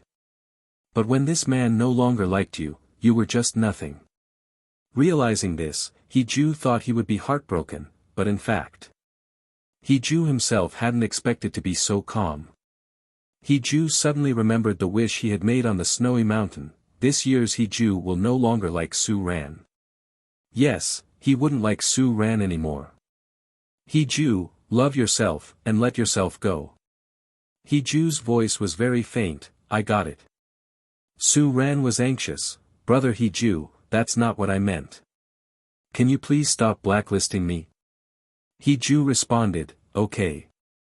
Hee-ju was about to hang up the phone, but Su Ran told him, a few days ago, I went to Yunan to look for you, but I couldn't find you, so I came back. Hee-ju closed his eyes, his voice slightly hoarse, why bother? Su Ran. Su Ran said, I just wanted to apologize to you in person, brother Hee-ju. I shouldn't have treated you that way. Can you please not be mad at me anymore? Hee-ju suddenly laughed. Su Ran, you want to win me back, yet you don't want to be with me. Is this fishing? Su Ran was very nervous, even her breathing became lighter as she waited for Hee-ju's answer. Hee-ju said, I won't be mad at you. Su Ran was immediately overjoyed, just about to say something, when Hiju added a sentence that made Su Ran somewhat sad, I don't have so many demands for a friend. Friend? Su Ran held the phone, friend. Hiju said, yes, Sister Ran. Hiju deliberately emphasized the words, just ordinary friends. Of course, you've always treated me like a brother, so siblings are fine too. Su Ran's heart plummeted, but she stubbornly clenched her teeth, refusing to say a word. Interacting with someone like Su Ran was exhausting for Hiju. Hiju was someone who expressed his love very directly, so naturally, he also hoped that his lover would choose him unwaveringly. Clearly, in front of Su Ran, face and self-respect always mattered much more than Hiju. He was never Su Ran's first choice. Su Ran couldn't argue, and Hiju finally hung up the phone. After hanging up the phone, Hiju didn't even think about how Su Ran would be, he was just thinking, how to tell Si Hua that he had to go back to City A tomorrow. Would it ruin Si Hua's mood? Just as Hiju was thinking about it, there was a knock on his door. Hiju went to open the door, and it was Si Hua. Perhaps she had just taken a shower. Si Hua's long hair was not completely dry, it was just scattered behind her head. She was wearing a camisole nightgown, revealing her fair and slender arms. She was completely natural without makeup, and up close, Hiju, with good eyesight, could even see the fine white hairs on Si Hua's face. Hiju had to admit that although Si Hua was older than him, she was in good shape, with the charm of her age and the innocence of youth. She felt different from anyone he had known before. Hiju was a little surprised, Sister Si Hua. Si Hua, there's something urgent at my company, I have to go back to City A tomorrow. Hiju felt that he and Si Hua were really destined, I have to go back to City A tomorrow too. I was just wondering how to tell you. Si Hua's eyes lit up, then we can go back together. Hiju nodded with a smile, yes. Si Hua was happy, and her eyes sparkled as she smiled, I'll book the tickets, let's go back early. Hiju agreed, okay. Si Hua, oh, by the way, why do you have to go back early? As far as I know, the Starshine group won't have the interns start for a few more days. At this, Hiju frowned slightly, my parents are in City A. My mom said my dad had chest pain, so she brought him in for a checkup. I should go back and see them. Si Hua nodded thoughtfully, that's important, you should get a thorough checkup. Hiju nodded, I will. Si Hua, which hospital is your dad in? Hiju, City First People's Hospital. Si Hua nodded thoughtfully, okay, then get some rest, we'll get up early tomorrow to go to the airport. Hiju nodded, and they bid each other good night, returning to their respective seats. The next morning at 6 o'clock. Si Hua and Hiju took a taxi to the airport on time. It was still first class, but this time, Hiju wasn't alone. It took about 3 hours to fly from Yunan to City A. Si Hua fell asleep as soon as she got on the plane, and she didn't feel like chatting with Hiju. Hiju was lost in thought when he suddenly felt a weight on his shoulder. He instinctively turned his head and saw Si Hua leaning against his shoulder, half asleep. Hiju's body stiffened for a moment, but after Si Hua leaned on him, her breathing evened out, as if she was sleeping soundly. Hiju didn't move again. For the 3 hours on the plane, all of Hiju's attention was on Si Hua. Si Hua had only wanted to get closer to Hiju by sleeping, to deepen their relationship a little, but she ended up, feeling so safe and comfortable leaning on Hiju's shoulder that she actually fell asleep. She was used to hugging something when she slept, so she unconsciously grabbed Hiju's arm, snuggled against it, and slept even more soundly. Hiju didn't know whether to laugh or cry, but in the end, he didn't push Si Hua away. When they were about to arrive in City A, Si Hua woke up. Her face had a slight imprint from Hiju's clothes, and her cheeks were slightly red, her lips were pink and tender. Hiju quickly looked away, his Adam's apple rolling slightly. Hiju quickly pulled at his collar, for some reason. It seemed a bit stuffy on the plane, and he was thirsty. Si Hua didn't notice, she just pushed her slightly messy hair back, revealing her skin as smooth as jade. Perhaps because she had slept for a while, Si Hua's voice was slightly hoarse, and when she called his name, it sounded very pleasant. He-ju, sorry, I was so tired from hiking yesterday, and I got up early this morning. He-ju just moved his slightly sore shoulder and smiled, shaking his head. It's okay, it's only natural. Support us at bit.ly/3ibfjkv. The two smiled at each other, and the plane landed safely. They walked out of the airport together, and just as Si Hua was about to leave, He-ju called out to her, Sister Si Hua, see you tonight. Si Hua clearly saw the faint blush on He-ju's ears. She was supposed to go to a bidding meeting and might not be home until late, but seeing He-ju like this. Si Hua felt her heart warm up, and she suddenly felt a strong desire to go back. Okay, see you tonight. There's a great late-night snack place next to my company. I might be home late, so I'll bring you something to try. He-ju, who had been a little nervous, suddenly relaxed. Okay. Si Hua, say hi to your parents for me. If I have time, I'll go see them. Well, bye. He-ju, goodbye. They bid each other farewell, and Si Hua went back to the Starshine group for an emergency meeting, while He-ju went to the hospital. Room 3 on the 10th floor of the hospital. After seeing the test results, He-ju's heavy heart finally relaxed that He-ju's father, He-yu, didn't have any serious issues. The pain in his chest was probably due to excessive fatigue. Thus, He-ju suggested, Mom and Dad, why don't you just stay here instead of going back? It's comfortable here, we have everything at home, and I'm about to start working. He-yu replied, Son, I'm teaching senior year students this year, and I can't neglect the children's education. I have to leave once school starts in a couple of days. He-ju's mother, Tianzhen, added, Little Ju, you know your mom. Wherever your dad is, that's where I'll be. Your dad only took a week off, so we really need to go back.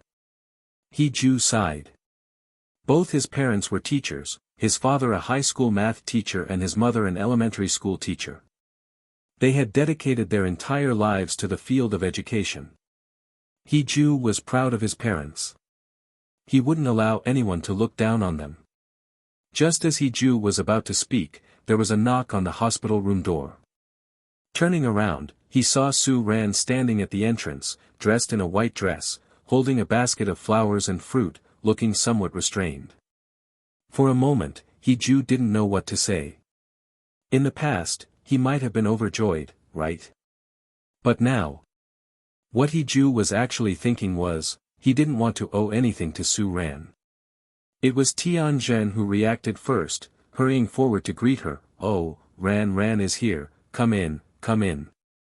Just then, a little girl ran over, calling out, Brother, brother. Su Ran turned to look but didn't see anyone. However, she felt something dart past her feet, startling her into stepping back and nearly tumbling to the ground in a clumsy fall. But He-ju, with quick reflexes, reached out and pulled her up in one swift motion, also taking the basket of flowers and fruit from her hands. Before Su Ran could react, He-ju had already let go of her, arranged the fruit neatly, and bent down to pick up the adorable little girl. He-yusen, did you miss your brother? The little girl, cute and chubby with sparkling eyes, hugged He-ju and planted a big kiss on him, sweetly saying, I missed you, brother. Yusen really missed you. Will brother buy Yusen some tasty treats? Su Ran was suddenly stunned. This was the first time He-ju had ignored her presence like this. Tianzhen naturally also noticed that something was wrong. How much does He-ju like Su Ran? They all know. He-ju has said many times, he will only marry Su Ran in the future. So what is happening now? Are they having a quarrel? Tianzhen didn't say anything, just pulled Su Ran over and said, Look at you, why did you bring so many things? I'm sorry just now, Yusen is always stumbling, almost knocked you down. Su Ran came to her senses and smiled generously, Auntie, this is just a little something from me. Yusen is very cute, it's okay. How is uncle? Feeling better? Tianzhen, yes, much better. The doctor said to stay in the hospital for a few days for observation. If there are no major problems, he can be discharged in a couple of days. Su Ran smiled, that's good. Tianjin, you two chat, Auntie will go wash some fruit. He Ju's father also kindly spoke up, Xiao Ran, don't be polite, sit down. Su Ran smiled and agreed, but her gaze fell on He Ju. But He Ju has been talking to He Yusin the whole time, not giving Su Ran a single glance. Su Ran felt a little uncomfortable in that moment. But this state of mind didn't last long, because He Yusin ran over to Su Ran and said, Sister, I'm sorry, I was in a hurry to see my brother just now and almost bumped into you. I didn't have time to apologize afterwards. Can you forgive me? He Yusin looks like a cute little rice ball. When she looked at Su Ran with her big eyes, Su Ran couldn't help but smile and say, it's okay, sister doesn't mind. He Yusin immediately became happy and her carefree appearance was just like He Ju's. He Yusin, brother, sister forgave me. Only then did He Ju smile and pat He Yusin's head, good, let's go. Brother will take you to eat something delicious. Su Ran also stood up awkwardly, then uncle, auntie, I'll leave first. Tianjin came out with the washed fruit, you're leaving so soon after arriving. Ran, won't you stay and play for a while? Su Ran politely smiled, no, uncle, auntie, I have something to do. I'll come and visit you another time. Tianjin, I see. But it's not safe for a girl to go out alone. Where are you going? Let Xiao Ju take you. He Ju had no choice but to agree. Tianjin had already taken He Yusin away, Yusin, be good. Brother will take sister and come back to play with you later. He Yusin, okay, brother, come back soon. He Ju nodded with a smile and left with Su Ran. The two of them quietly walked through the hospital corridor, quietly took the elevator downstairs, and then came to the hospital's garden. He Ju didn't speak, and Su Ran didn't know what to say. In the end, Su Ran broke the eerie atmosphere, He Ju, I came today to see you. He Ju was very calm, you've seen me now. If there's nothing else, I won't see you off. After speaking, He Ju turned around and wanted to leave. For the first time, Su Ran reached out and grabbed He Ju's wrist, He Ju, do you have to be so indifferent to me? This made He Ju want to laugh, Su Ran, I really don't understand, what do you want to do? Su Ran, I just came to apologize to you. He Ju has always had a good temper, especially towards Su Ran. Support us at bit.ly/3ibfjkv. But now, he was really inexplicably annoyed, and his tone was not very good, fine, I accept your apology. Don't come again in the future. Tears welled up in Su Ran's eyes, do you have to say such hurtful words? He Ju, do you have to force me like this? Su Ran's eyes were red, but she stubbornly held on to He Ju's sleeve, I didn't force you, He Ju, can't we still get along like we used to? He Ju, can't we still be good friends? If we can't be lovers, do we have to become strangers? He Ju, you know, I really cherish our friendship. I swear to you, I will never treat you the way I did before, okay? He Ju's impatience was already very obvious. Is Su Ran speaking human language at all? He Ju, yes, if we can't be lovers, I don't want to be friends with you either. Su Ran, I am a person, not a tool for you to use at will. You know what I care about, but you always act like a coward. He Ju, if you want to escape, then just escape for the rest of your life. Don't you value Qiu Shaozi? Didn't you say he's your boyfriend? Why are you coming to find me now? As soon as He Ju finished speaking, someone punched him in the face. He Ju felt like his nose bone was about to be broken, and he groaned in pain, taking several steps back before stabilizing himself. Su Ran was so scared that she screamed, and when she came to her senses, she turned around and slapped Qiu Shaozi, what are you doing? Qiu Shaozi pointed at He Ju, it's this idiot who caused you to end up in the hospital.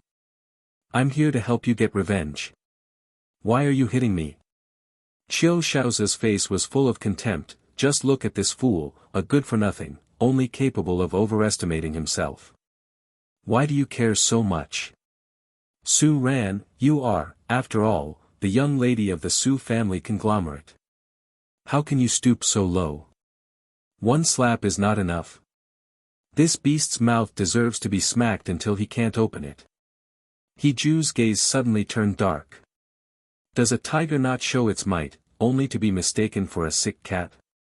He Ju clenched his fist, took 3 steps in 2, and like a cheetah, he pounced forward, raining several fierce punches onto Qiu Shaoza's detestable face. Qiu Shaoza cried out in pain, He Ju. How dare you treat me like this? Do you no longer wish to stay in City A? He Ju wasn't listening. He had been holding back his anger for so long, and now he had found the perfect outlet. Su Ran tried to pull He Ju away, but his strength was too great for her to manage. Finally, gritting her teeth, she took her purse and struck He Ju's face with all her might. The intense pain made He Ju stop, instinctively covering his nose, tears nearly falling from his eyes. Qiu Shaoza took the opportunity to run away. In a daze, He Ju saw Su Ran's figure rushing towards Qiu Shaoza. He Ju shook his head, looked down, and saw his hands covered in blood. His nose was bleeding. Qiu Shaoza's blow to his nose had almost broken it, and now it might as well be broken. He Ju felt a sudden desolation in his heart. This was the person he had devotedly loved for 10 years. After making sure Qiu Shaoza was okay, Su Ran ran over to help He Ju. Brother He Ju, are you alright? I'm sorry, I was just too anxious. If you kept hitting him like that, you could have killed him. His family is prominent in City A, you can't afford to offend them. For the first time, He Ju was angry with Su Ran. He fiercely pushed her away, his eyes showing a coldness Su Ran had never seen before. Su Ran, are you really worried about me, or are you concerned that my actions today will bring trouble to the Su family? Su Ran was embarrassed by He Ju's question, instinctively calling out, Brother He Ju, I didn't. Didn't what? He Ju sneered. He couldn't understand Su Ran any better. He Ju, covering his bleeding nose, cursed softly, damn. He Ju's eyes were red, and his face was full of sorrow, looking at Su Ran with disappointment. Su Ran was really stunned. She had never seen He Ju with such an expression before. After Qiu Shaoza came to his senses, although he didn't dare to entangle with the crazy He Ju, he also left a harsh word, He Ju, you wait for me. He Ju just glanced coldly at Qiu Shaoza, who was beaten up by him, and then turned and left. It was a waste of his saliva to say more to such a person. Su Ran couldn't help but call out with some grievance, He Ju. However, He Ju couldn't be bothered to pay attention to her. Su Ran found that she seemed to have messed things up again, all because of Qiu Shaoza. Su Ran turned around and glared fiercely at Qiu Shaoza, it's all your fault, meddling in other people's business. Qiu Shaoza was dumbfounded, please, Miss Su, I was just helping you get revenge and ended up provoking He Ju, that crazy dog. Su Ran was almost infuriated, Qiu Shaoza, can't you keep your mouth clean?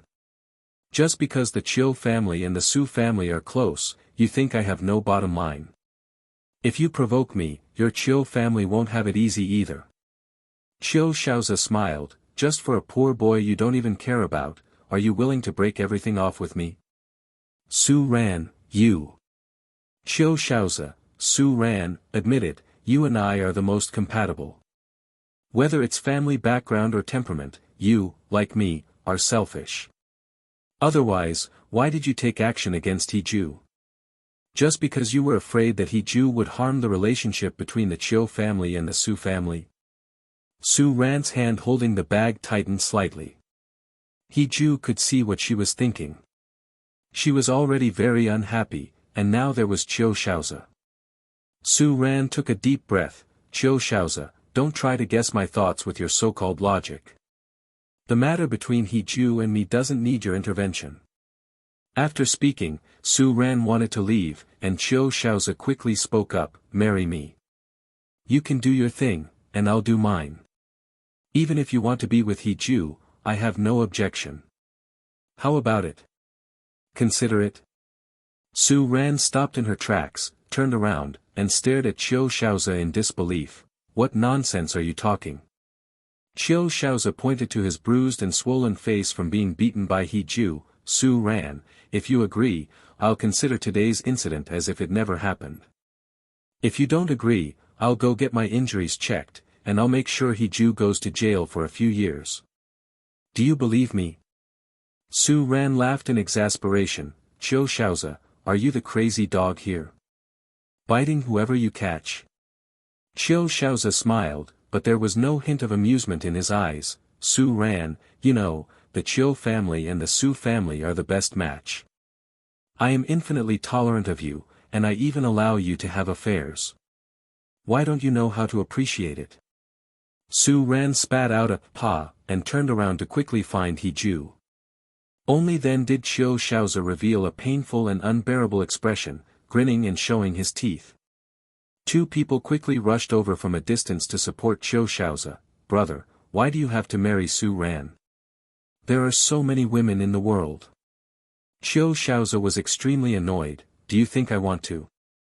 It's just that the old man gave me a death order. If I want to inherit the family property, I have to marry Su Ran.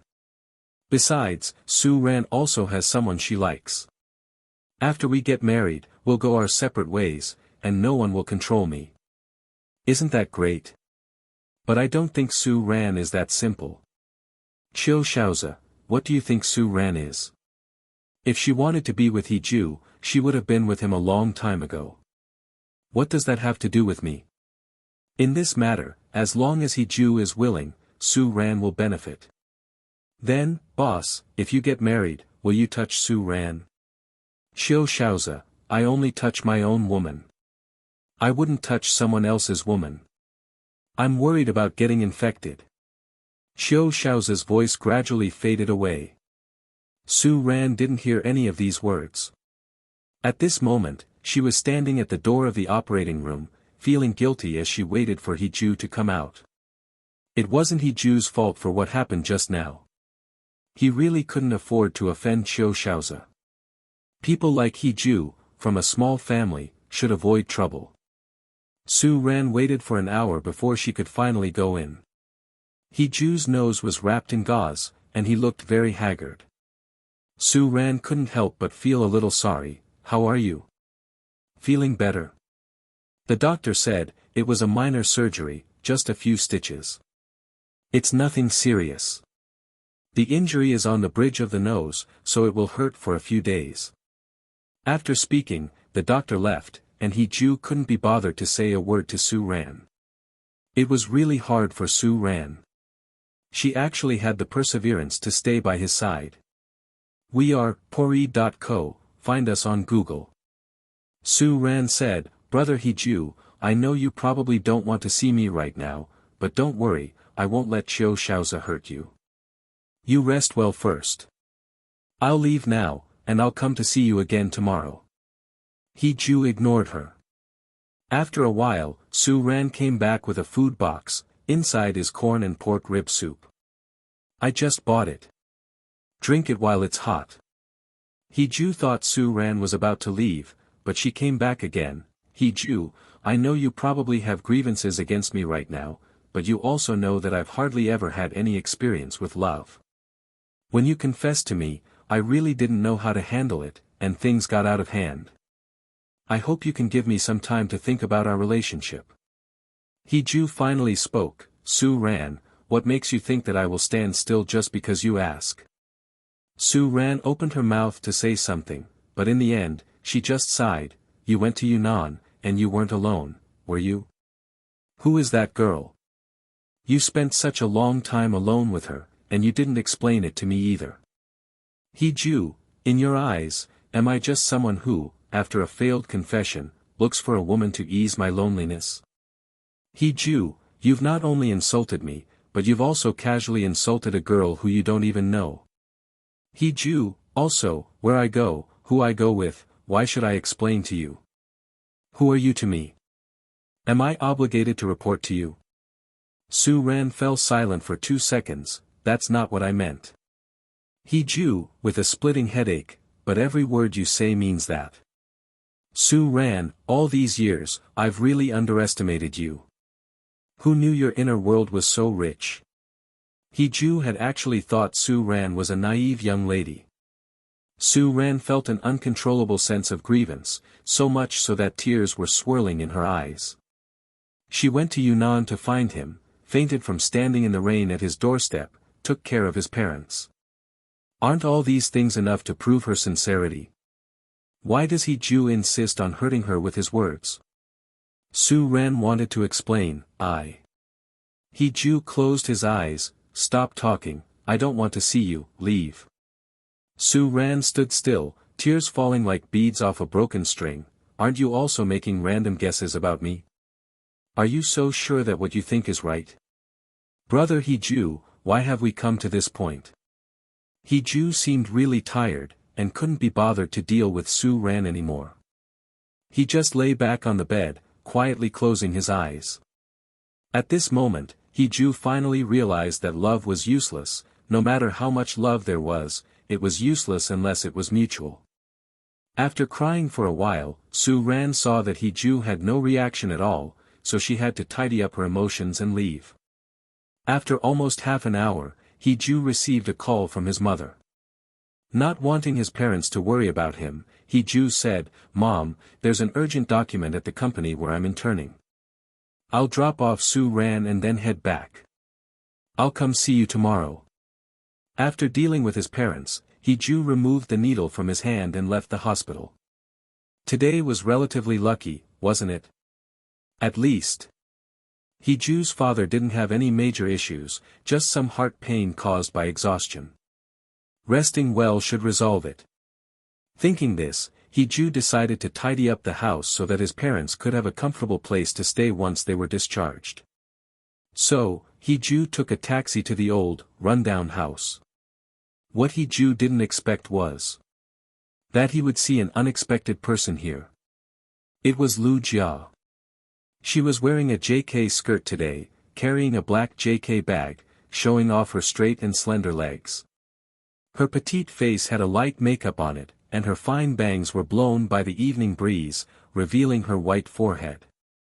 Her slightly curly long hair was casually draped behind her head, and her lips had a color that He Ju couldn't describe, which looked very nice and made Lu Jia look even more youthful and beautiful. He Ju was a little surprised. You, what are you doing here? Lu Jia's face blushed slightly. Standing in front of He Ju, she answered softly, I knew your parents came to City A, and I thought you would definitely come back. My friends and I came over to this area to play, so I thought of waiting for you here. I didn't expect to really see you, but... Lu Jia looked at He Ju with some concern. What happened to your nose? He Ju felt a little embarrassed. It's nothing, I accidentally bumped it and had to go to the hospital for some medicine. Lu Jia didn't believe it, but seeing that He Ju didn't want to say more, she changed the subject. Lu Jia took out the key that He Ju had accidentally lost and shook it lightly. It's quite cold after the sun sets. Can you invite me up to sit for a while? Only then did He Ju come to his senses and took the key from Lu Jia's hand. Come in and sit. I'm sorry for not keeping my promise to treat you to a meal when I came back. Lu Jia followed behind He Ju. It's okay. Since you're back, there's no rush. He Ju nodded, and the two entered the house together. The house was unoccupied, so it had gathered some dust. He Ju pointed to the sofa in the distance. Jia, have a seat. I'll tidy up a bit. Lu Jia put down her bag and took the initiative to go to the kitchen to get a cloth. Let me help you clean. He Ju said, Jia, just sit. I can handle it. After thinking for a moment, He Ju asked Lu Jia, did you come to see me just to return my key? He had a spare key, and Lu Jia should know that. Moreover, Lu Jia didn't need to come in person to find him. A phone call would have sufficed. Their homes were very far apart, and it took 2 hours by subway. It was a bit unreasonable for her to make this trip just for a key. Lu Jia suddenly became nervous, unconsciously tugging at her skirt and blushing slightly. He Ju looked at her extremely awkward appearance. He Ju suddenly thought of something and became uncomfortable. Could it be that Lu Jia liked him? But wasn't Lu Jia always with Su Ran? In the past, in order to please Su Ran, he had asked Lu Jia for a lot of help. This was a bit dramatic, wasn't it? Lu Jia also stuttered a bit. As classmates, I can come to see you, right? He Ju looked away, smiled, and changed the subject. Of course, you can. Have you eaten? Lu Jia couldn't help but breathe a sigh of relief. Not yet. How about you? He Ju touched his empty stomach. Me neither. How about tonight, I'll take you out for dinner. Lu Jia looked at He Ju, who still had a bandage on his nose, and smiled gently. Let's not go out. Is there any noodles in the kitchen? I'll make a simple bowl for us to eat. He Ju was cleaning, and when he heard Lu Jia's words, he nodded slightly. Feel free. He Ju wanted to tidy up the house as soon as possible, so he didn't pay much attention to Lu Jia.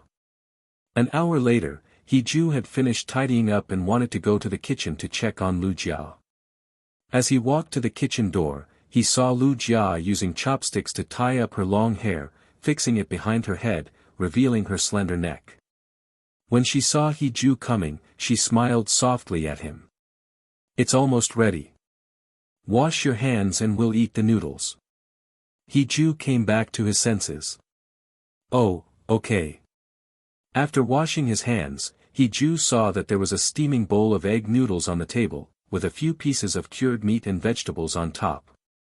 It was clear that even for a simple bowl of noodles, Lu Jia had made it with care. Seeing He Ju staring at the bowl of noodles, Lu Jia couldn't help but reveal a shy expression, cautiously sitting down opposite him, and spoke in a gentle voice, "My cooking isn't that great, please make do with a little." He Ju smiled politely, "Not at all, it looks delicious, thank you for your hard work." Lu Jia passed He Ju the chopsticks, "Then have a taste." He Ju took them and began to eat the noodles. It had to be said, Lu Jia's cooking skills were indeed quite good. A bowl of clear broth noodles was cooked to be fragrant and appetizing, leaving a lingering taste that made one crave more. He Ju quickly finished the bowl, having been busy all day. This was his first meal. We are Pori.co, find us on Google. Watching He Ju eat, Lu Jia's heart thumped wildly several times. She really didn't understand, what was not to like about someone like He Ju? Well-mannered, with upright principles, and although his family's financial situation couldn't compare to the wealthy, they were still comfortably well off. After finishing, He Ju wiped his mouth with a tissue, then picked up a bottle of mineral water and took several gulps before stopping. He then said to Lu Jia, Jia, you eat first, I'll wash the dishes and then take you home." Only then did Lu Jia, with a flushed face and racing heart, come back to her senses, and she replied softly, "Okay." It wasn't her fault, He Ju was truly too tempting. He was in great shape, with a tall stature of 1.85 meters, and when he tilted his head back to drink water, the exposed collarbone and Adam's apple were enough to make Lu Jia's heart flutter. He Ju had no idea what Lu Jia was thinking as he went to the bathroom to change the dressing on his nose. By the time He Ju finished changing his dressing and came out, Lu Jia had just finished eating. He Ju naturally rolled up his sleeves and walked over, taking the bowl and chopsticks from Lu Jia's hands. "I'll wash them, you sit for a while, I'll be quick." He Ju swiftly entered the kitchen, not noticing the instant flush on Lu Jia's cheeks as he approached her. Lu Jia took several deep breaths before heading towards the kitchen. She had already decided, once He Ju had settled his thoughts and returned, she would definitely confess her feelings to him. Although He Ju might not accept her right away, at least, she should be as brave as He Ju, just this once. Lu Jia walked to the kitchen door, looking at He Ju's busy figure, hesitated for a long time, and finally spoke hesitantly, "He-ju, I want to talk to you about something." He-ju's body stiffened slightly at Lu Jia's words, then quickly returned to normal. Lu Jia is very virtuous, very cute, very youthful, and very concerned about his feelings. But He-ju really has no mood for love right now. He-ju smiled, "Jia Jia, what do you want to say?" "Wait for me to finish washing the dishes." Lu Jia bit her lip, hesitated for a moment, and then gradually became firm. "He-ju, I think, you are a very good person." "He-ju, is that so?" "Many people say that, but some people don't think so." Lu Jia was slightly excited, "That's because she doesn't have good taste." He-ju silently put the washed dishes into the cupboard without saying a word. Lu Jia seemed to realize that she was getting too excited, and quickly restrained herself. "He-ju, have you completely let go of Su Ran?" "Has he completely let go?" "Sometimes, something you think is difficult to do, but when you actually do it, take that step, you'll find that it's not as difficult as you thought." He-ju gave up on Su Ran, and he himself didn't know exactly when it started. Maybe it was when Su Ran said to him, "Brother He-ju, I've always treated you as a brother." Or maybe, it was the words Fang Yushue said at the school gate, which made him realize that Su Ran had never cared about his true feelings, she had been trampling on his unknown dignity. She discarded his heartfelt love. Or perhaps it was on the Jade Dragon Snow Mountain in Lijiang, Yunan, when he sincerely said to the snow-capped mountain, "This year, He-ju will no longer love Su Ran." Or maybe it was today at the hospital, when he saw Su Ran rushing to Chiu Shaozi. Or, when He-ju found out that Su Ran wanted to continue to entangle with him, but was unwilling to openly love him. But no matter when it started. At least now, when He-ju thinks of Su Ran, there is no longer the anticipation and joy of the past. But He-ju said to Lu Jia, 10 years, how can you just let go?" Lu Jia's eyes dimmed for a moment, and the courage she had finally mustered was diluted. Seeing that Lu Jia didn't continue speaking, He-ju spoke again, "Jia Jia, I hope you will meet someone in the future who loves you wholeheartedly." He-ju's words were sincere. Although Su Ran and Lu Jia were good friends, He-ju knew that Lu Jia was completely different from Su Ran.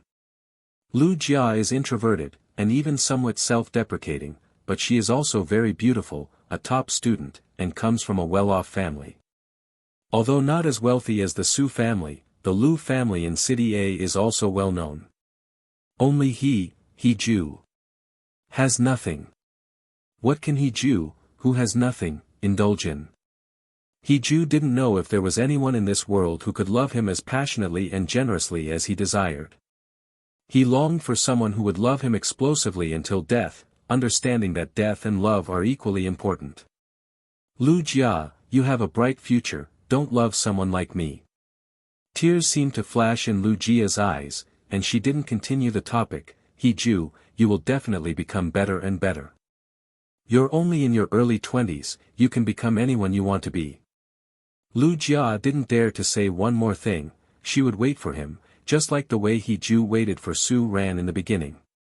She would wait until the day when He-ju no longer loved Su Ran. He-ju was stunned, and turned to look at Lu Jia. He saw Lu Jia standing in place, her eyes seemed a little red, but she still smiled sweetly at him. As if she truly believed that one day in the future, He-ju would also become a star that many people looked up to. He-ju smiled back at her, and thanked her solemnly. He would try to forget the past, try to move forward, try to become anyone he wanted to be. He-ju saw Lu Jia off. In this old house, although Lu Jia didn't say the words she had wanted to say to He-ju for a long time, she would never forget the shy and sincere smile the young man gave her. She wasn't greedy, she received He-ju's unguarded smile, and cooked a bowl of noodles for him with her own hands. She was already very satisfied. He-ju saw Lu Jia off and then returned home. After taking a shower and changing into casual clothes, he sat down and checked his messages. "Bai Yen, heard you're back, when are you free to go out for a drink?" "Fatty, bro, are you having fun? Is Sister Si Hua back too? Motor, it's good that you're back, bro. I'm off to find my girlfriend. After seeing you and Su Ran, I realized that my girlfriend is really a treasure. Bro, there's no pain without comparison. He-Ju replied to everyone's messages, but when it came to Motor, he only replied with ellipses. Soon, Bai Yen sent He-Ju a file. It was an interview notice for an internship at Starlight Company, next Friday morning. He-Ju couldn't help but breathe a sigh of relief. At least he had a week to recover from his injury. By then, covering it with foundation to meet girls shouldn't be a big problem, right? At that moment, Si Hua also sent a message, I'll be home in 2 hours, I've brought something delicious for you. He-Ju smiled slightly and replied, okay. He-Ju was about to get up to pack and leave when Su Ran sent a message, Brother He-Ju, how's your injury? Have you taken any medicine? Su Ran, Brother He-Ju, have you found an internship yet? If not, I can help you get a job at my dad's company. Su Ran watched the chat box show, the other party is typing. But after waiting for a few minutes, Su Ran didn't receive a message from He-Ju. This made Su Ran feel a little frustrated. She was already coddling He-Ju so much, why was he still acting like nothing could affect him? How had she never noticed before that He-Ju was so petty? By now, He-Ju had already put on his coat and taken his keys to leave. He needed to return to his rental apartment and take advantage of the next few days to properly prepare for the interview. Starshine Group was one of the top conglomerates in City A. If he could get in, even if he couldn't stay, he would at least accumulate some work experience, which would be beneficial. What He-Ju didn't know was that at this very moment, his good buddy Bai Yen was chatting with the helmsman of Starshine Group. Bai Yen sat in the car, glancing sideways at Si Hua, sis, won't you pull some strings for He-Ju? Just transfer him directly to the tech department. Si Hua was currently resting with her eyes closed, her demeanor graceful and composed, nothing like the shy young lady she was in front of He-Ju. She simply said indifferently, He-Ju doesn't need to pull strings to succeed in the interview. She always believed that someone as capable as He-Ju would shine no matter where he was. She would give him a hand, but there were some paths He-Ju needed to forge on his own. The two of them were bound to meet at the summit. Bai Yen leaned back lazily in his seat, chuckling, that's not necessarily true. There are plenty of old stick-in-the-muds in the group. Are you so sure they won't give your precious Ju-Ju a hard time? Si Hua lifted her eyelids, giving Bai Yen a cool glance. Bai Yen hurriedly fell silent. Why did he feel like Si Hua was about to devour him alive? Si Hua's voice was as cold and clear as her persona, not only can He-Ju not pull strings, but you can't either. Start from the beginning and learn honestly. Bai Yen was instantly dumbfounded and began to wail, no way, sis, don't be like that, I'm begging you. Support us at bit.ly/3ibfjkv. He-Ju came back after returning the small yellow car. He really wanted to relax and unwind, and it was almost 2 hours. The driver dropped Si Hua off downstairs and then left with Bai Yen. Si Hua was waiting for the elevator on the first floor, and He-Ju had just brought the small yellow car in. The two naturally met. Si Hua was carrying a large bag of crayfish, as well as beer and fruit. When she saw He-Ju, her eyes lit up, and then her gaze fixed on the bandage on He-Ju's nose. Si Hua couldn't help but worry and ask, did you get into a fight? He-Ju felt a little embarrassed and said, you could tell just by looking at me. Si Hua sighed, because of Su Ran. We are bit.ly/3ibfjkv, find us on Google. He-Ju fell silent for 2 seconds and then said, not entirely. Si Hua picked up the things in her hand and said, want to come up for a drink or two? Just then, the elevator arrived. He-Ju smiled and took the things from Si Hua's hand. Sure, let's go. The two returned to Si Hua's home together. It was only when He-Ju came to Si Hua's house that he realized, although they were neighbors, Si Hua's home was decorated in a European and American style, with some valuable paintings hanging on the walls. The contrast was really. Si Hua keenly noticed He Ju's uneasy look and smiled as she spoke. He Ju, my family's economic foundation determines the superstructure. In other words, I also rely on my parents to start, there's nothing to boast about. Although she said that, youthful pride always leads to some frustration. After saying that, Si Hua didn't say anything else and placed the things on the table. Help yourself, I'll go change into something more comfortable. He Ju nodded and went over to take the things out of the bag. Most of it was the spicy crayfish that He Ju loved to eat, followed by some pastries and fruit. He Ju looked at the still warm crayfish and was a little stunned. In theory, Si Hua shouldn't know that he liked to eat this. Because he was too lazy to peel the shells of the crayfish, even though he loved to eat them, he never ordered them. He Ju took the things out and arranged them on the plate.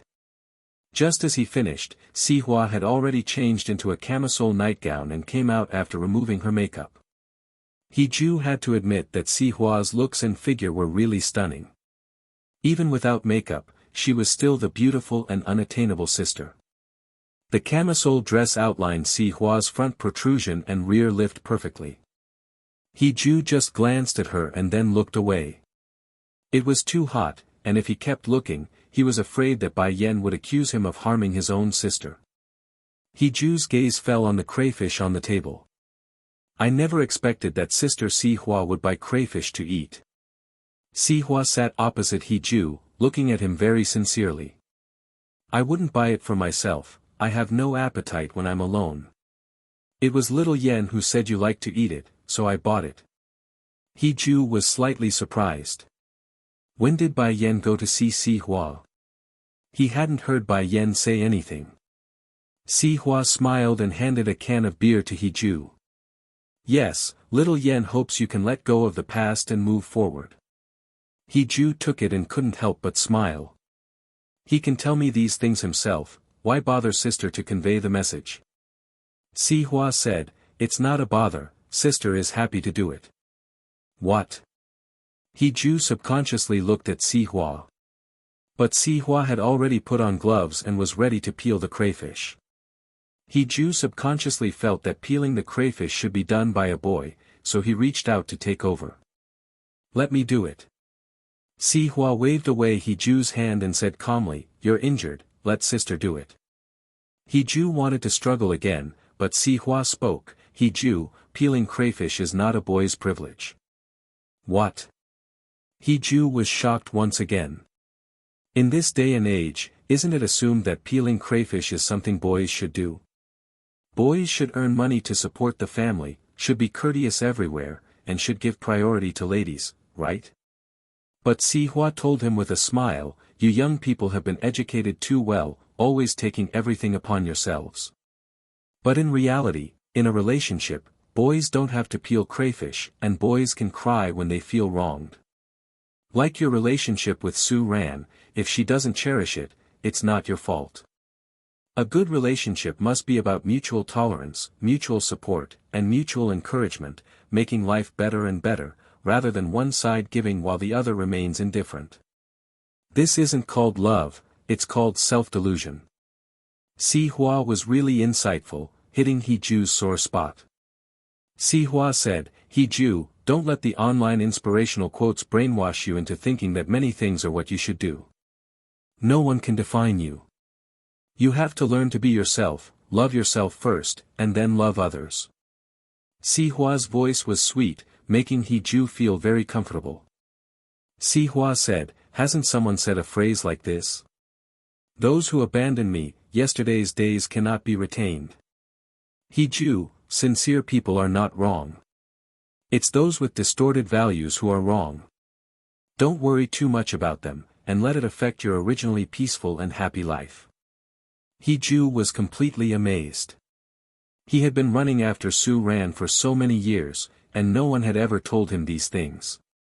Love is indeed an equal relationship, but now. Most of the time, He Ju felt that the demands on boys were very harsh. Good boys never meet good girls, and good girls never meet good boys. So most people are unhappy. He Ju said, Sister Si Hua, I've learned a lot. At this moment, Si Hua had peeled a handful of crayfish and handed them to Hiju. I actually have a selfish motive. Hiju looked up at her. What selfish motive? Si Hua pretended to be mysterious again. It's a secret. Hiju didn't ask any further, but his mood really improved a lot. Si Hua was still peeling the crayfish for Hiju. In the dim light, her features became even more beautiful, and she said, if it's convenient, can you tell sister how you got injured? Hiju smiled somewhat guiltily. This was the first time he felt a little ashamed in front of a girl. But Hiju calmly told her the story that Si Hua sat quietly beside Hiju, peeling shrimp for him. Her expression remained largely unchanged. Hiju, engrossed in telling his story, didn't notice the fleeting shadow that crossed Si Hua's face when he repeated the words said by Qiu Shaozi. After Hiju finished his story with a look of exasperation, Si Hua had almost finished peeling the shrimp. She took off her gloves and comforted him, don't worry about it. The words of such a profligate are not worth your concern, he can't stir up any real trouble. Hiju wasn't bothered at all, ready to face whatever came his way, and he nodded at Si Hua. Hiju, I'm going to the restroom. Si Hua's eyes curved gently as she spoke in a tender voice, go ahead. Once Hiju left, Si Hua picked up her phone and dialed her assistant's number, check on the Qiu family's corporation for me, especially Qiu Shaozi's personal affairs. Strike the snake at its vital point, that was what her father had taught her. Hiju was someone she couldn't bear to speak harshly to, and she wouldn't let anyone else hurt him either. After hanging up, Si Hua's expression remained calm as she waited for Hiju. Si Hua knew that what Hiju needed now was companionship and guidance, so even though her feelings for him were hard to suppress, she dared not express them. Soon, Hiju returned, and Si Hua's slightly dazed gaze fell upon him. More than once, she had thought, if only Hiju had fallen for her, Si Hua, from the beginning, he surely wouldn't have lost. But, Hiju, they had met far too late. You have already forgotten that disheveled young lady in the rain. The flutter of young love had occupied a large part of Si Hua's youth. Hiju approached, what is Sister Si Hua thinking about? Si Hua smiled, her eyes tinged with sadness, I was thinking, indeed, one should not meet someone too dazzling in their youth, for it means that everyone you meet thereafter will seem insignificant.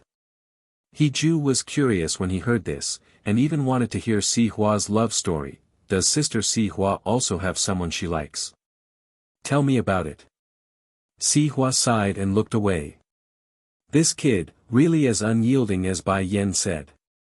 Si Hua didn't have any love history.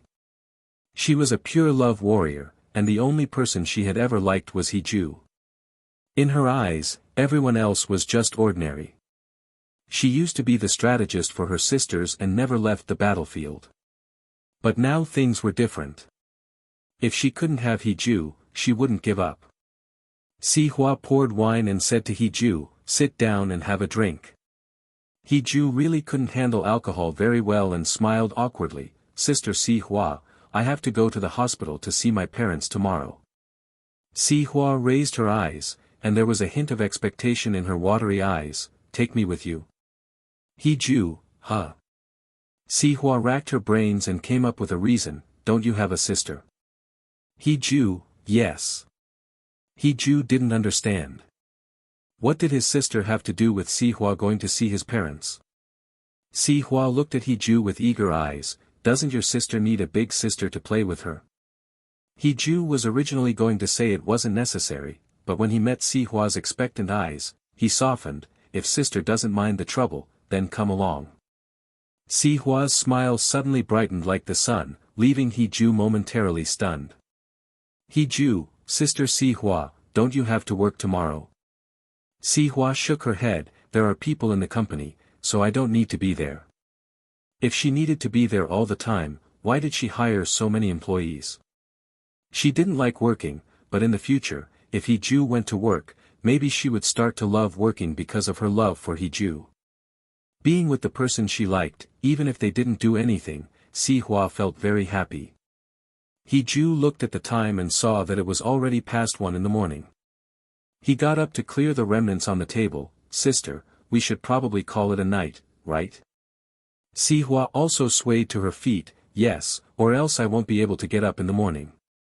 As she spoke, Si Hua stumbled and fell to the ground, and He Ju happened to be standing there. He immediately dropped what he was holding, reached out, and pulled Si Hua into his arms. The feeling of her slender waist in his arms was very obvious to He Ju. A girl's waist is really so soft, and her body is so soft. He Ju's heart warmed for a moment. He wanted to let go of Si Hua, but she smelled of alcohol and seemed to have really drunk too much. She boldly held on to his neck. He Ju was surprised and looked down at Si Hua. She was fair and beautiful, with a faint blush on her skin, as if she was a feast for the eyes. He Ju didn't know whether to hold on or let go, and he didn't even have time to think about how Si Hua had suddenly slipped and fallen. Obviously, Si Hua didn't want He Ju to figure it out. She leaned on He Ju's shoulder, frowning slightly. My head hurts. Can you help me to the bedroom? He Ju hesitated, feeling that it wasn't quite appropriate, but seeing Si Hua really in pain, he bent down and lifted her around the waist, then strode towards the bedroom. He thought his alcohol tolerance was already not good, but he didn't expect Si Hua's alcohol tolerance to be so poor. He Ju put Si Hua on the bed and was about to get up, but Si Hua pulled him back. The distance between the two was so close that He Ju's hands were forced to support Si Hua on both sides, and if He Ju lowered his head slightly, he could kiss Si Hua. He Ju widened his eyes slightly, and Si Hua asked, He Ju, will you still continue to like Su Ran? He Ju's heart pounded, and even his ears turned slightly red. He subconsciously answered her, No, I won't. Fleeing, after He Ju left, Si Hua sat up from the bed again, her eyes clear and lucid, showing no trace of confusion. Rubbing her head, Si Hua felt some regret. Which step did I get wrong? Is He Ju's special forces? How could he resist? Si Hua even began to doubt her own figure and looks. She quickly got up to look in the mirror. Seeing her reflection with its front protrusion and rear lift, and her extremely high looks, Si Hua couldn't help but mutter to herself, this isn't bad at all. Back overseas, this face had attracted countless noble young masters. Si Hua sighed, He Ju is truly extraordinary. Si Hua felt defeated, as if the methods her bestie suggested were utterly useless. He Ju was simply too much of a gentleman. Unable to help herself, Si Hua picked up her phone and slowly typed into a search engine, how to hook up with someone you like. In a second, Si Hua saw 8 very clear steps listed. 1. Get their phone number first. Si Hua had this, so she quickly moved to the next step. 2. Take the initiative to chat. It seemed she did this every day. 3. Create more opportunities to meet. This also seemed to happen every day. 4. Know your enemy and know yourself, win over his friends, understand his interests, cater to his preferences. This, Si Hua felt, was not enough. She needed to work harder, to find out what kind of girl would attract He Ju, and also, she had to win over He Ju's parents first, right? If He Ju's parents were willing to help, that would be great. 5. Improve yourself. 6. Do things together that you both enjoy. Si Hua wondered if He Ju could feel her love. But if she was too aggressive, what if she scared He Ju away? She had to progress gradually. 7. Let him know you like him. Si Hua fell silent for 2 seconds, this had to be done slowly. He Ju wouldn't believe she liked him in a short time. 8. Wait for him to fall in love with you, let the feelings ferment slowly. Si Hua immediately threw her phone away and wailed on the bed, not a single one is practical. Meanwhile, just as He Ju had calmed down and was preparing to sleep, he received a call from Motor, who was crying so sadly that it gave He Ju quite a shock. In the middle of the night, a grown man crying like this was really something. He Ju tentatively asked, what's wrong? Got dumped? Motor exploded, you're the one who got dumped, can your mouth be less venomous? He Ju. Brother, you're crying so sadly, it's hard for me not to suspect you've been dumped, okay? Motor sobbed, I asked my girlfriend if she loves me, do you know what she said? Hee-ju, what did she say? Motor burst into tears again, she told me to be good, not to say things that undermine unity, and that she would inform me if there were any changes. Ah woo woo woo. Hee-ju was silent for 2 seconds, nearly bursting into laughter. Finally, holding back, Hee-ju gave a fair assessment, sister-in-law is really, quite a character. Motor was silent for 2 seconds, then cried even louder, to hell with your, quite a character, woo woo woo woo. Motor cried for a long time, and Hee-ju said helplessly, I'll treat you to a drink tomorrow, stop crying. Motor finally stopped, and Hee-ju even thought that this jerk was here to freeload. The call was about to end, but Motor suddenly asked, brother, what do you think of Bai Yan's sister? Hee-ju was immediately puzzled, what do you mean? In that instant, Hee-ju's mind involuntarily flashed through the bits and pieces of being with Si Hua. The way she looked at him with those bewildering eyes, her confident assurance that boys also have the right not to peel shrimp, and when they were in Yunan, her charming appearance, her strong appearance, there were too many memories. So when Motor said something, Hee-ju didn't hear it at all, he just replied, it's fine, it's fine. On the other end of the phone, Motor was dumbfounded. Wasn't he asking about Si Hua's identity? What's with the, it's fine, it's fine? What was Hee-ju daydreaming about again? Motor wanted to ask again, but Hee-ju had already hung up the phone. Motor could only temporarily mute the call, but he was endlessly speculating in his heart. Had Hee-ju already gotten together with Si Hua? It's not surprising that Motor would think this way, because Si Hua was too beautiful, almost perfect in every way. Would Hee-ju really not be moved at all by being with someone like her? Time passed quickly, and the next morning at 7 o'clock, Si Hua knocked on Hee-ju's door right on time. Hee-ju, with a messy head, opened the door in a daze. Si Hua rushed in like a gust of wind, hurry up and get ready, I made some porridge and I'll take it to your uncle and aunt later. Hee-ju suddenly woke up, and quickly turned to look at Si Hua, only to see that she had already laid out the food boxes from the bag. Steaming preserved egg and lean pork congee, steaming hot steamed buns, steamed dumplings, and fresh soy milk. Hee-ju's eyes widened, Si Hua, did you go out to buy breakfast so early in the morning? Si Hua glanced at him, and then said proudly, I didn't buy this. She made it before dawn. Hee-ju thought for a moment and then suddenly realized, that was bought by your assistant. Si Hua sighed, I made it, okay. Hee-ju was even more surprised. Si Hua not only could cook, but she could cook so well. Hee-ju felt like it was a bit mystical. Si Hua had casually braided 2 strands of hair in front of her chest today, with simple makeup, and dressed very appropriately in a blue shirt and black jeans. She looked simple and generous, like a female college student attending class. Hee-ju sighed softly. Si Hua really was a versatile young lady. In a rush in the morning, Hee-ju's thoughts only lasted for a moment. After a simple breakfast, Hee-ju and Si Hua took the remaining food boxes to the hospital. The car Hee-ju drove was Si Hua's BMW. Hee-ju felt a little guilty, but Si Hua just smiled and said, it's more convenient this way. Hee-ju couldn't refuse. He naturally wouldn't know that Si Hua was gradually trying to get him to accept everything about her. Si Hua was very good at reading people. She knew very well that Hee-ju was a steady and courageous person. Given the opportunity, Hee-ju would definitely achieve something.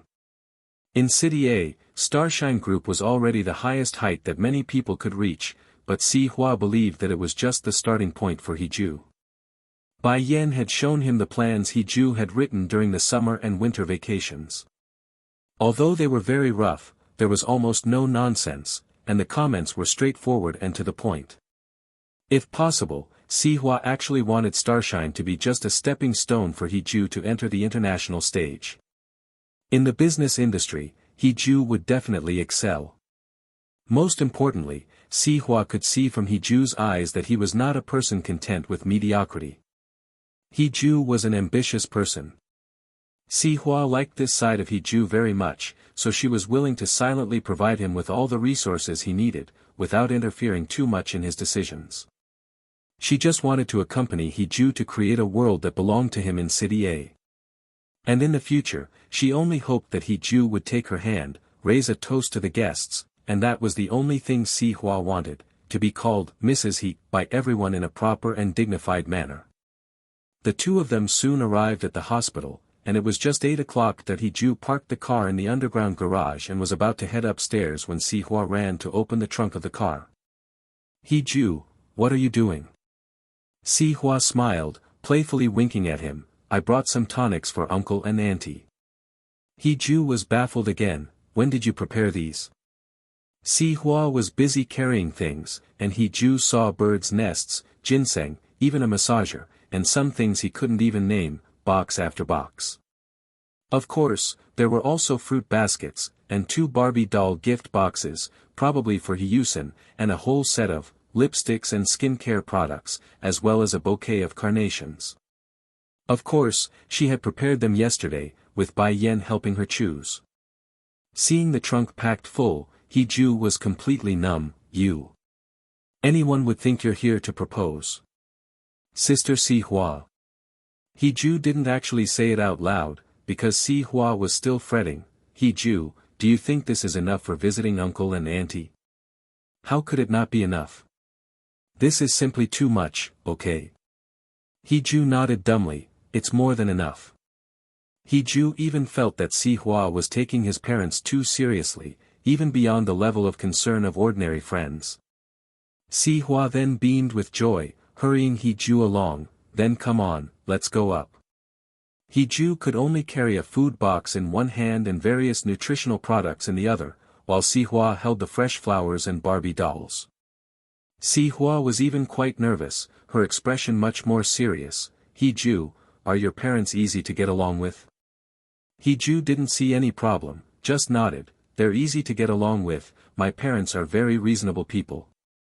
Si Hua hummed in response, but was still nervous, clearly not reassured by He-ju's words. The two arrived at the hospital room, and He-ju pushed the door open directly. Mom, Dad, Yunan. He-ju's mother, Tianzhen, smiled. Little Ju is here. Come in. Si Hua followed behind He-ju, poking her head out, her smile restrained. Uncle, auntie, hello. Si Hua mustered the courage to look over, and without intending to, her eyes widened in shock. Teacher He.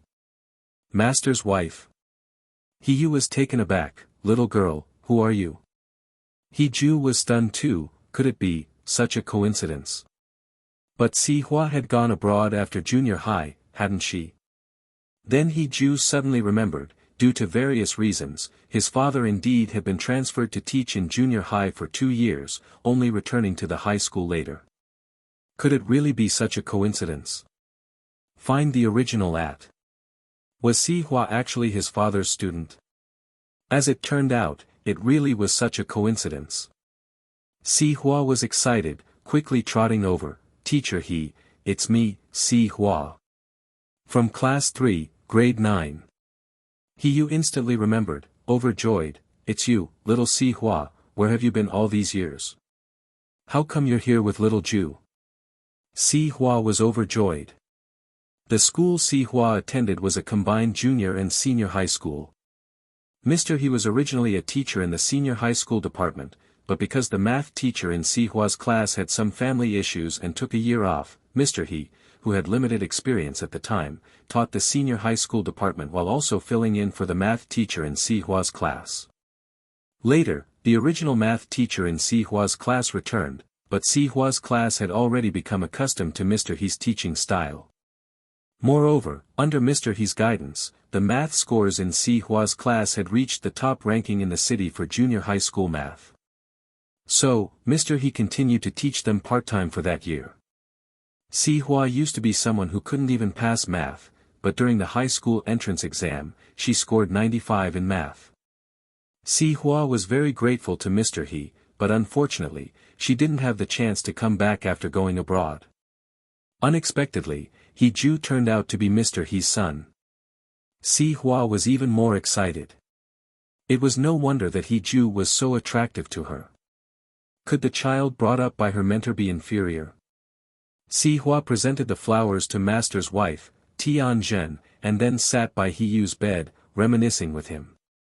Looking at the things Ju and Si Hua brought and the bandage on Ju's nose, Tianzhen couldn't help but think of something. She said to Ju, "Come with me." Ju followed his mother out. Standing by the window in the corridor, Tianzhen asked Ju, "What's going on between you and Ran Ran?" Ju was silent for 2 seconds, then said, "Mom, I won't have anything to do with Su Ran in the future." Tianzhen didn't express any doubts about this. She knew her son's personality. If it wasn't a step that couldn't be reversed, Ju would never have said such a thing. Tianzhen didn't want to interfere too much in Ju's love life. She respected all of Ju's choices. If it weren't for the valuable things Si Hua brought today and Ju's injury, she wouldn't have asked too much. Tianzhen sighed softly, "How did you get injured? Can you tell Mom?" Ju briefly explained, and Tianzhen understood. "Son, Su Ran has been watched over by your father and me since we were young. She comes from a superior family, has excellent grades, and is beautiful. It's normal for you to like her. You also have the right to pursue her. But don't young people have a saying like this?" Ju looked up at his mother. This was the first time Tianzhen had talked to him about him and Su Ran. Tianzhen smiled and continued, "After doing your best, just let it be. A person's hands can only hold so much. You have to learn to reconcile with yourself." Ju felt a moment of sadness and envy, and choked out, "Thank you, Mom." Tianzhen went forward and hugged Ju, patting his back. Her voice was calm, but it could soothe Ju's 10 years of pain better than anyone else. "Son, it's not embarrassing to passionately love a girl during your youth. If you and Su Ran didn't end up together, it only means that you're not suitable for each other, and it doesn't mean anything else. Tianzhen, youth is a series of missed opportunities and encounters." Tianzhen suddenly thought of Si Hua in the ward, so she let go of Ju and said with a smile, "But when you decide to start a new relationship, you have to make room in your heart, clear your heart, and then love the next girl. This is being responsible to your future girlfriend. Do you understand?" Ju couldn't help but smile. He knew what Tianzhen was talking about. "Thank you, Mom, I understand." Tianzhen nodded. "As for that classmate Chiu threatening you, you don't have to worry too much. Although our He family is not a big family, your father and I don't cause trouble, but we're not afraid of trouble. If it really comes to it, Mom and Dad will handle it with you." Ju was truly grateful to have such open-minded parents. They gave him the courage to face the storms of life. "Thank you, Mom, I know what to do." Tianzhen smiled, "All right, let's go. Go see the girl you brought." For some reason, Ju blushed inexplicably when Si Hua was mentioned. He nodded gently and followed Tianzhen into the ward. As soon as he entered the ward, Ju heard Si Hua's cheerful laughter. "Is your name Yusan? Why do you look as cute as a flour dumpling?" Yusan looked at Yu in confusion. "Dad, is a flour dumpling cute?" Yu was having breakfast at the moment. Seeing his little daughter's puzzled look, he couldn't help but laugh heartily. "Cute, just as cute as our Yusan." Yusan looked at Si Hua and said seriously, "Then sister is as beautiful as the swan that teacher talked about." This was truly an innocent remark, and both Yu and Si Hua couldn't help but laugh. A quick look at /2P9M8W will leave you more fulfilled. Si Hua felt an irresistible fondness for Yusan and quickly hugged her, giving her several kisses. "Yusan is so good." Yusan was a sociable child and quickly hugged Si Hua and kissed her cheek, then added, "Sister Si Hua smells so good, Yusan like Sister Si Hua." Tianzhen couldn't help but laugh first. "Yusan, you're really a little clever ghost." When Yusan saw Tianzhen and Ju, she became even happier. In the past, Yusan would definitely have run over to hug her brother and act coquettishly, but today she was reluctant to leave sister Si Hua and happily waved her chubby little hand at He Ju and Tianjin, mom, brother. Si Hua stood up, holding He Yusin in her arms. Auntie, hello. Tianjin slapped He Ju's shoulder, go and take Uxin from her. Look at how slender little Si Wu is, she can't possibly bear your sister's weight. He Ju responded and hurried toward Si Hua. But who knew He Yusin would turn around, cling to Si Hua's neck, and speak in a babyish voice, I don't want to. Sister Si Hua likes Uxin a lot too. He Ju was instantly helpless and pretended to be stern, Uxin, come down and let brother hold you. He Yusin looked at Si Hua with tearful eyes, sister, are you going to hand Uxin over to brother? How could Si Hua bear to do that? He Yusin was just too cute. She quickly smiled at He Ju and said, let me hold her for a bit longer. When I can't anymore, I'll hand her over to you. Only then did He Ju helplessly pinch He Yusin's little nose, I've never seen you so clingy before. He Yusin playfully stuck out her tongue. Si Hua moved closer to He Ju and whispered, Auntie probably hasn't had breakfast yet. There's porridge in the food box, all quite light. Go serve a bowl. He Ju, okay. Si Hua then sat back down, picked up a small bowl beside her, and smiled with her eyes curving. Come, little Uxin, would you like sister to feed you some porridge? He Yusin was exceptionally well behaved today, yes. Thank you, sister. Tianjin watched the interaction between Si Hua and He Yusin, nodding in satisfaction. She could see that Si Hua was someone who liked children and was also very measured in her actions. She genuinely liked this girl, Si Hua. Tianjin then glanced at He Ju, wondering if this silly boy would have such good fortune.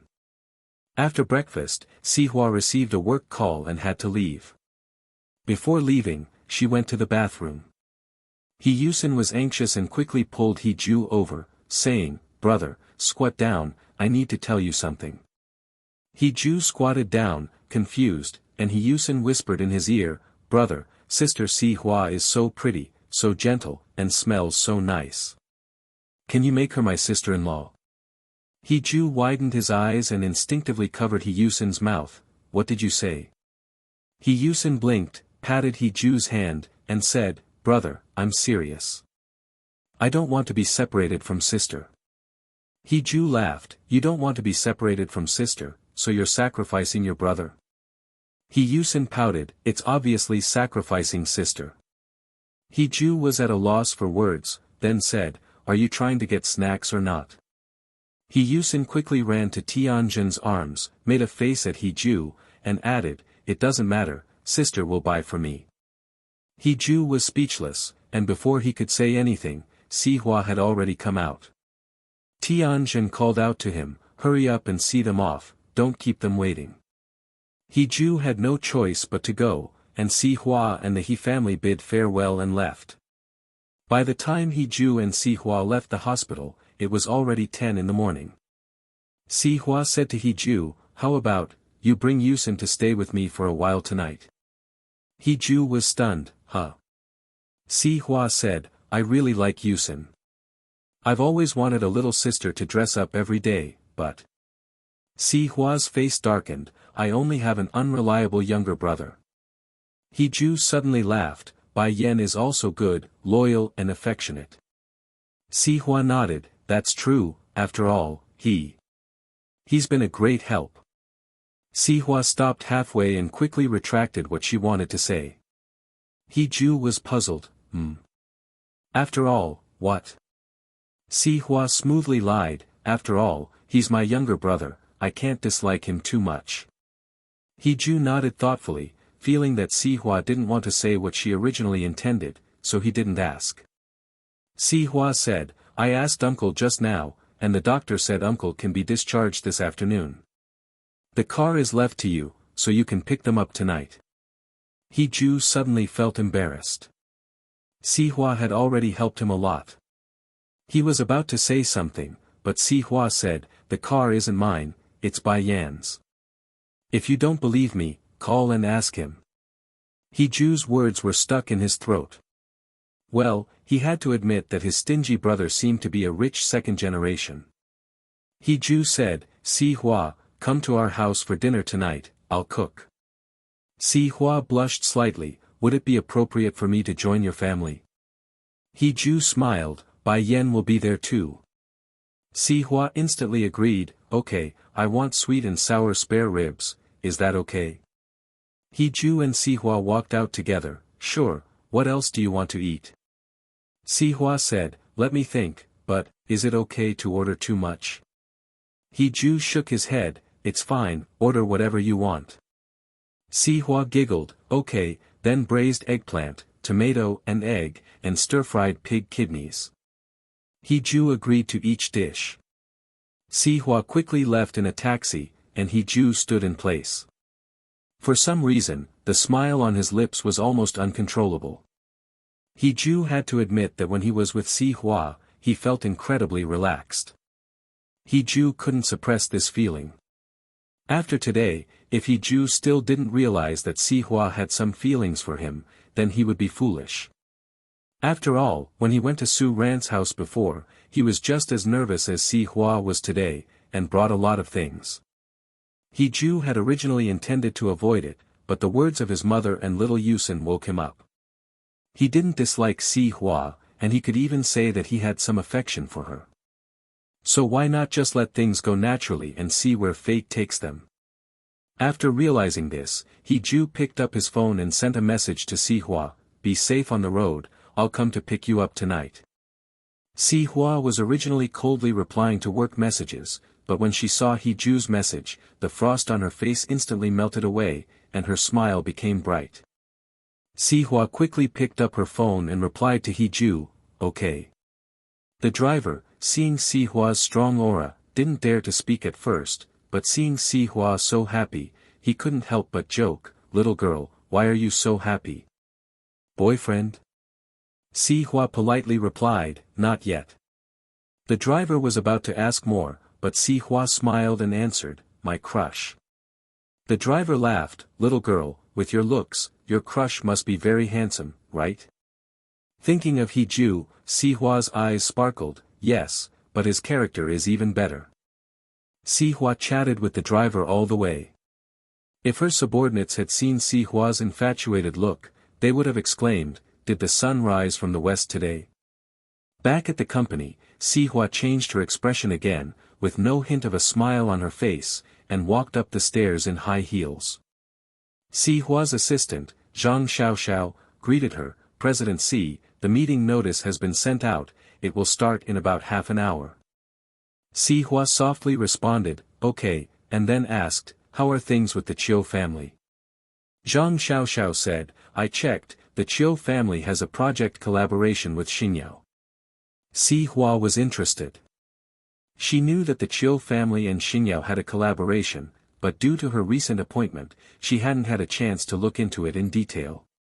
What project? How much is it worth? Fortunately, Zhang Xiaoxiao knew Si Hua's temperament well.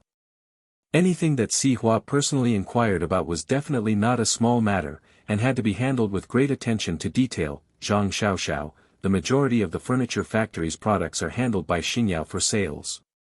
In just 2 days, Xinyao is scheduled to renew their contract with the Chiu family group, worth about 5 million.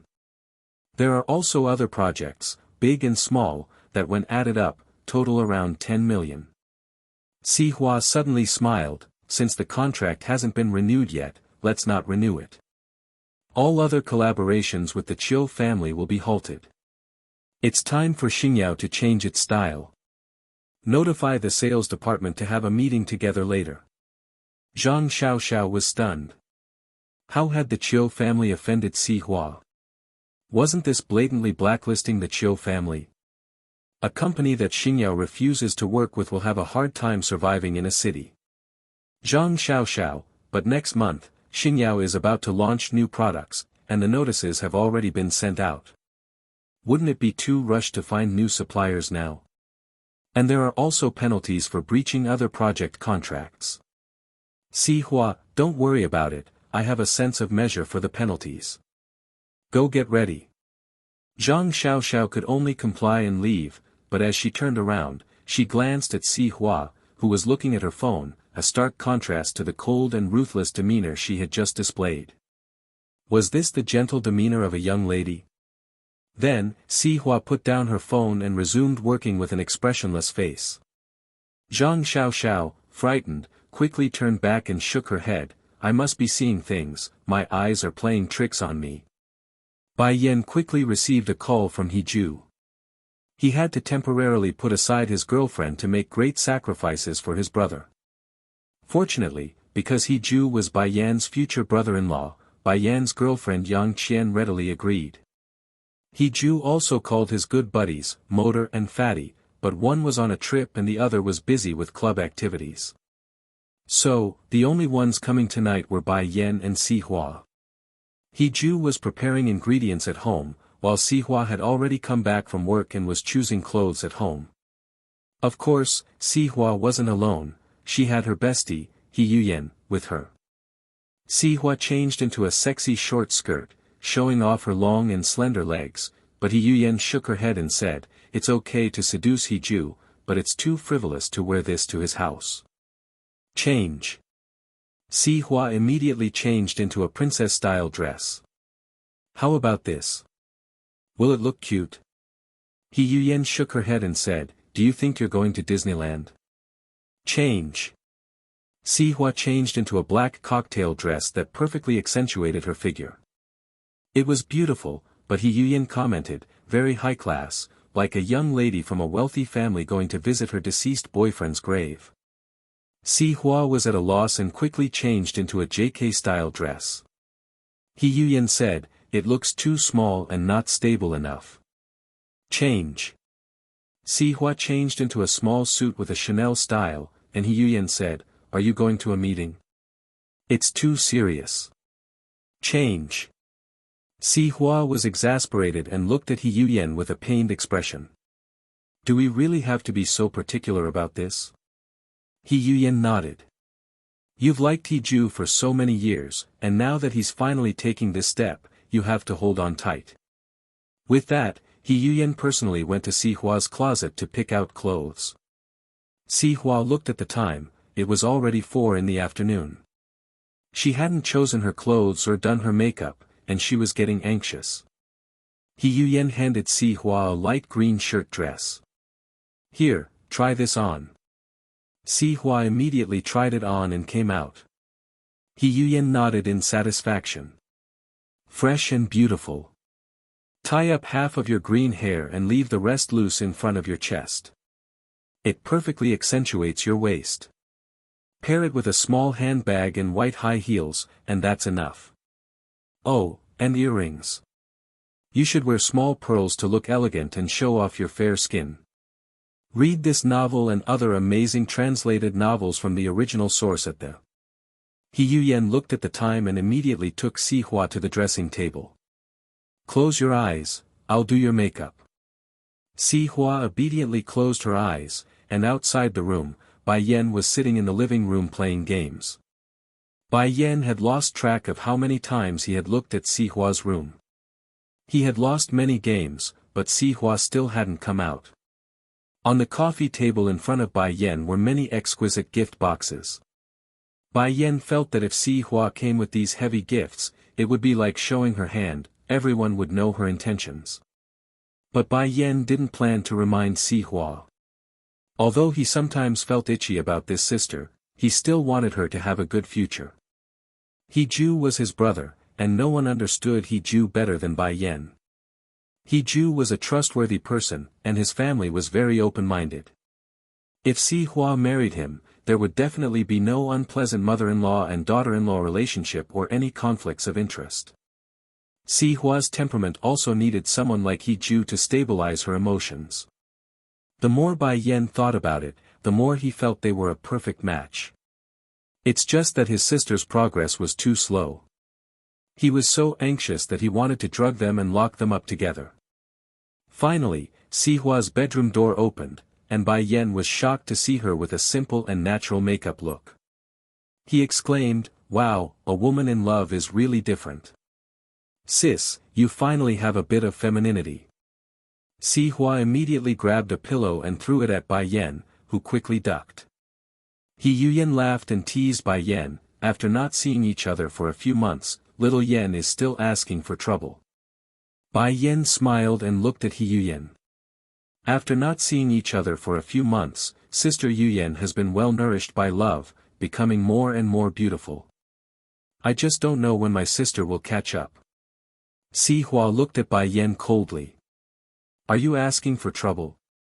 Bai Yan grinned, about to say something, when the door was knocked. Si Hua, Bai Yan, open the door. Bai Yan immediately bounced up to open the door and said with a smile, Sis, you better treat me well, or I won't help you. Yuyan added, do well tonight, sisters. Si Hua was nervous, her palms sweating. She wasn't even Ju's girlfriend yet, and she was starting to lose herself. She looked to Yuyan for help. Keep your phone on, okay? Yuyan couldn't help but sigh. She never expected that Si Hua, who was fearless in the face of high-level leaders and interrogation, would be so nervous. She nodded, and Si Hua picked up the things on the table and walked out, taking 3 steps back for every step forward. Yuyan couldn't help but exclaim, love really makes people timid. Yuyan had also been running around with Si Hua all afternoon, and now she was simply too lazy to move, so she decided to just sleep in Si Hua's room. At this moment, Ju took the things from Si Hua's hands with a helpless expression, Sister Si Hua, why did you bring so much stuff again? We already have a lot at home. Without thinking, Si Hua used Bai Yan as an excuse, little Yan wanted to take it, it's his thoughtfulness today. Bai Yan was momentarily confused, what did I take? Si Hua's face instantly turned red, and Bai Yan quickly realized, right, Ju, it's brother's way of showing respect to uncle and auntie, don't worry about it too much. After all, I've relied on you for quite a few free meals over the years at school. After saying that, Bai Yan gave Si Hua a very strange look. Si Hua blushing. His sister blushing.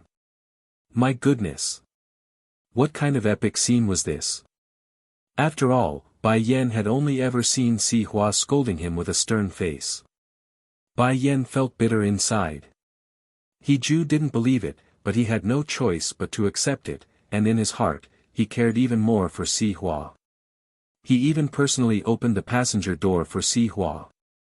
Si Hua even quietly asked Ju, how do I look today? Ju immediately revealed 8 white teeth, whispering in her ear, very beautiful, dazzling to the eyes. Si Hua's ears turned a faint red under Ju's gaze. Ju didn't say anything more but considerately closed the car door. Families, Ju's family is not considered difficult, but compared to our social class, he's just a poor boy. Su Ran suddenly felt despondent. But what if, in many years, Ju can make a name for himself? Shen Yan shook her head. It took 3 generations for the Su family to stand in the upper middle class of City A. Ran, what makes you think that Ju alone can surpass the efforts of 3 generations of your ancestors? Su Ran couldn't argue. Shen Yan continued, besides, Ju hasn't replied to you in almost a month, right? Su Ran's eyes welled up with tears again. That means, you're not the girl he must marry. If that's the case, why do you need to throw yourself at him? Su Ran felt extremely heartbroken. She couldn't convince herself to marry Ju, but she also couldn't bear to watch him fall in love with someone else. Seeing Ju take Lu Jia home, she seemed calm on the surface, but her heart was truly in pain. She used to think that she would never lose Ju, so she always felt confident. But now, Su Ran's panic had been amplified infinitely over the past month, and she couldn't calm down anymore. That's why she wanted to talk to Lu Jia about her feelings. Su Ran fell silent for a long time, and finally just covered her face and said, I understand, Mom. Don't introduce me to any noble young men during this time. I want to be alone and quiet. After speaking, Su Ran picked up her bag and prepared to go upstairs. Shen Yan also stood up. If you want to be alone and quiet, then don't go out during this time. Stay at home and next month, go to the company to learn how to manage the business with your father. Su Ran suddenly stopped in her tracks. She finally understood why Shen Yan had been waiting for her here so late. Su Ran turned back in disbelief. Mom. Are you trying to confine me? Shen Yan smiled. This isn't confinement, it's giving you a period of calm. Su Ran, there's been a lot of trouble outside recently, so you shouldn't get involved. Su Ran knew that this matter wasn't as simple as it seemed. Mom, what do you mean by that?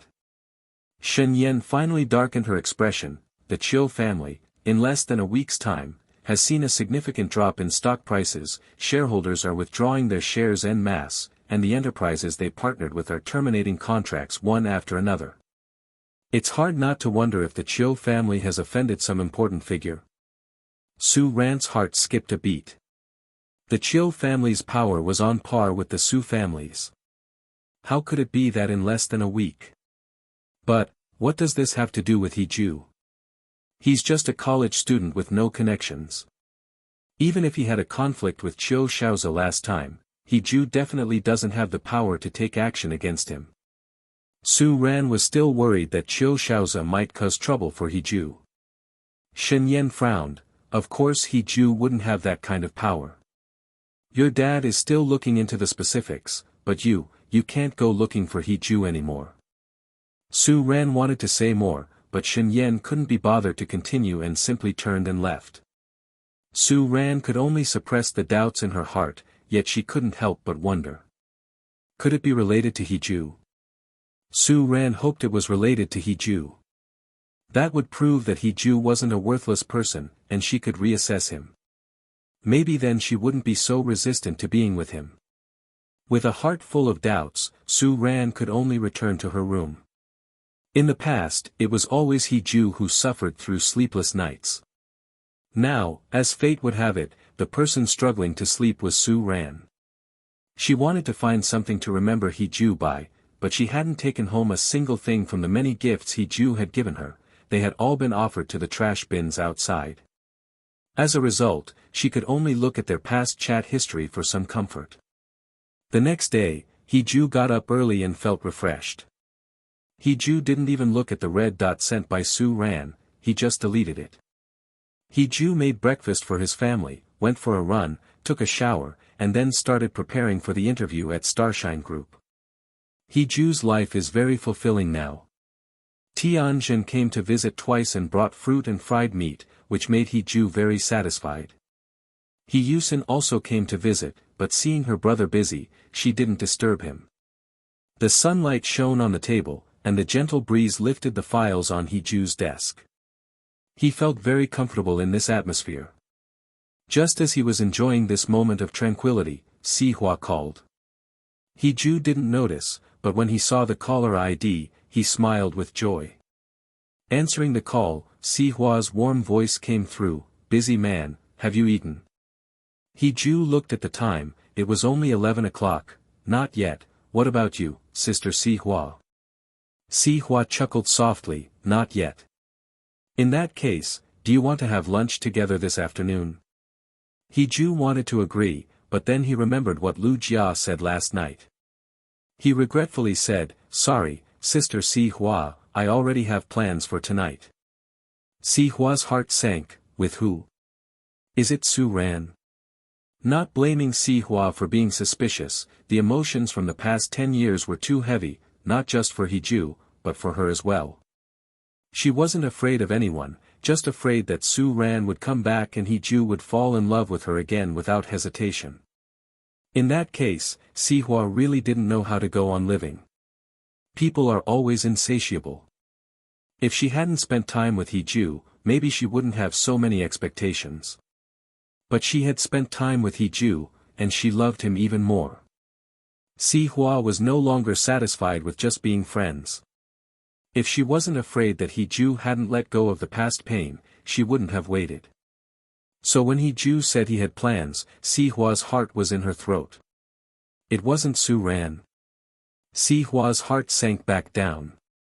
But she still felt something was off. Si Hua sighed, "All right, we'll make plans for next time. He Ju also felt a bit regretful. He couldn't meet Si Hua today. Why did he feel like something was missing? Just as He Ju was about to say something, Si Hua told him, I'm busy with work now. We'll talk when I have time. With that, Si Hua hung up the phone.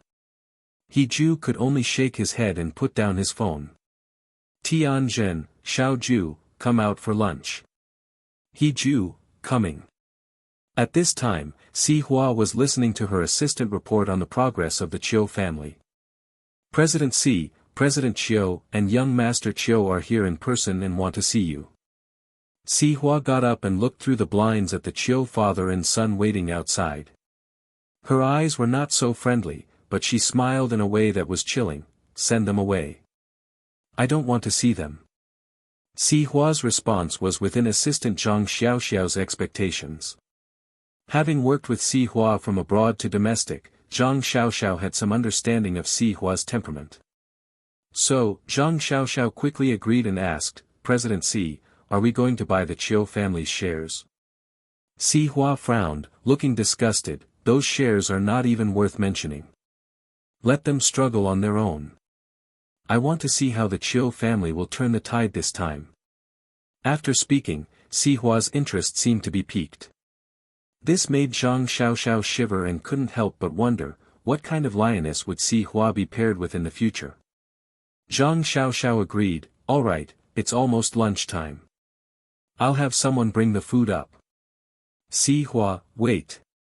Zhang Xiaoxiao looked at Si Hua in confusion, only to see Si Hua take out a lunch box from under the table. Go heat up the food for me and make a cup of coffee. Zhang Xiaoxiao walked out with the lunch box, showing an expression of disbelief. Si Hua brought her own lunch. Si Hua's recent behavior was seriously out of character, and Zhang Xiaoxiao even suspected that Si Hua was having a secret affair with someone. She had just seen Si Hua on the phone with a gentle and melancholic expression. Zhang Xiaoxiao's gossip heart was burning. At this time, the Chiu father and son approached. Chiu Rong nervously asked Zhang Xiaoxiao, Assistant Zhang, what did President Si say? Is she willing to see us? Chiu Xiaoza also followed behind Chiu Rong, not knowing who the Chiu family had offended. Even their biggest partner, Starshine Group, had terminated their contract.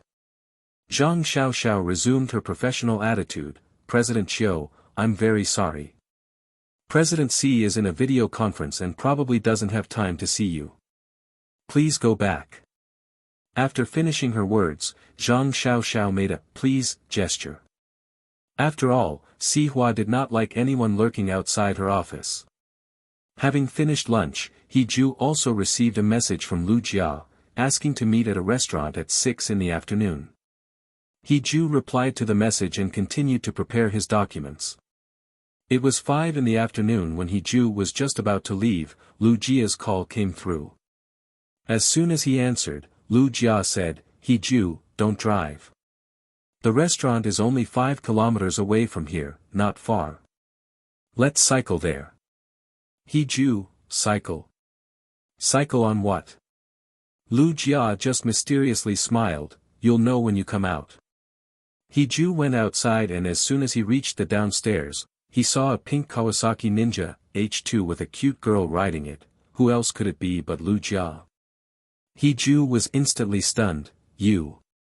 It was no wonder He Ju was shocked, he had never imagined that a good girl like Lu Jia would also be into motorcycles. Seeing He Ju, Lu Jia was always a bit nervous, her speech somewhat stammered, because I wasn't feeling very good today, I really wanted to ride the motorcycle. You don't mind, do you? What was there for He Ju to mind? It wasn't his motorcycle, if Lu Jia wanted to ride it, she would ride it. But it was somewhat inappropriate for him and Lu Jia to ride on the same motorcycle. Just as He Ju was about to refuse, Lu Jia got off the bike and walked over, handing He Ju a helmet. Maybe because I've been riding for too long, I'm feeling a bit uncomfortable. Can you take over riding now? Thus, the words of refusal that He Ju wanted to say got stuck in his throat.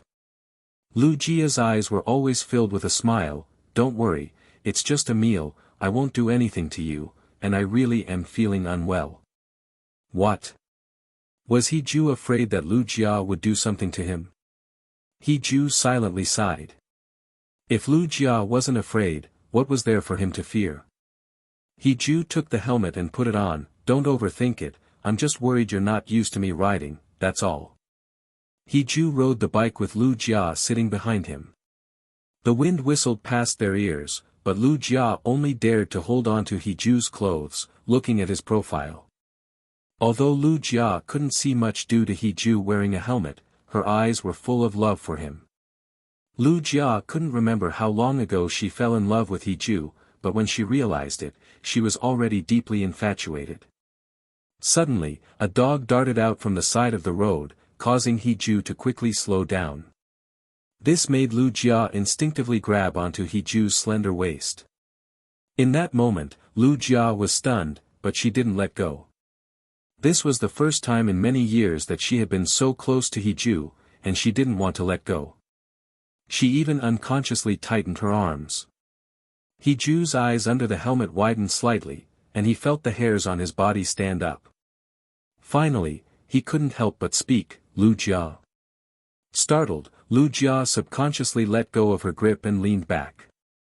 Due to inertia, she almost got thrown off, but He Ju slowed down and quickly reached back, grabbing Lu Jia's wrist accurately. After Lu Jia stabilized herself, he quickly let go, only saying 2 words, hold on. He Ju didn't say anything more, but focused on riding the bike. Lu Jia forced a smile and lowered her head. Why could Su Ran and that sister receive your favor, but not her? They soon arrived at the restaurant Lu Jia mentioned, a cozy Western restaurant with a violinist playing in the background, creating a pleasant atmosphere. Suddenly, He Ju felt a bit uneasy. He felt that Lu Jia might say something she shouldn't. Perhaps it was the shadow left by his previous relationship that made He Ju not in the mood for love at the moment. Even with Si Hua, he was only in an accepting state. He admitted that Lu Jia was very pretty, like a doll, and had a gentle temperament, making her a good candidate for a relationship. But when it came to feelings, he couldn't force it. This was a lesson taught to him by Su Ran, and it took him 10 years to learn. He Ju and Lu Jia sat face to face, and both tacitly avoided mentioning the awkward situation in the car. The waiter brought the menu, and He Ju politely let Lu Jia order. Lu Jia just smiled at He Ju, took the menu, and after ordering, handed it back to He Ju. Looking at it, He Ju saw that Lu Jia had only ordered 2 steaks and 2 glasses of lemonade, nothing else. He Ju smiled. He knew that Lu Jia was trying to save money for him, but ever since Bai Yan had returned the ring he had given to Su Ran, his financial situation had been relatively comfortable. Lu Jia was very considerate. He Ju didn't say anything, just silently checked off a few dishes: German cuisine, sauerkraut, roasted pork knuckle, 2 servings of spaghetti, 3-color pizza, and clam chowder. After ordering, He Ju said to Lu Jia, the weather isn't very good today, and it's not good for girls to drink cold drinks. Can we change the lemonade to hot milk?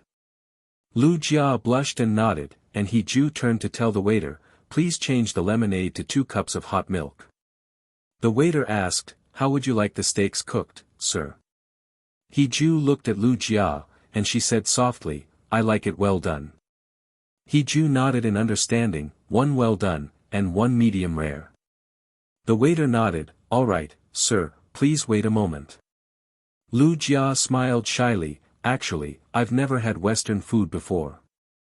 Lu Jia's parents had strict control over her diet since she was young, and she rarely ate out. There was a dedicated cook at home, and the food was prepared according to Lu Jia's preferences.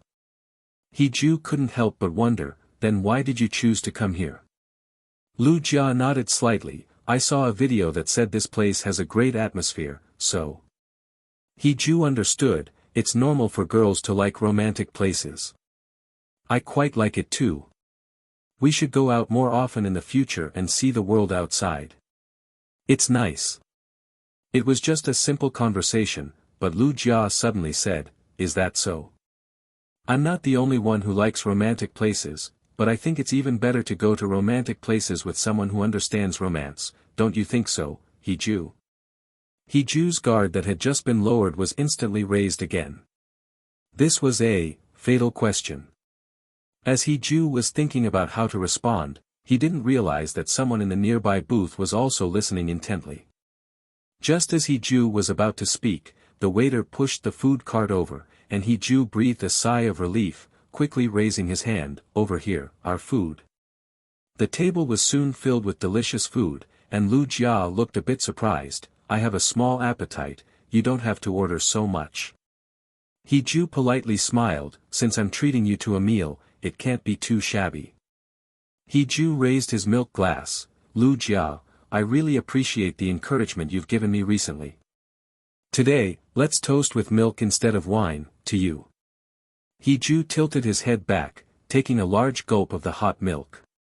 His Adam's apple rolled in Lu Jia's view, which only intensified her fascination with him. A man who could make even drinking milk look so sexy, who wouldn't love that? Lu Jia sipped her milk slowly, once again lamenting Su Ran's lack of taste. Lu Jia smiled, actually, I didn't do much, but seeing you now, lively and well, everything moving in a positive direction, it makes me very happy. Hee-ju couldn't help but feel a bit sentimental. Those first few days, he seemed indifferent, but only he knew the determination it took to persevere. But that didn't matter anymore. What mattered was, he had made it through. The two quietly ate and chatted. Just when Hee-ju thought the meal was coming to an end, Lu Jia suddenly repeated the question Hee-ju had not answered earlier. Hee-ju, do you think being with a romantic person in a romantic place makes you feel different than usual? Hee-ju felt on guard in an instant. This was Lu Jia's obvious probing. Hee-ju couldn't help but be annoyed with himself for carelessly mentioning his liking for romantic places. And behind Hee-ju, someone else's ears perked up. Hee-ju didn't notice, only breaking the silence after a while to say, indeed, it does feel different.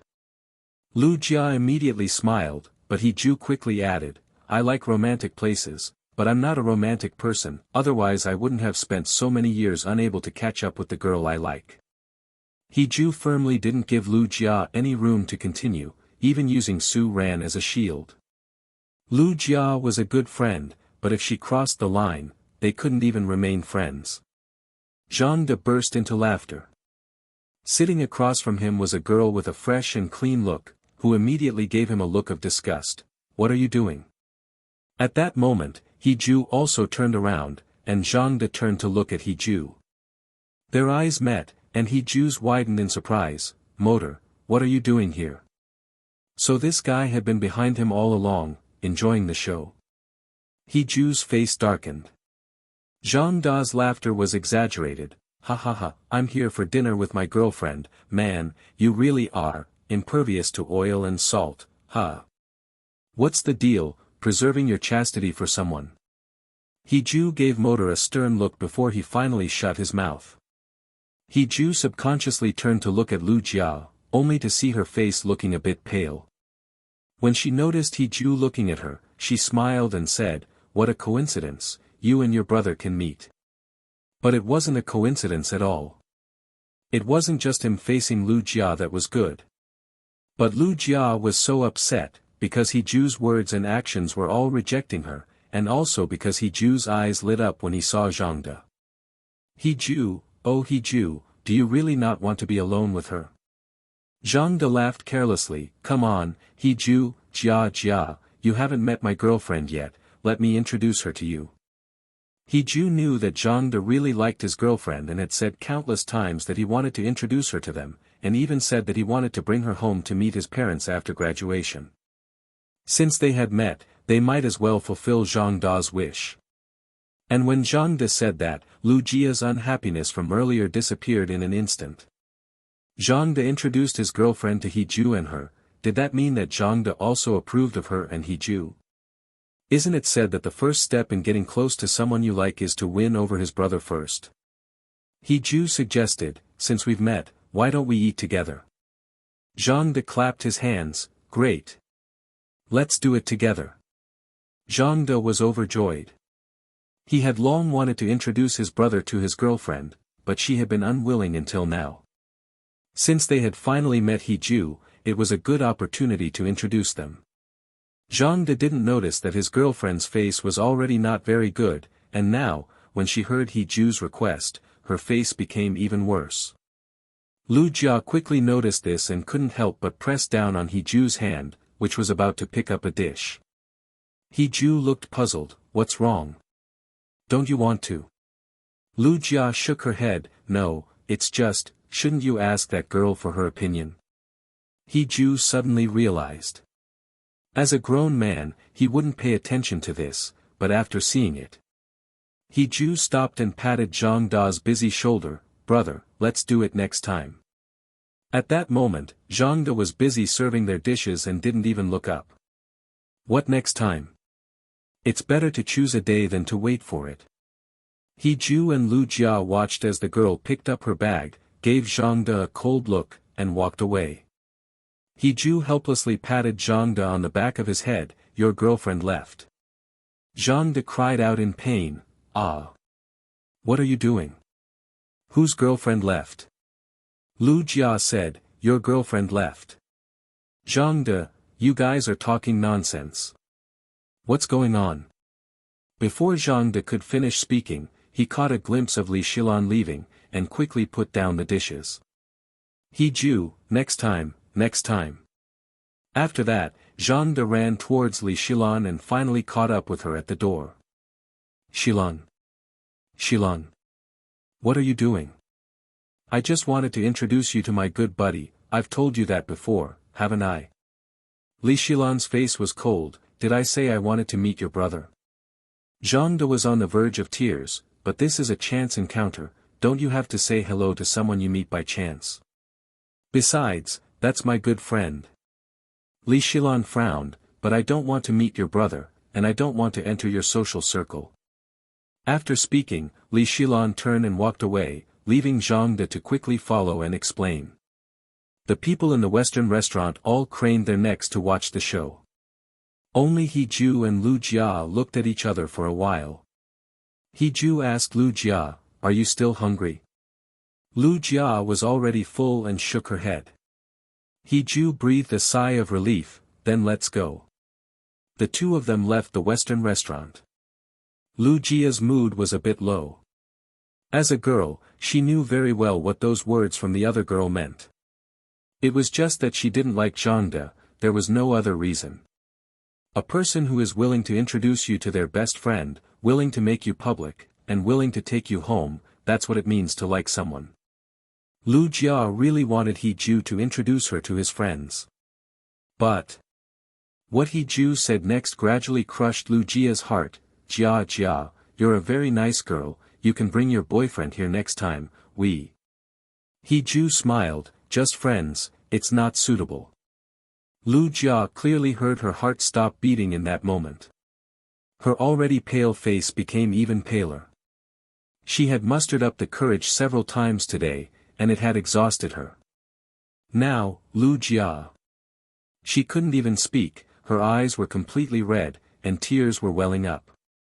Perhaps to preserve her last bit of dignity, in the moment when her tears fell, Lu Jia turned around and choked out, I know, don't get the wrong idea, I just think the atmosphere here is nice, that's why I came. Hiju watched Lu Jia's back, feeling uneasy. What was the difference between the current Lu Jia and his past self?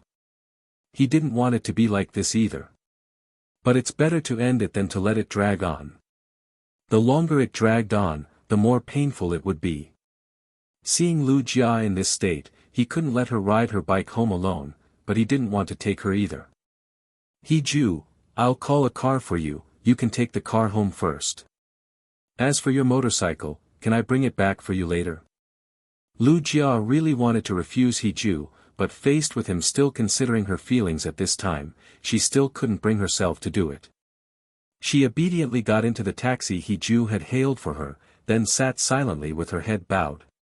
After telling the driver the destination, Hiju turned and left. Lu Jia watched the scenery receding outside the window, her face already streaming with tears. The driver glanced at Lu Jia and couldn't help but sigh. Little girl, did you break up with your boyfriend? Boyfriend. Lu Jia smiled bitterly. We're just friends. We are bit.ly/3ibfjkv, find us on Google. The driver said, little girl, cheer up. Men are everywhere, and you're so beautiful, you won't have trouble finding someone. It was already past 7 in the evening, and the sky was slowly darkening.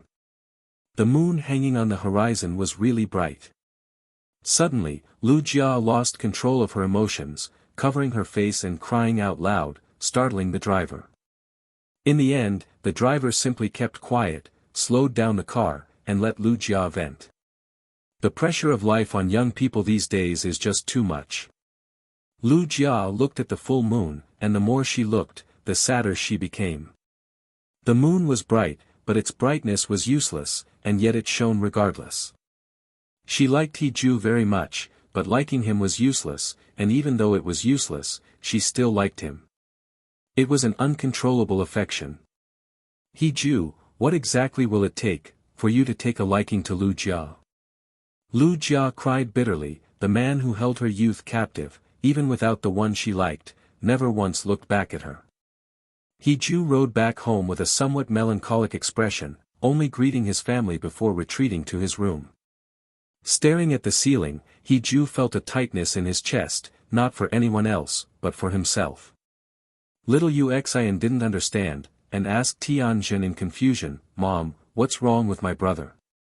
Tianjin patted little Yuxian's head and sighed, your brother is in a bad mood today. Let's let him be alone, okay? Little Yuxian nodded as if she understood, then quickly ran back to her bedroom and secretly called Si Hua to report the news. When Si Hua received the message, she was in a meeting working overtime. Upon seeing the message, Si Hua didn't hesitate and raised her hand, paused the meeting. The planning department will present a satisfactory plan tonight. After speaking, Si Hua got up and unexpectedly said, meeting adjourned. Zhang Xiaoxiao was dumbfounded. This was an international meeting with foreign partners. Can she just leave like that? The planning department would be in trouble.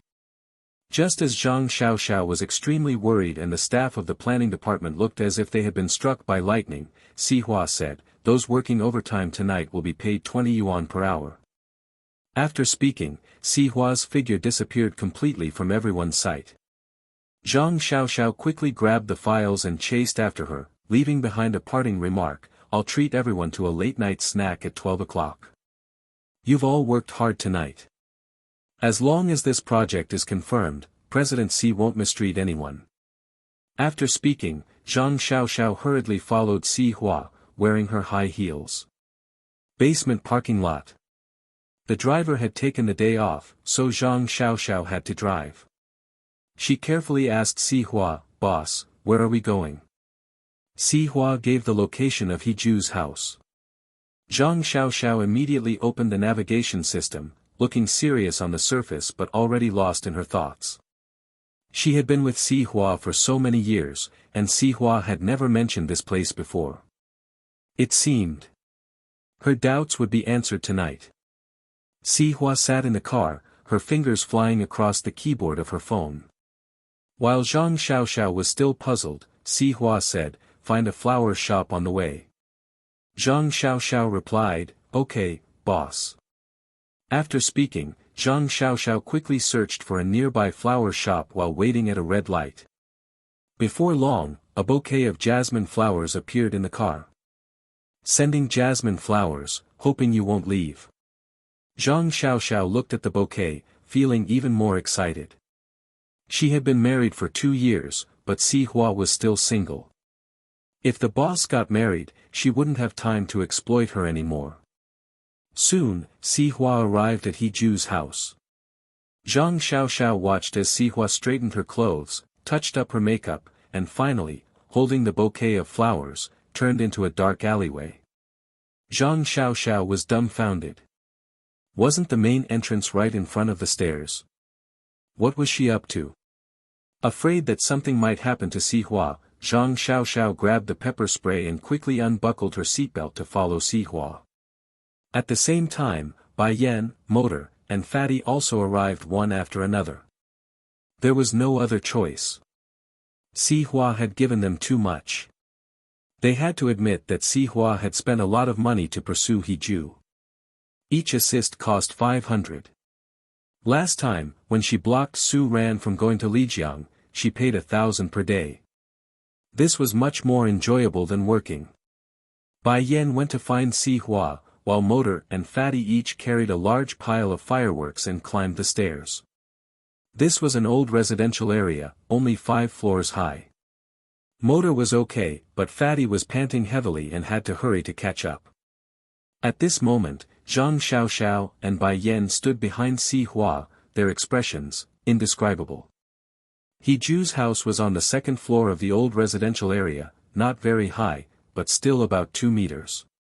He Ju's window was right there. Si Hua clearly wanted to climb up. But she couldn't reach. That's why she had called Bai Yan over. Zhang Xiaoxiao looked at the despondent expression on Bai Yan's face and thought he wouldn't help. Who knew? Bai Yan closed his eyes and made up his mind, this is an additional price. Zhang Xiaoxiao instantly covered her face. She had overestimated Bai Yan. Si Hua raised an eyebrow, add 2,000. Bai Yan immediately rolled up his sleeves, lowered his head, took a deep breath, and patted his shoulder. With a pained heart, he closed his eyes, step on me. For the money.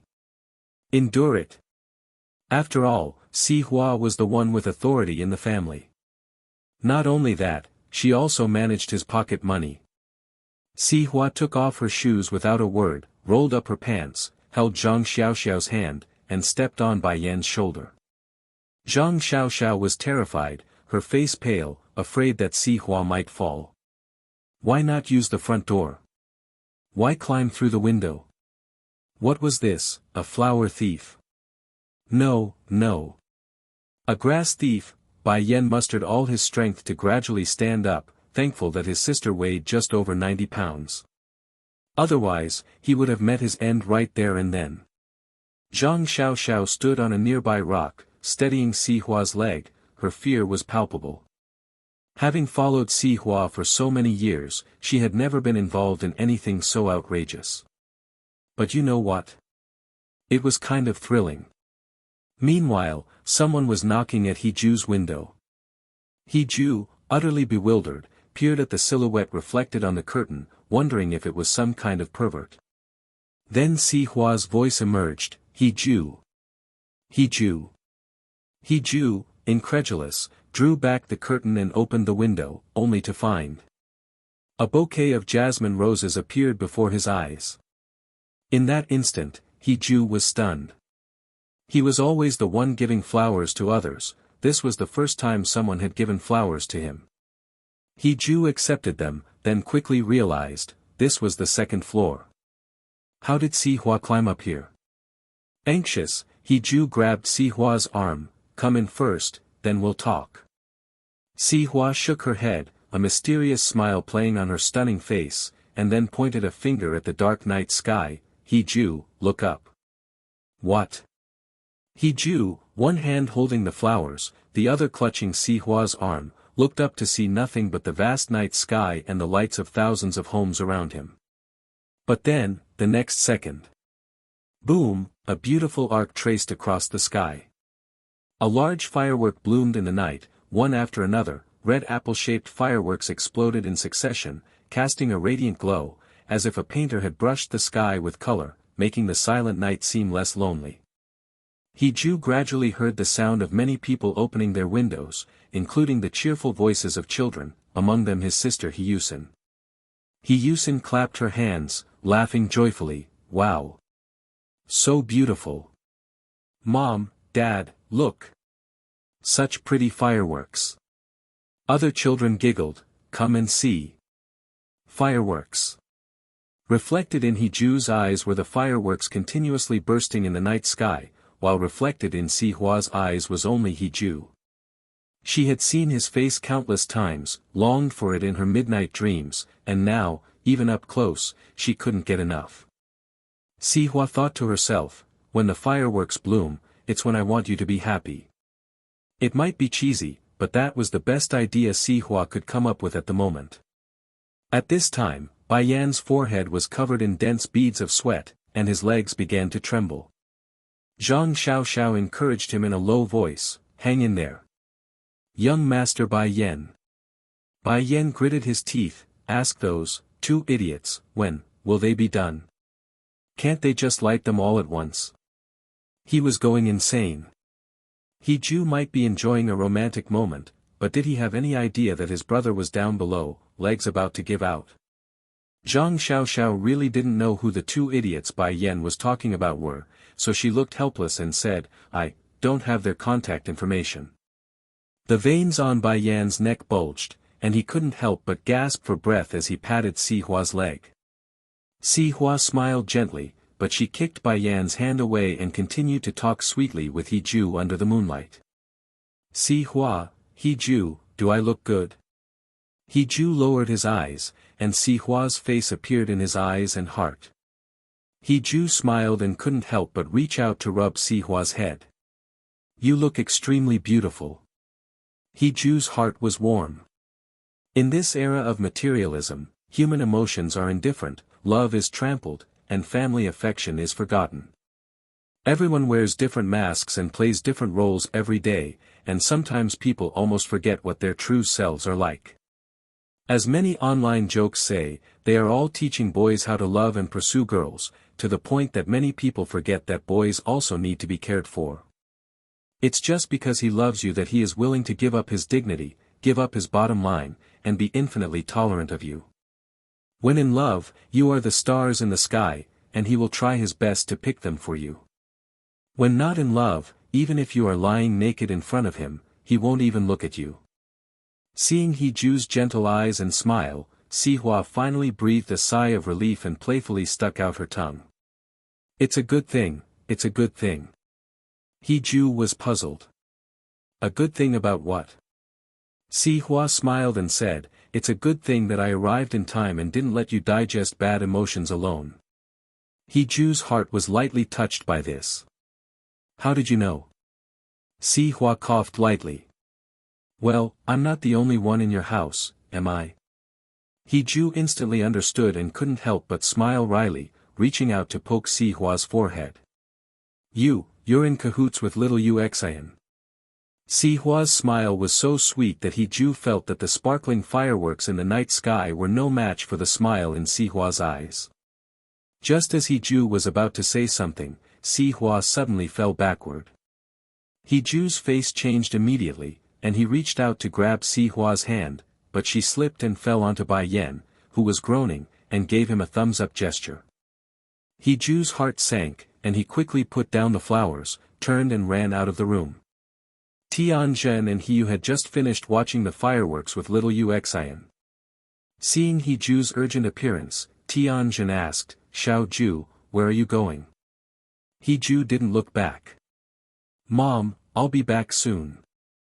Little Yuxian giggled and waved her hand, motioning for Tianzhen to lower her head. Tianzhen, puzzled, lowered her head, and little Yuxian leaned close to her ear. "Mom, I just heard Sister Si Hua's voice." Tianzhen's eyes widened in shock, and after the shock, she smiled with relief on her face. He Ju left in a hurry, not even bothering to close the bedroom door, so she saw the bouquet of jasmine roses clearly.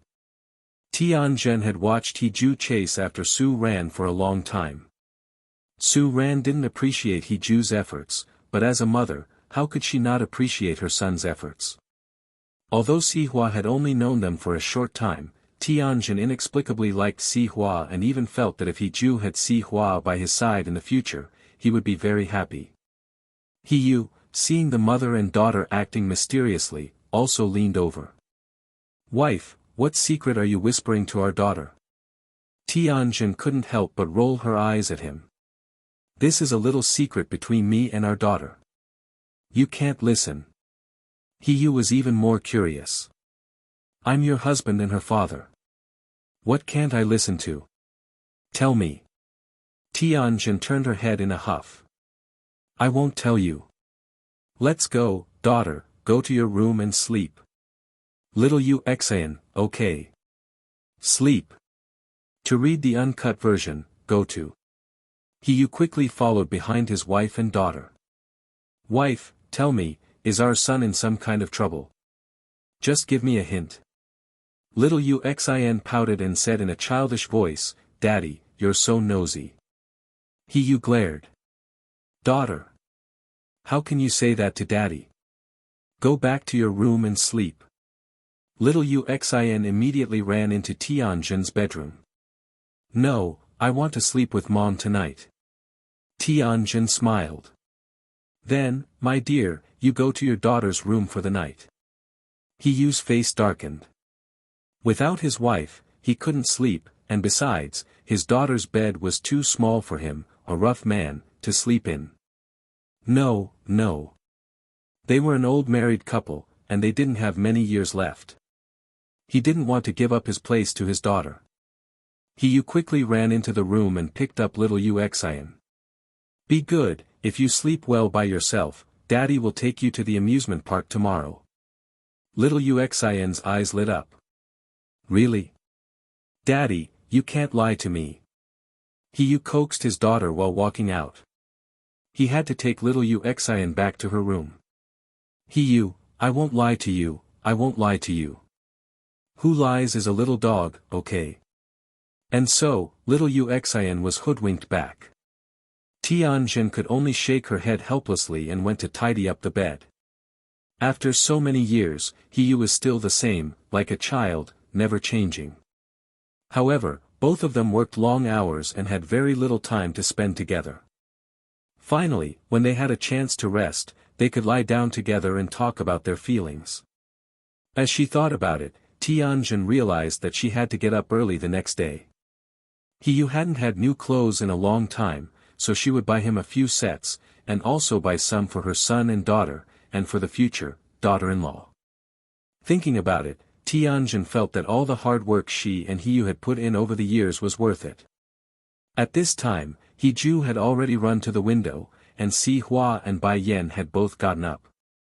Ju immediately went to see if Si Hua was injured. Sister Si Hua, are you hurt? Si Hua shook her head. No. Bai Yan sat on the stone bench, the resentment in his eyes growing heavier as he watched the two of them. Si Hua hadn't even finished speaking when he interjected, what injury did she get? It's me who's hurt, okay? Brother, my back is practically broken. Zhang Xiaoxiao could only suppress her laughter and stand aside. Motor and Fatty also ran down, waving at them. The group had barely managed to gather when they were suddenly blinded by the flashlight of a security uncle. Security uncle, it was you guys setting off fireworks, wasn't it? Ju and the others exchanged glances, and finally, Ju grabbed Si Hua's hand and whispered, run. Bai Yan's but immediately lifted off the stone bench, clutching his waist, he limped after Ju and the others, nearly crying, wait for me. You guys. Motor and Fatty, one on each side, hoisted Bai Yan up and made a swift getaway. Zhang Xiaoxiao, making a split-second decision, took off her high heels and ran after Si Hua at breakneck speed. Zhang Xiaoxiao thought to herself, my goodness. This is thrilling. It's like returning to my student days, feeling the reckless abandon of youth. The cool breeze blew, and everyone ran into the wind, except for Bai Yan, who was barely alive. Everyone else was laughing happily. After running for who knows how long, Ju and Si Hua finally stopped and looked back. There was no one behind them, and even Zhang Xiaoxiao might have been taken away by those three secretly. Ju was shocked. How come he didn't know that his brothers were so reliable? When he was pursuing Su Ran before, these three often scolded him for being blind and not knowing what's good. Although they would help him under his various pleas and even give him face by calling him brother, they were never as actively creating an atmosphere as they were now.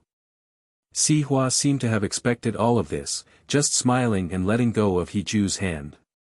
Since we're all out, why don't we take a walk together? Ju's mood had improved a lot, but he couldn't help but tell Si Hua, next time you come to find me, don't climb through the window. Just come in through the front door in broad daylight, or give me a call. It was too dangerous just now.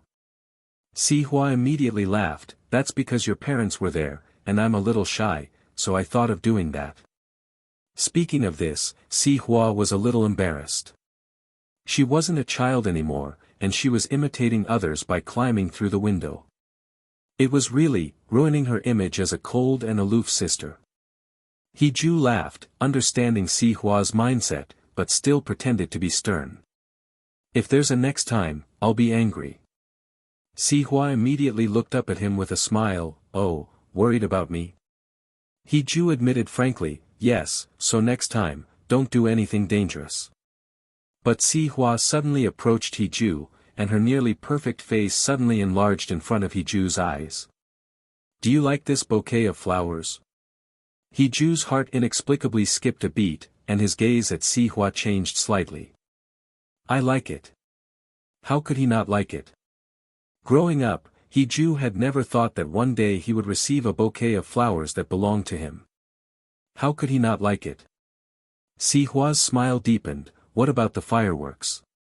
Are they beautiful? Hiju's smile deepened as well. Beautiful. Satisfied with the answer, Si Hua's fatigue was swept away for the whole day.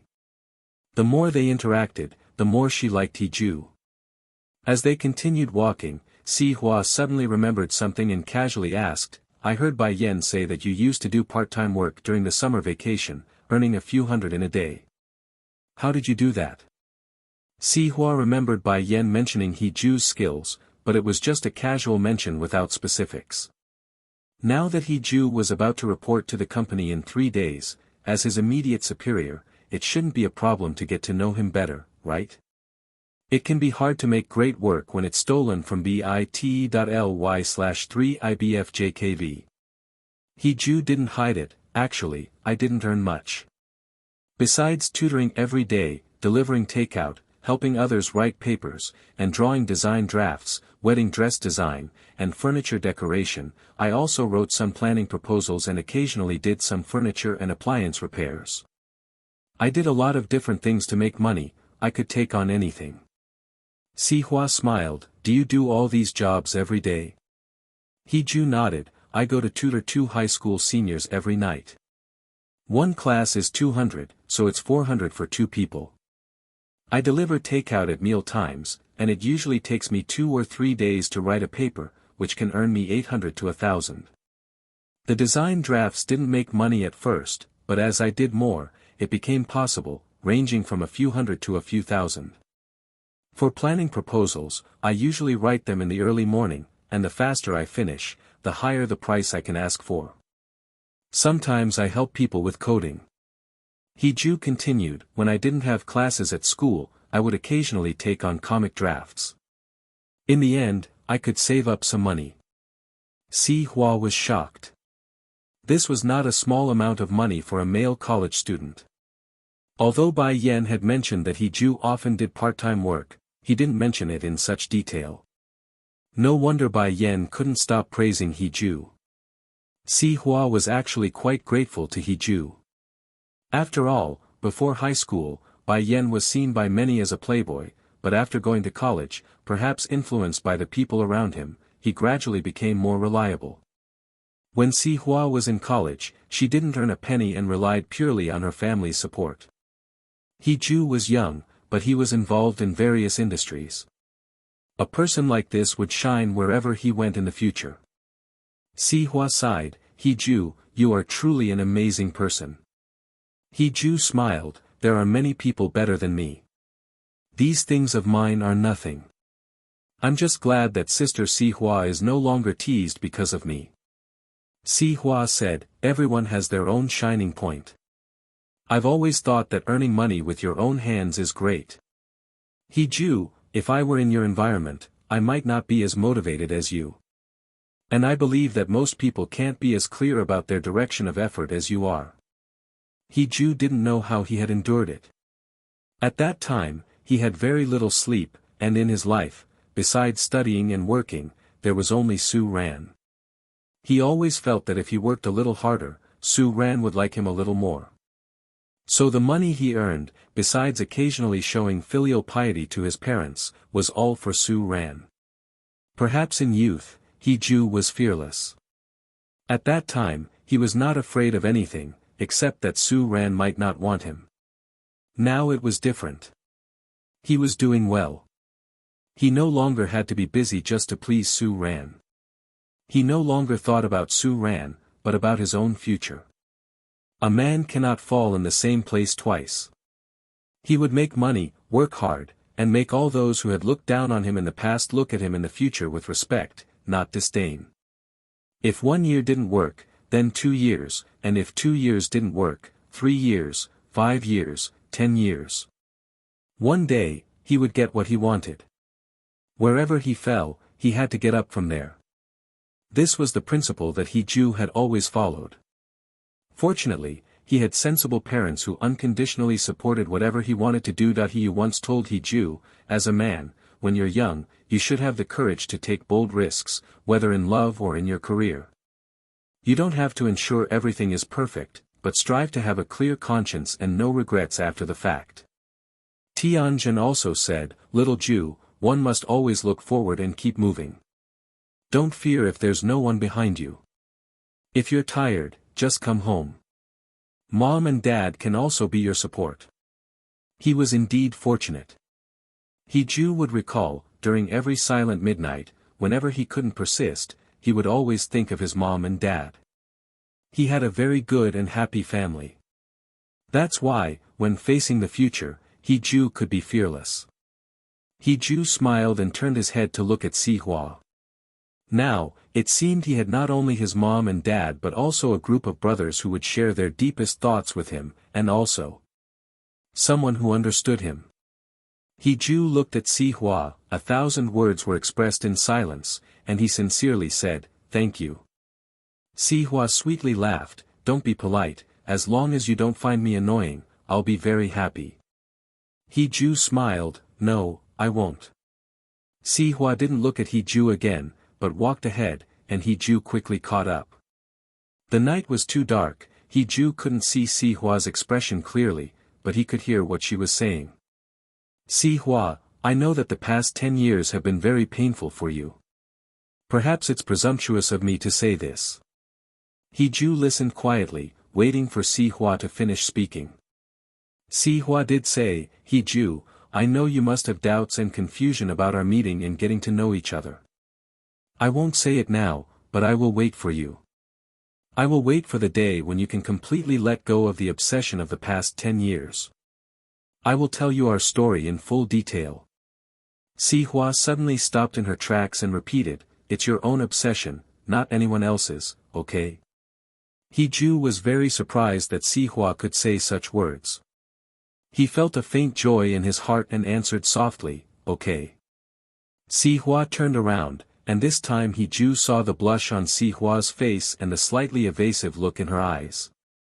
But, before that, please allow me to stay by your side, not in any other capacity, but as a very good friend. Can you? Si Hua was very uncomfortable, and even the hand holding the bag was trembling slightly. He Ju would never know that Si Hua, a girl studying finance and management, learning to do business with her father, was actually doing it for He Ju.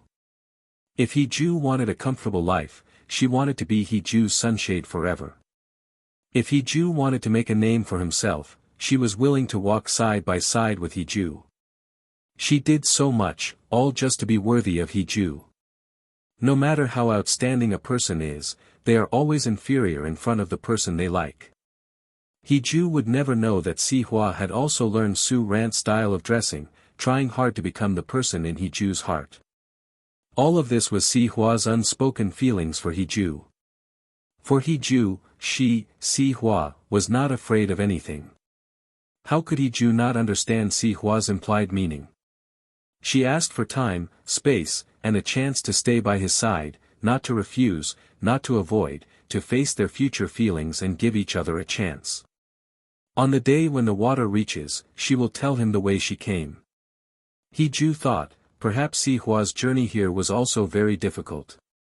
He was somewhat looking forward to what Si Hua would tell him. She said, He Ju should not be trapped in the past, not in his own obsession, and she would always accompany him to come out of it. In Si Hua's nervous gaze, He Ju nodded gently. Si Hua instantly became happy, and she jumped up suddenly, then approached He Ju and lightly hugged him, stopping there. Before He Ju could react, Si Hua had already bounced away, and her joyful laughter echoed in He Ju's ears. He Ju couldn't help but smile. Slow down, be careful not to fall. At this time, Lu Jia was sitting in front of her mother with tears streaming down her face. Yang Lu wiped away her daughter's tears with a heartache. Lu Jia had a secret crush on He Ju, and she had always known.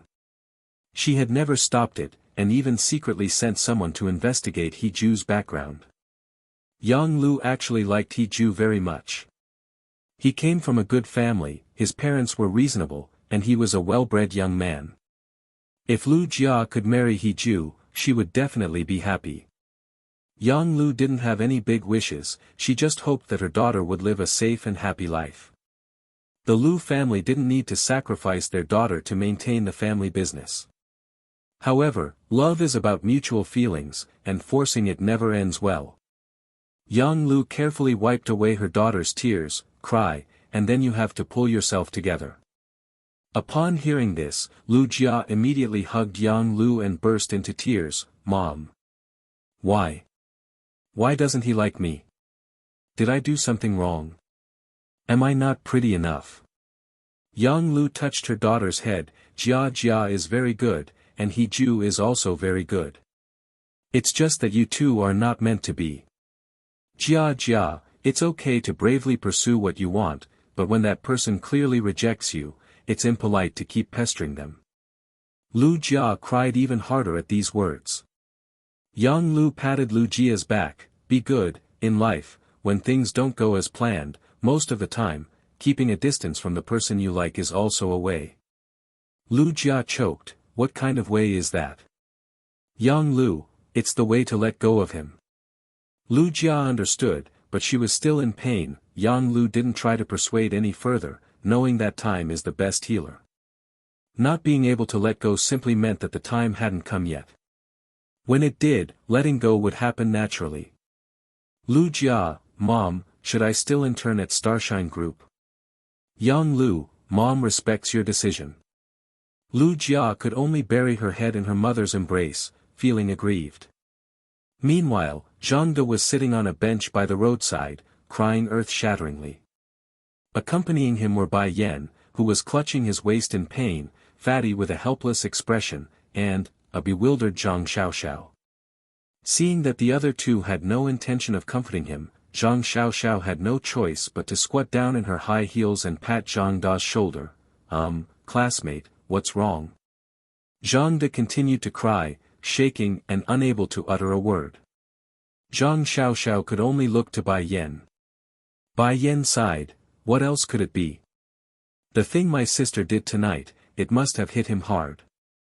Zhang Xiaoxiao was surprised. Bai Yan, his girlfriend never did anything for him. He probably realized the truth that she doesn't love him. Fatty chimed in. Yeah, Zhang Da's girlfriend would never do the thing Sister Si Hua did.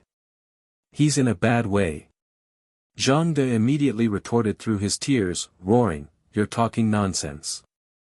Bai Yan raised his hands in surrender. All right, I'm talking nonsense. You keep going. Zhang De turned back and continued to cry. Zhang Xiaoxiao was silent for 2 seconds. So, what do we do?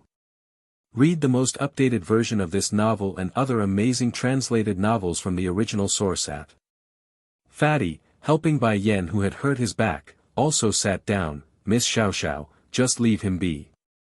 He'll be fine once he's cried enough. Zhang Xiaoxiao. Alright then, boys have the right to cry too. Anyway, the boss probably won't be back anytime soon, so we'll just wait. In the end, the 4 of them sat in a row on the bench by the roadside, with Zhang De crying his heart out, attracting concerned glances from passers-by. Bai Yan and the others just looked up at the sky and down at the ground, pointedly ignoring the conspicuous Zhang De. Only Zhang Xiaoxiao occasionally passed a tissue to Zhang De, secretly marveling to herself, so this is what it looks like when boys cry, it's like the world is ending. Zhang Xiaoxiao calculated the time, and after crying for about half an hour, Zhang De gradually fell silent. Just as she was hesitating whether to say something, Zhang De stood up first and said in a hoarse voice, "Let's go back." After speaking, he turned and walked back alone. Zhang Xiaoxiao looked at Zhang Da's desolate figure with some surprise, and finally had the opportunity to ask Bai Yan, "Young master, is it really okay to let him be like this?" Bai Yan sighed silently, this isn't the first time he's been like this. His brothers have advised him countless times, but when it comes to matters of the heart, no amount of advice from others is useful. He can only come to terms with it, understand, and awaken on his own. Fatty nodded in agreement. Yeah, look at He Ju, he was a simp for 10 years, and then he suddenly woke up one day. Bai Yan added, Motor knows better than anyone that Li Shilan doesn't like him, but he just can't get over it. Zhang Xiaoxiao shook her head, young people, it's really not easy. Fatty and Bai Yan nodded in agreement. The three of them followed behind Zhang De. At the same time, Si Hua had also sent He Ju home. Si Hua said, hurry back, don't let your parents worry. He Ju nodded, then I won't walk you home, just message me when you get home. Si Hua nodded happily, and before leaving, she asked, when will you be back? He Ju replied, Friday night. This Friday morning, he was going to interview and report for his internship at Starlight. His parents also had to rush back. The coursework in his father's senior year of high school was heavy, so he generally didn't take time off unless it was necessary. Today was only Wednesday, and he could see her again in 2 days. But Si Hua was a little reluctant. But in the end, Si Hua didn't say anything, just leaving with a sentence, then I'll wait for you, good luck with the interview. He Ju replied, okay. So, He Ju watched Si Hua's figure disappear before turning back home. Back in his bedroom, He Ju didn't rush to sleep, but instead found a vase to carefully arrange the jasmine roses Si Hua had given him. Jasmine roses were very fragrant, and the entire room was filled with a light, refreshing scent, making people feel extremely relaxed. Just like Si Hua was still by his side. He Ju's heart softened completely. It turns out that being valued by someone feels so good. In the past, He Ju always felt that fireworks were beautiful, but only for a moment. But tonight's mood was completely different from before. Although fireworks were fleeting, the beauty of that moment would stay in his heart forever. He Ju couldn't help but smile, feeling a warmth in his heart. At the same time, Si Hua was sitting in the car, on her way home, with Zhang Xiaoxiao driving. Although it was very tiring, when she saw He Ju's smiling face, she felt that everything was worth it. Back home, Si Hua received a message from He Ju, with a picture of the arranged jasmine roses. Si Hua suddenly felt happy, and replied with a cute emoji, feeling sweet in her heart. They bid each other good night and went to take a shower.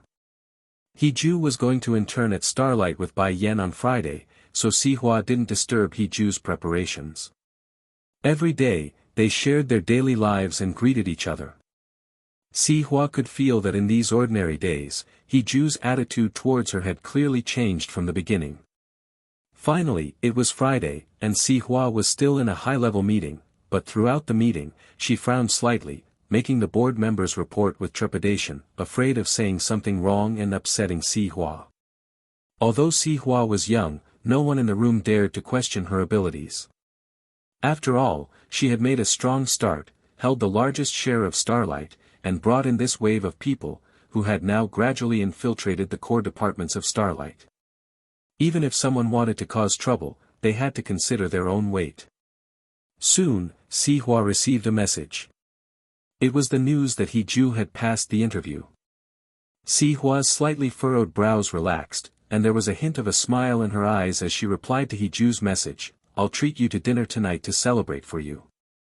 He Ju quickly replied, it should be me treating you, Sister Si Hua, you have to give me face. The smile on Si Hua's lips grew even wider. Give face? Of course, she would. She couldn't ask for anything more. Seeing that the board member's attention was almost entirely focused on Si Hua, Zhang Xiaoxiao couldn't help but whisper, "Director Si, you should make a decision now."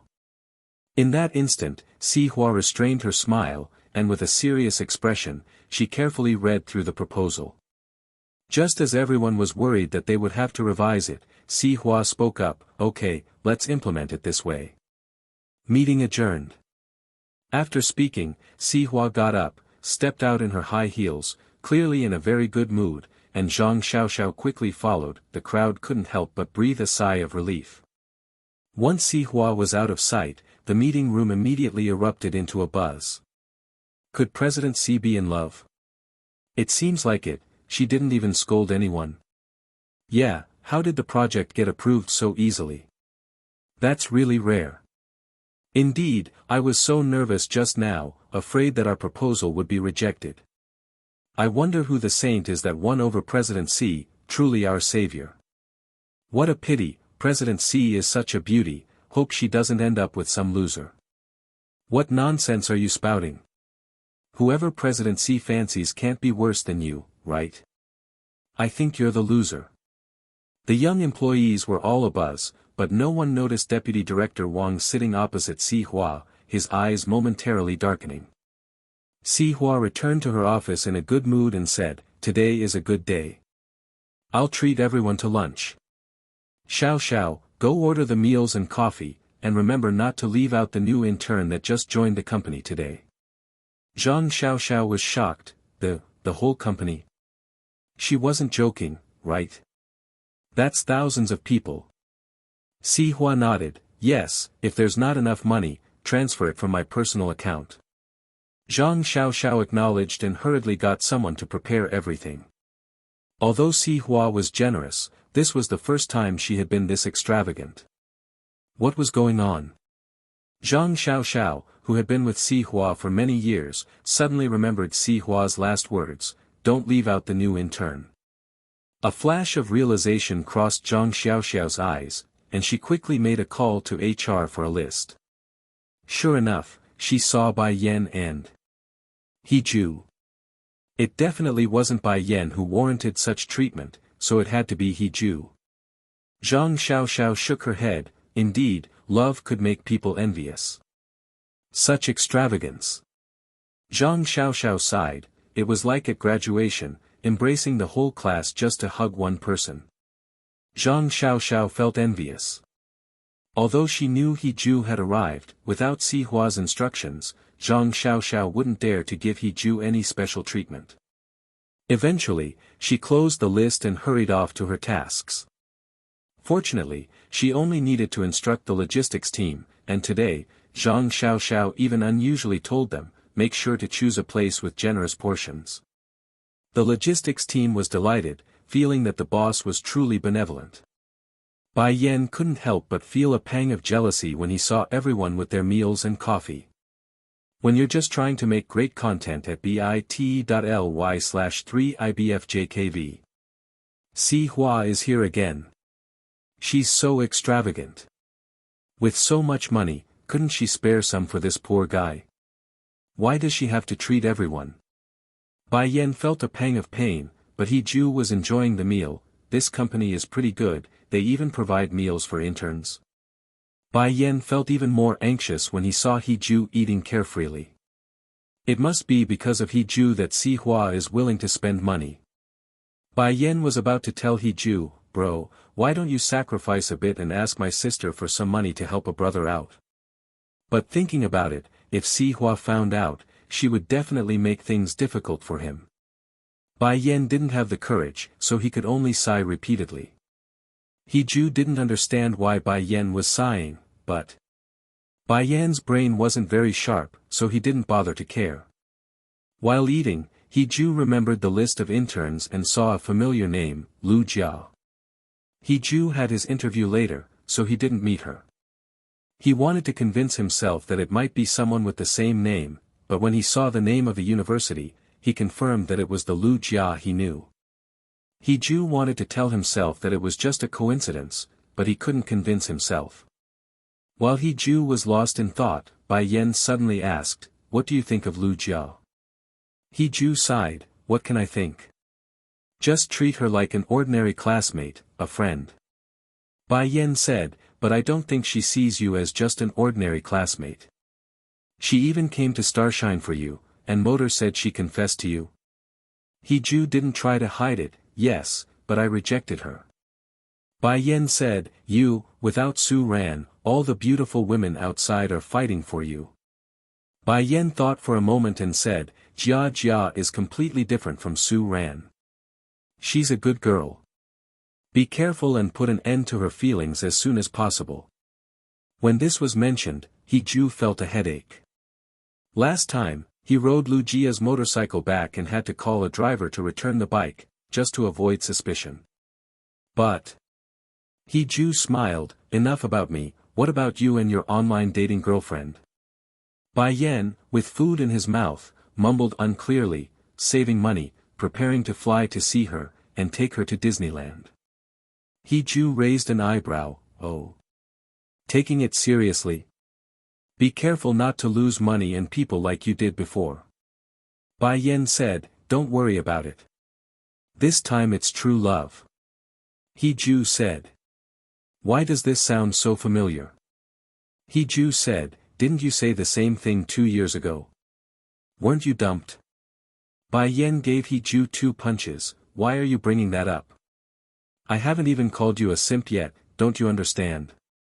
He Ju said, all right, let's eat." After eating, they followed their master around the company and were told to start work next Monday. On the way back, He Ju suddenly remembered what Bai Yen said when he submitted his resume, "You can pass, but you have to deal with Bai Yan's tigress sister first."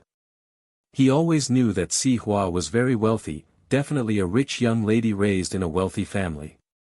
Her family background might not be lower than Su Ran's, and might even be higher.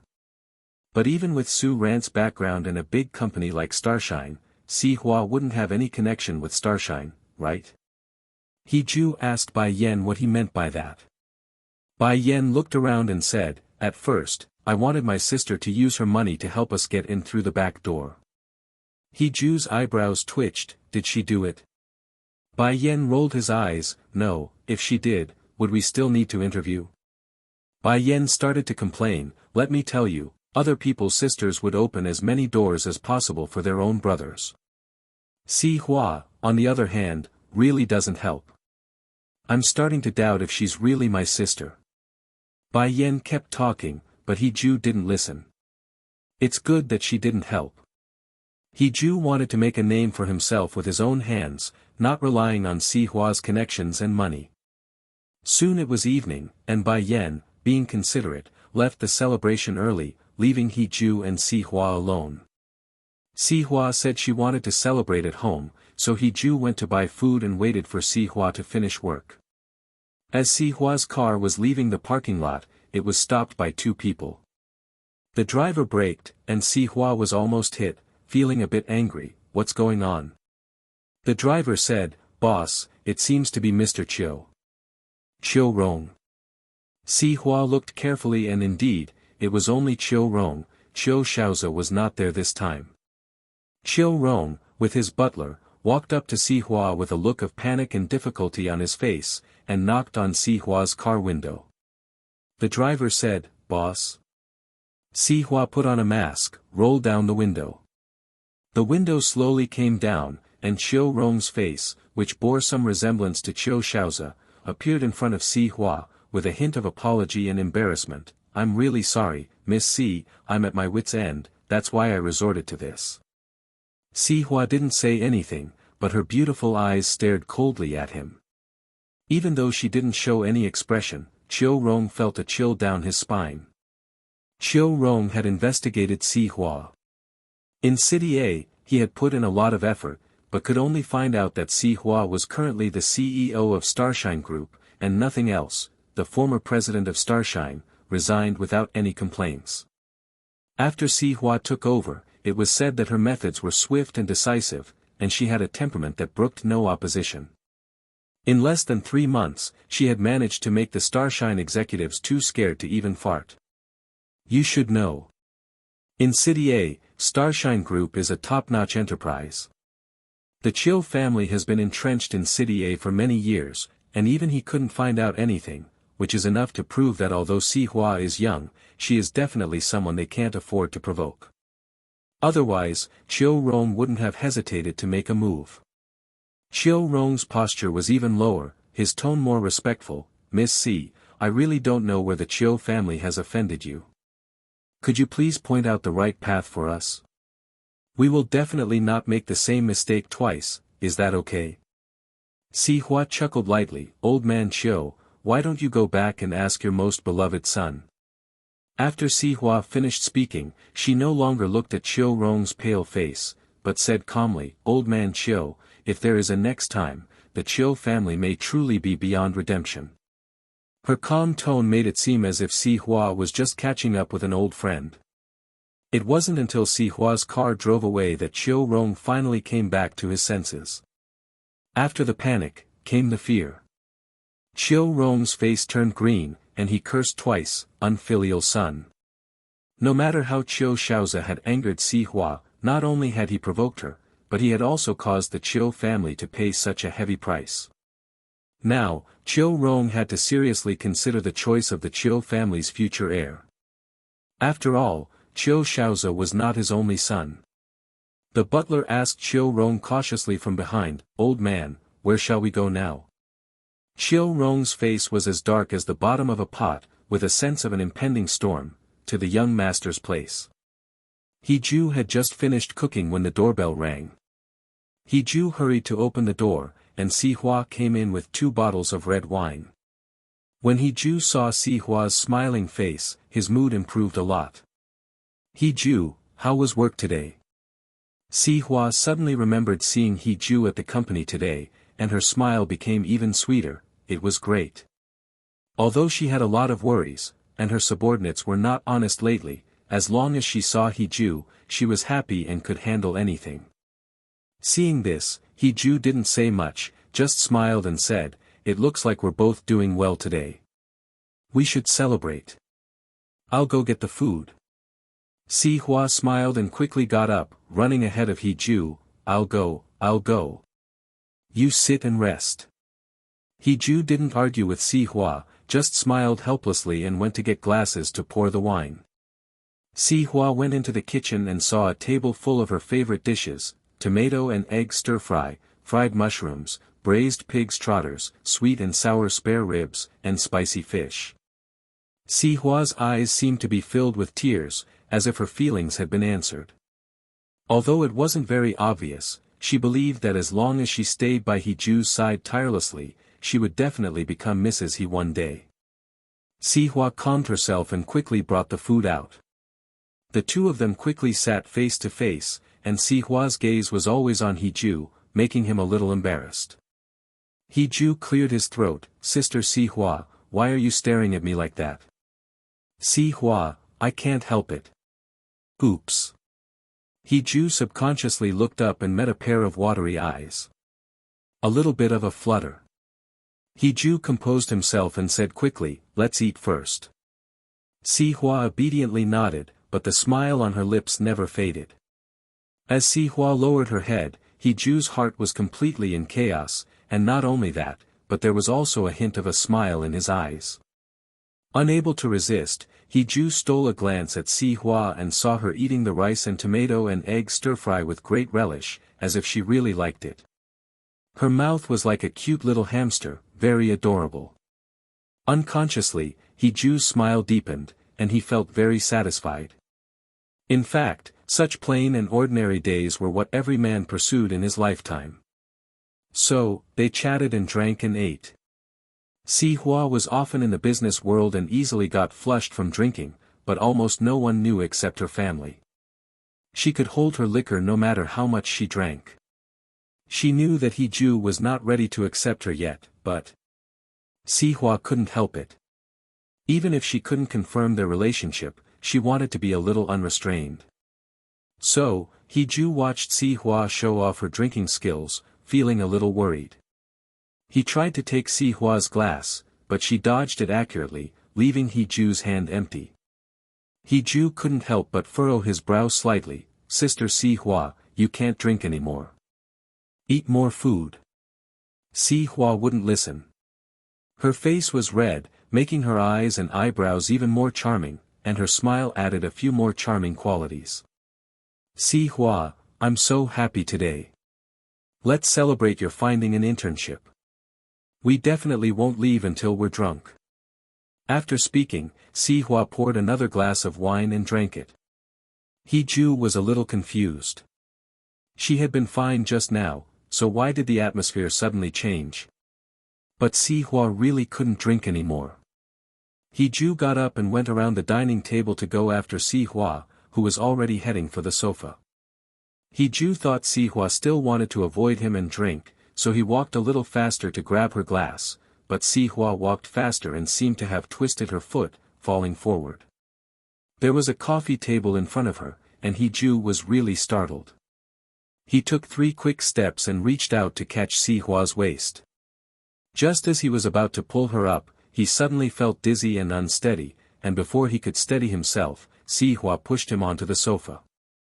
Ju subconsciously held onto Si Hua's slender waist. Ju was completely shocked and stunned. When he looked up, he saw Si Hua's face up close, with smooth and delicate skin that seemed fragile, and her mesmerizing eyes and slightly red lips were all fatally tempting to Ju. And the girl's body was really cold, a complete contrast to his. But Si Hua seemed completely unaware, just smiling foolishly and using the excuse of being drunk to hug Ju. Ju, you've been working so hard lately. Can I have a hug? Ju definitely didn't want to, and he even had a flash in his mind, of the scene of a kind little sister-in-law. If he didn't get away, he would be in big trouble. Ju held Si Hua's shoulders, creating some distance between them. Sister Si Hua, you're drunk. I'll take you home. Si Hua suddenly felt wronged. Was Yunan lying to her again? She was just afraid that Ju would leave, that's why she was like this. But it seemed like Ju still wanted to leave. Si Hua got up and sat on the side, sulking by herself. Ju breathed a sigh of relief, quickly grabbed a nearby cushion and put it on his lap to cover up a bit, then had time to look at Si Hua. Sister Si Hua, are you okay? Si Hua turned around, her eyes filled with tears, looking very fragile and pitiful. Ju had never seen Si Hua like this before and couldn't help but feel nervous. Did someone bully you? Si Hua's tears burst out all at once, and she choked out, Ju, do you hate me? Ju, no, I don't. Si Hua's eyes were as red as a rabbit's. I don't believe you. If you don't hate me, why do you always push me away? Ju finally understood why Si Hua was crying. How should a man explain this to Si Hua? Si Hua saw the troubled look on Ju's face and was genuinely heartbroken. Tears fell in large drops, making Ju's heart ache slightly. In the end, Ju could only wrap his arms around Si Hua's neck and hold her tight. Unable to explain, he had to let his actions speak. Ju's voice echoed in Si Hua's ears, tinged with a mix of heartache and apology. Don't cry, I don't dislike you. If you want a hug, just hug. Si Hua's tears stopped instantly, and she suddenly remembered Yuyan's words, take an inch and go for a mile, strike while the iron is hot. So, Si Hua moved closer to Ju, wrapped her arms around his waist, and buried her head in his chest, crying even harder. She cried for the bitterness she had endured over the years, for her once secret love that was finally being brought to light, for the lavish feast Ju had prepared for her that night, and for finally being able to hold the man she loved in her arms. If Yuyan knew that her advice to Si Hua to take an inch and go for a mile resulted in her hugging Ju and crying, she would surely be infuriated to the point of spitting blood. And Ju could only hold her tighter, gently stroking her head over and over, feeling a complex mix of emotions as he watched Si Hua in such distress. So, as Si Hua's voice gradually faded and she calmed down, Ju patted her shoulder and said, Sister Si Hua, I didn't mean to dislike you. Si Hua leaned in his arms and refused to get up, but nodded her head like a chick pecking at rice. Ju wanted to say something, but Si Hua spoke first in a muffled voice, I know, I was irrational. Don't be embarrassed of me. Si Hua was extremely ashamed. Hiju never paid attention to her before, and she never cried. Now, she was regressing more and more. If Hiju didn't hold her, she would cry. Hiju, it's okay, emotions need to be released. Keeping them in will only make things worse. Si Hua looked up, her eyes still swollen, and pitifully looked at Hiju, can I come find you if I want to cry in the future? Hiju was a bit speechless. The situation changed too quickly. He could hardly keep up with the pace. But in the end, Hiju nodded, you can. Si Hua immediately became happy at a visible speed. Before Hiju could comfort her again, there was a knock on the door. Hiju and Si Hua glanced at each other. Who could it be at this late hour? Soon, Zhang Da's wailing voice rang out, Ju, open the door, open it quickly. Si Hua immediately bounced off Hiju and looked embarrassed. Hiju was quite calm, I'll go open the door. Si Hua grabbed Hiju's wrist, he's here to talk to you about something, should I avoid him for now? Hiju smiled, no need, you have nothing to avoid. But Si Hua didn't listen, and ran upstairs, I'll go upstairs to avoid him for a bit, don't betray me. She had to avoid it. She had heard from Bai Yan about Zhang Da's love history. He was here to talk to Hiju, it must be about emotions. Wasn't she blocking his heart here? Besides, Si Hua didn't want to leave. She took this opportunity to take a good look at Hiju's bedroom. Hiju just followed Si Hua. As soon as Hiju opened the door, Zhang Da started crying, wailing like a ghost and trying to hug Hiju. Hiju was horrified and quickly backed away, what's wrong? Did something happen to your dad? Seeing this, Zhang Da cried even more miserably, ran into the room, sat at the dining table, and started eating from the nearby rice cooker. Hiju was dumbfounded, wait, what's going on? The food is getting cold, let me heat it up for you. There was quite a bit of food on the table, and he had only been drinking, so he hadn't eaten much. Hiju just went along with it. Hiju poured a glass of hot water for him, then sat across from Zhang Da. Zhang Da wolfed down the food, still with tears in his eyes, and looked at Hiju with a sad expression, Shilan, wants to break up with me. As expected, Hiju couldn't help but sigh. Before he could say anything, Zhang Da asked, who are you just having dinner with? Hiju was about to answer, but Zhang Da looked even sadder, Sister Si Hua, right? Hiju nodded, and Zhang Da's eyes started to tear up again, Shilan is too cold. I used to deceive myself by saying it was because of her temperament, until I saw Sister Si Hua. Zhang Da bitterly smiled, how ridiculous. She doesn't even want to pretend with me now. Who really has a cold temperament? It's just that she can't be bothered with you. How could Hiju comfort Zhang Da? When he was heartbroken, he always licked his wounds alone in the darkness. The taste of realizing you still love someone after seeing them clearly is really hard to bear. But Hiju, it will get better. Degu, endure this period and don't go looking for her. You will soon find peace. After eating and crying, Zhang Da's emotions were released, and he had the mind to ask Hiju, you were just having dinner, but the food is cold and hasn't been cleared. What were you doing? Hiju hesitated to speak. Zhang Da suddenly understood that although he was heartbroken, his brother's love life was even more painful for him.